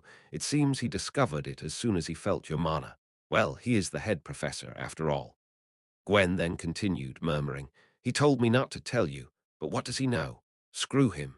Maybe he knew it would harm your career if the Imperial Palace were to learn of your predicament, so he's trying to hide it in his own way for you, and without telling you. Julie knew that all too well. Due to the nature of her injury, if it got worse, the Guardian Knight position would grow even farther away.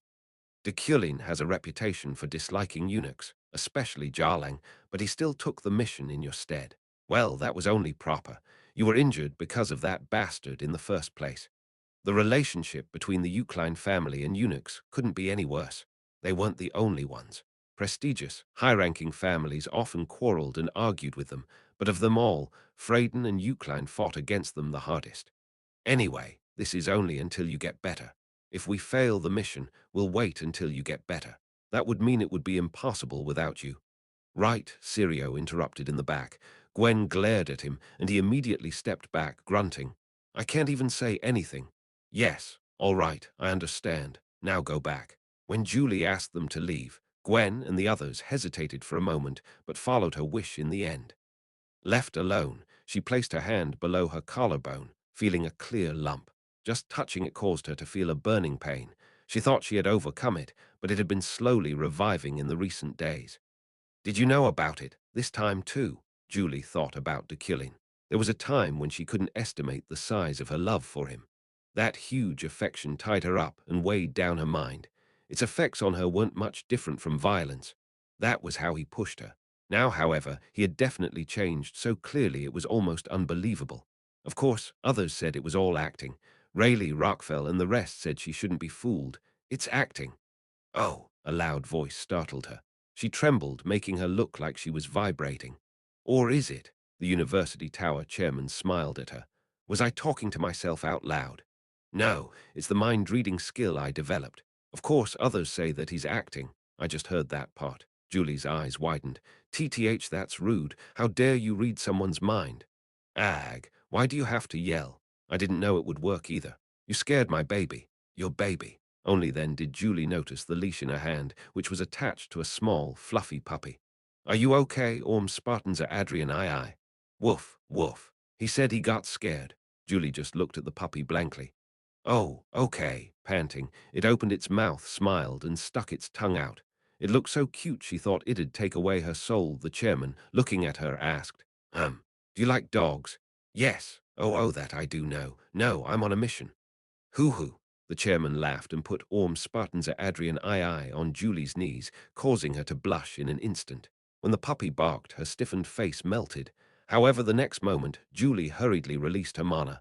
Stop it, I'm serious. The chairman used her mind-reading magic to see through her again. Gosh, I won't do it, so buy me a cup of coffee. It feels like the times when I walked through this campus as a student was just yesterday. Julie pretended to be distracted. The chairman, fixing her gaze outside the window, ordered a cup of coffee herself. Tick-tock, the clock struck midnight, but I was still checking magic in the lab. I'm stuck. The idea that Ephraim's father had devised. The research I spent the longest time in this world, resulting in around 3,000 pages. A wall blocked that magic development research. I looked at the documents-filled table. This magic paper filled with formulas, magic circles, operations, and logic was concrete and systematic. However, the biggest problem was that I lacked the enormous talent, and Mana needed to realize this idea's final knot.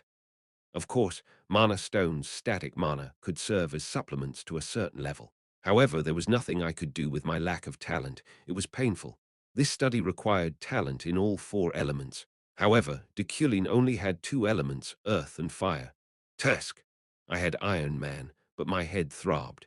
Was it because I shot my skull with a revolver 3 days ago? I'm done for today. Since there wasn't much I could do about it right now, I lifted the research data with psychokinesis, stored them all in a safe, and came out of the lab. As I was about to get in the elevator, Alan's office came into my eyes. Assistant Professor Allen.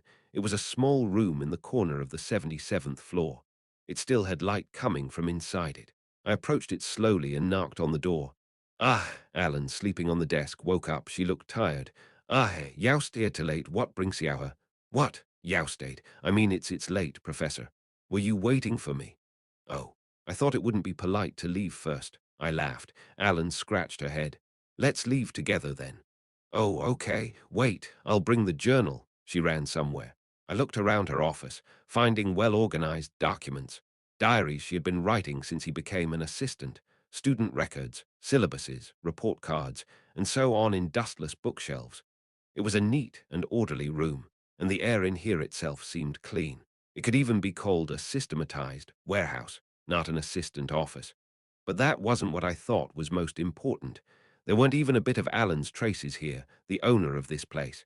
Not even her scent or footprints. It wasn't just here. In my office and the entire university tower, her traces were carefully hidden. Perhaps it was something similar to occupational diseases. Before leaving, she erased her tracks. I didn't know what exactly her job was, though. I guess it's almost over. That made me realize it wouldn't be long before Alan's departure. I saw a book on her desk. It was my gift, Euclid, Understanding Pure Elements Revised. It seemed like she was studying hard, but many question marks were on many of its pages. Fortunately, I found them in the second half of the book, not the basic process. Professor, Alan had returned. Please look at this. I made another one. It should be a bit better this time. The document she showed me was a list of wizards that wanted to be under my command. Although it was better than the last time, I still wasn't satisfied. Sliding the document in my pocket, I looked at her. Alan, yes, we're now at the end of the semester. This is an important time for you too. This period was valuable and hectic for anyone in the tower. No one would show interest if someone disappeared, so there wouldn't be a better time to leave. Oh, right, but I'm fine. I'm still overwhelmed with the assistant professor job, she answered with a smile. That look was all too familiar to me, but it felt a bit arrogant. How much longer did she intend to hide? How many years were you with me? Ever since you became the head professor. I see. What kind of opportunity had she been aiming for since then? Did she want to kill me or just observe me? I didn't know her purpose, but since she was about to leave, it would mean she had already fulfilled it or was about to. I wanted to know what she was thinking. I didn't see a death variable from Alan, but I knew she could just be hiding it. Josephine had also deceived my eyes before, after all. Alan. I carefully recited her name and put my hands on her shoulder. Thank you for everything. That short phrase, as if to suggest farewell, caused her eyes to widen. What? The moonlight that flowed through the window gave her expression light and dark shades. At that moment, her emotions were revealed. I saw pure surprise and sudden questions, nothing more than that. My words were meant to test her. Well, if this were enough to reveal her true intentions, I would have caught her from the beginning. The other day, I told you that you passed the test. Oh, right. Alan placed her hand on top of each other on her chest. You told me my sincerity made me pass the test when you gave me the position of assistant professor, but you also said there was still the next phase. If the first phase was sincerity, the next is trust. Trust.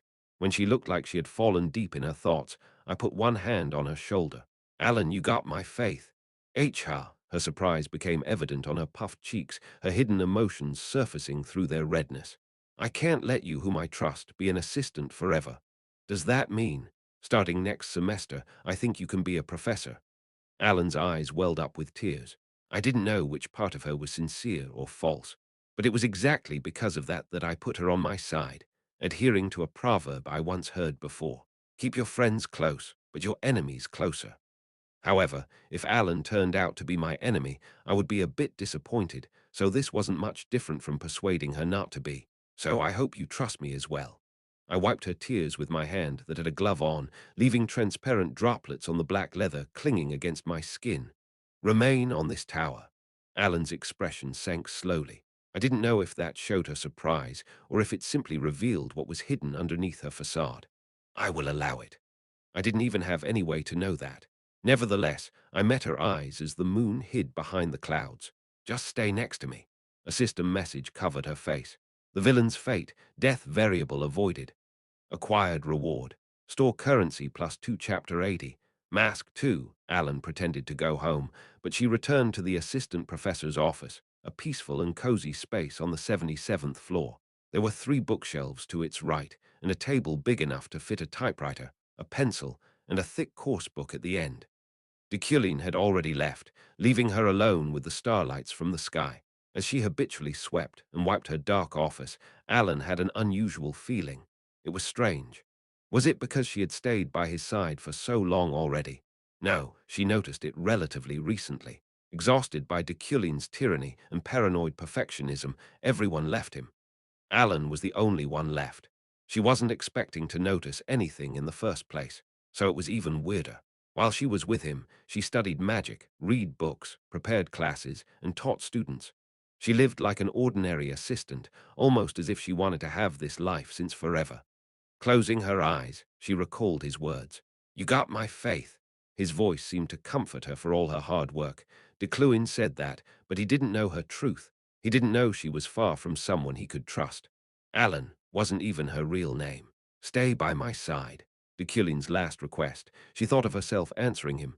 Yes, of course, she said. Alan slowly opened her eyes, muttering, looking at the distant sky. It's been a long time since I saw someone as mysterious as you. She thought it was right for him to die at first. She just considered him as a noble with a mental illness, someone unskilled that she could easily break if she moved her fingertip. But he changed, seemingly out of the blue, and showed his real side. He was always externally cold, but the warmth Alan felt from him for the first time was more brilliant than any flames she had seen. Finding it interesting, she unknowingly saved him from death. The Burkt train terrorism and Veron attack. Alan watched all of it and broke Veron's wrist herself. But I don't think I can keep your trust. Slowly, cracks slithered through the darkness of the night. The light of dawn had revealed itself. The sun was rising. I have been on this mission for too long. There weren't many sunrises left that she could see as Alan. Before long, she would leave the world she was immersed herself in every day. She shouldn't feel sorry. She shouldn't even have such emotion. I have become familiar with Alan as well. Alan rested her forehead on the window, feeling the cold air that penetrated the room as she scrunched her nose. A sunny midsummer weekend. Julie enjoyed an uncommon laze. The subject of her mission was safe. Her work as a Fraham Knight was relatively easy today, and she had already finished her morning training. Whoa! She played with the attendants in the lounge of the mansion. The room was full of all kinds of advanced items and a variety of board games, but what attracted her interest the most was the object known as a radio. Isn't this a crystal ball? How does it have sounds? Oh, the radio. We found it amazing when we first saw it too. I think there's a mana stone collector plate inside. I don't know the details, but basically it has 13 channels, and depending on which frequency you set it to, you'll be able to hear what's broadcasting in each of them. Mana stone collector plates. Frequency, channel, broadcast. It was the first time she heard all of those words. That's amazing. Can I listen to the horseback battles relay with this? Its price was over 5,000 elnis, and it only had about a year of life, but it was like an exclusive property of the bourgeois. Still, these days, imperial media companies were beginning to open their own channels. Yes, you can listen to it without having to buy a ticket. You can't watch it, though. The puppy, raised by the Empire's citizens together, on Julie's lap looked at it in admiration as well. Knock, knock, the door opened, revealing Deculein's direct secretary, Wren, who just returned from a business trip. Night, Julie, you have a schedule now. Oh, okay. Julie quickly refined her outfit and prepared for her mission. Her armor was her casual wear, so she didn't need to change into something else. The sun was already at its peak when I arrived in Hadekane. The first on today's schedule was the cutting ceremony of the underground passage. How did you think of a train passage that runs underground? Ha ha ha! I can't help but always admire Professor Deculein's discernment. Many people had already gathered at the entrance to the underground passage, all of them renowned in the business world. I welcomed them with Uriel. The underground passage was Deculein's idea, but it was my idea to build a shopping district. Uriel smiled calmly, her hands on her chest. The chatter stopped. Everyone glanced at me and held their breaths. That's right, I answered with a smile of my own. I see, as expected from Professor Deculein's sister. Right, that brightness comes from the genes of the family. That's right. This event was by no means simply social in nature. It was also political, which was made evident by their suspicions about my relationship with Uriel. Now, then, let's start the cutting ceremony. Uriel hesitantly held a pair of scissors. We all watched her cut the tape at the entrance of the passageway. Clap, clap, clap, clap. Its opening was welcomed with cheers and applause. They requested for me to go through the passage together with them, but I shook my head. The rest was up to her.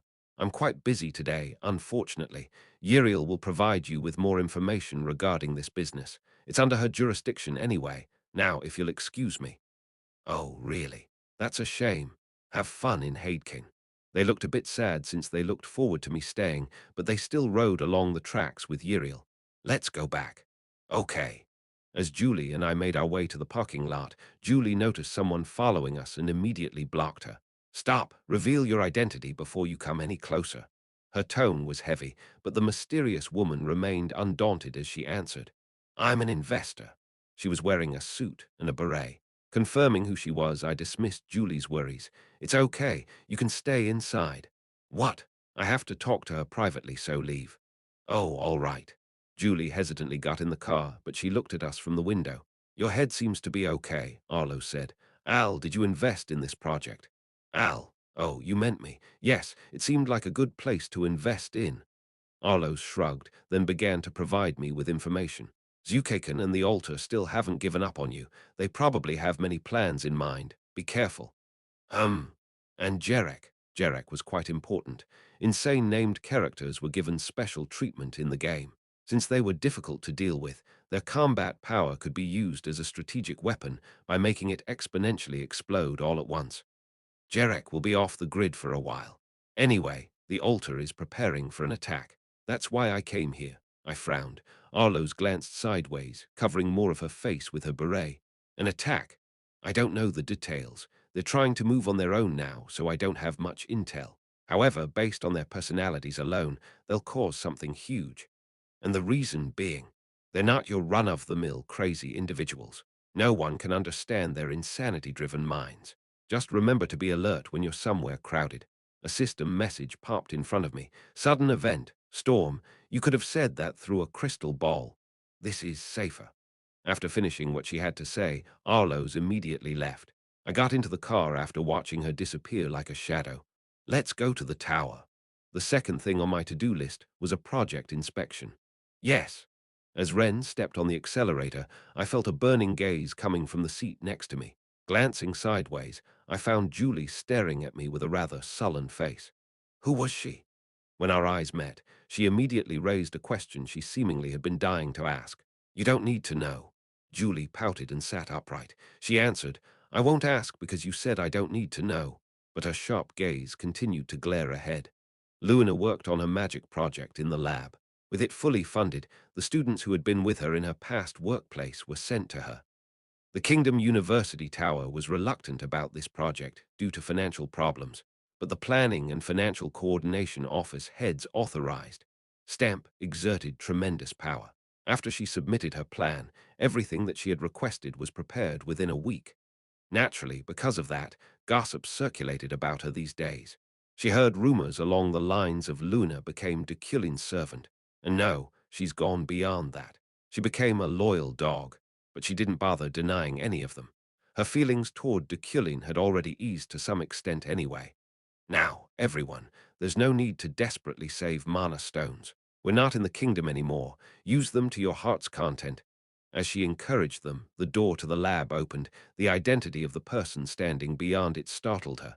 Professor Deculein, what happened? Emergency inspection. It's part of my job as the executive director. Deculein looked at the table and the 16 wizards who bowed to him in the lab. Luna stood next to him, crossing her arms. There's nothing to worry about. I've been preparing this idea for a long time now. We just couldn't execute it because we didn't have the funds, but now that we do, it will definitely pay off.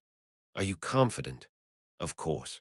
However, the problem is this project's expenses.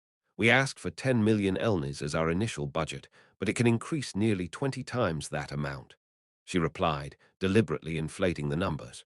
2 billion. Deculein didn't even blink. Okay. He had no doubts about it. After checking their documents, he left.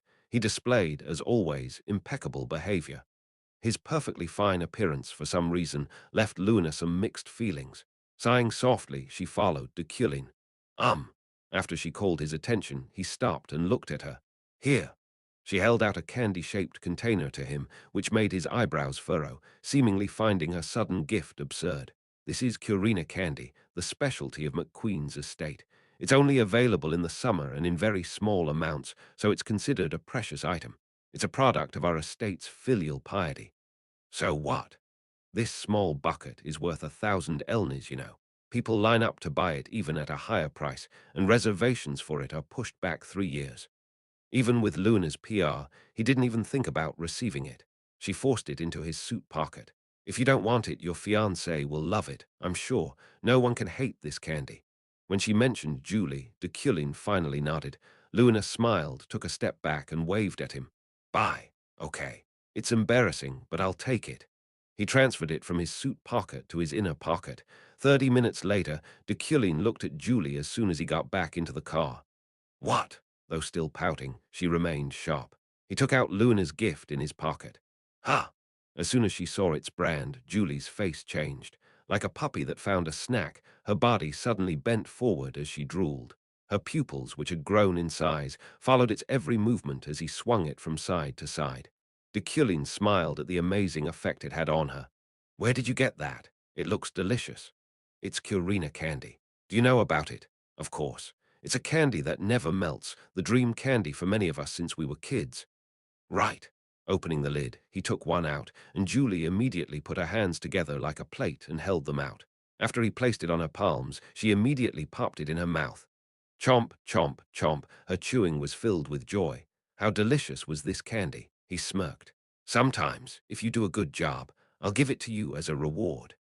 After her momentary surprise, Julie began to work on his all-around security detail more passionately than ever. The final exam season of the Imperial University. Exhausted yet still busy undergraduates, wizards, and knights alike littered the campus. It felt like the entire college was engulfed in something profound. Sylvia wasn't. She perfected today's test, yesterday's test, and most likely tomorrow's test as well. Her procession of perfect scores would probably go on forever. Humming, she pulled out a piece of paper she had kept in her robe's inner pocket. Application. Deculein, she filled out this form last night. Deculein said he wouldn't accept it, but the minimum requirement for a full professor examination was 1 year anyway. She wanted to learn from him, even if only for the remaining 6 months. She was also confident she could convince him. "I'm here. Miss, you came." When she returned to the mansion, the attendants greeted her with bright smiles, the change in their atmosphere puzzling her. For some reason, they seemed unctuous. "You've already made friends, and you didn't even tell us, miss." "What are you talking about? A friend? Since when did she have friends? She never had one in her life." It didn't take long for her to find the reason behind their behavior in the living room. "What's this?" Someone who looked like Ephraim was sleeping on the sofa. Grrrr. When she took a closer look, she realized it really was her. She was sleeping, covered with a blanket. Grrrr. Unlike this morning, she looked so soft and clean, it made her think she had taken a shower here. Rude Ephraim. Crossing her arms, she glared at her, reminding her of the conversation they had last time. "So, the letter your sponsor sent you has a pattern identical to the one on this handkerchief." "Yes, that's how I realized he was watching me. Too bad I couldn't see his face, since I was crying so hard while watching the play." Ephraim's handkerchief belonged to Professor Deculein. If so, it was highly probable he also sponsored her. Sylvia felt immensely irritated and stressed by that fact alone. Why was the professor taking care of her only? Was it because her father committed suicide? Was it really just for that reason? "If he doesn't accept me as an assistant professor, I might reveal it to Ephraim." Whatever it was. Grrrr. Ah! She grabbed Ephraim's nose and bent it from side to side. "Ag!" Ephraim woke up screaming, and Sylvia straight away wiped her hands. What are you doing? Why are you in someone else's house?" Still, I was sleeping." She tended to her reddened nose, which hurt so much she was in tears. She even thought it was bleeding, but soon realized it had just become runny. Sylvia's eyes narrowed. "Why did you come?" "Paper. I know the secret of this paper." Ephraim's words caused an exclamation mark to pop in her head. "What do you mean you know?" "Hugh, even with such humiliation, anyway, look. Doesn't this look just like a simple piece of paper?" But, while holding it, Ephraim performed pure water elemental magic, drenching Sylvia's paper. "You're dead, idiot Ephraim." Enraged for a moment, Sylvia nearly strangled her, but the shape of the paper soon began to change bizarrely. Ephraim smiled confidently and raised a finger. "Paper is made out of wood, but isn't wood a combination of earth and water?" The wet paper soon spread in all directions and assumed a three-dimensional map. It was too easy. "Do you know where that place is?" Sylvia nodded. It was the locale forest on the 40th floor, one of the university tower's special floors. The test site was written on this piece of paper. She looked at Ephraim in a new light. While she was taking an exam, she was doing this. She did well turning her into her slave. "Hee, what do you think? Now it's time you buy me that," Ephraim laughed. "What? You promised, Rohawk." Sylvia thought it was ridiculous. She promised to treat her during the exams, but she wanted a Rohawk yesterday, the day before, and today. "Gosh, let's all go together today, with the staff of your mansion." "No." Sylvia shook her head, but the attendants, who had been watching them delightedly, suddenly raised their hands. "We don't mind it since it's the request of the young lady's friend." They smiled and changed their clothes, leaving Sylvia no choice. A promise was a promise. and it was true that Ephraim solved the problem. Even Professor Deculein would at least do this. Okay, great, after an hour. Princess Glython, the head of Iliad, visited Sylvia's empty mansion. He went in calling his daughter, but she was nowhere to be seen, let alone her attendants. Shrugging, he explored the building, only to find it completely empty. Did they all go out? He walked over to Sylvia's door and knocked on it. Sweetie, are you there? No answer, no reaction. Scratching the back of his neck, he slowly opened it, finding no one in her room but the panda doll looking at him from her bed. Well, it's the final exam. He just wanted to make her healthy food. Grumbling, Glython was about to leave when he found a document on his daughter's desk. Is it her report card? After checking for sounds coming from within the mansion, Glython sneaked up to her desk. Swish. Glython was full of interest as he picked the paper up, but his expression slowly hardened the more he read through it. His appearance grew cold, but his emotions blazed like flames. Veins popped out on his hand as he unknowingly crumpled it. Application form. Deculein I, Sylvia, would like to volunteer to study under Professor Deculein. I'm the only one among 150 debutantes to receive the perfect score in Professor Deculein's midterm exam. Impossible. He returned it where he found it. Its crumpled parts straightened once more as if nothing happened, unlike his expression, which remained dark and enraged. Volunteer to study under Deculein. He thought it didn't matter whether Sylvia had a crush on Deculein and yearned and cherished any feelings for him. It would be just a fleeting fever for her that would pass by and disappear once she had matured. However, she was an Iliad before she was Sylvia.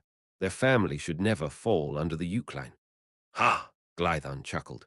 He was trying to make her see and hear only the good things, the conflict between families, war, a wizard's life. He thought it was too early for her to see that cold and cruel world. Ha ha ha! But it seemed the time had come. He couldn't just watch this unfold. The child of a lion serving under a mere wolf would forever remain a disgrace and dishonor to their family. The time had come to let Sylvia know about the intertwined and tough chain of bad ties in which each of them hated the other. Glython was now ready to take off his mask.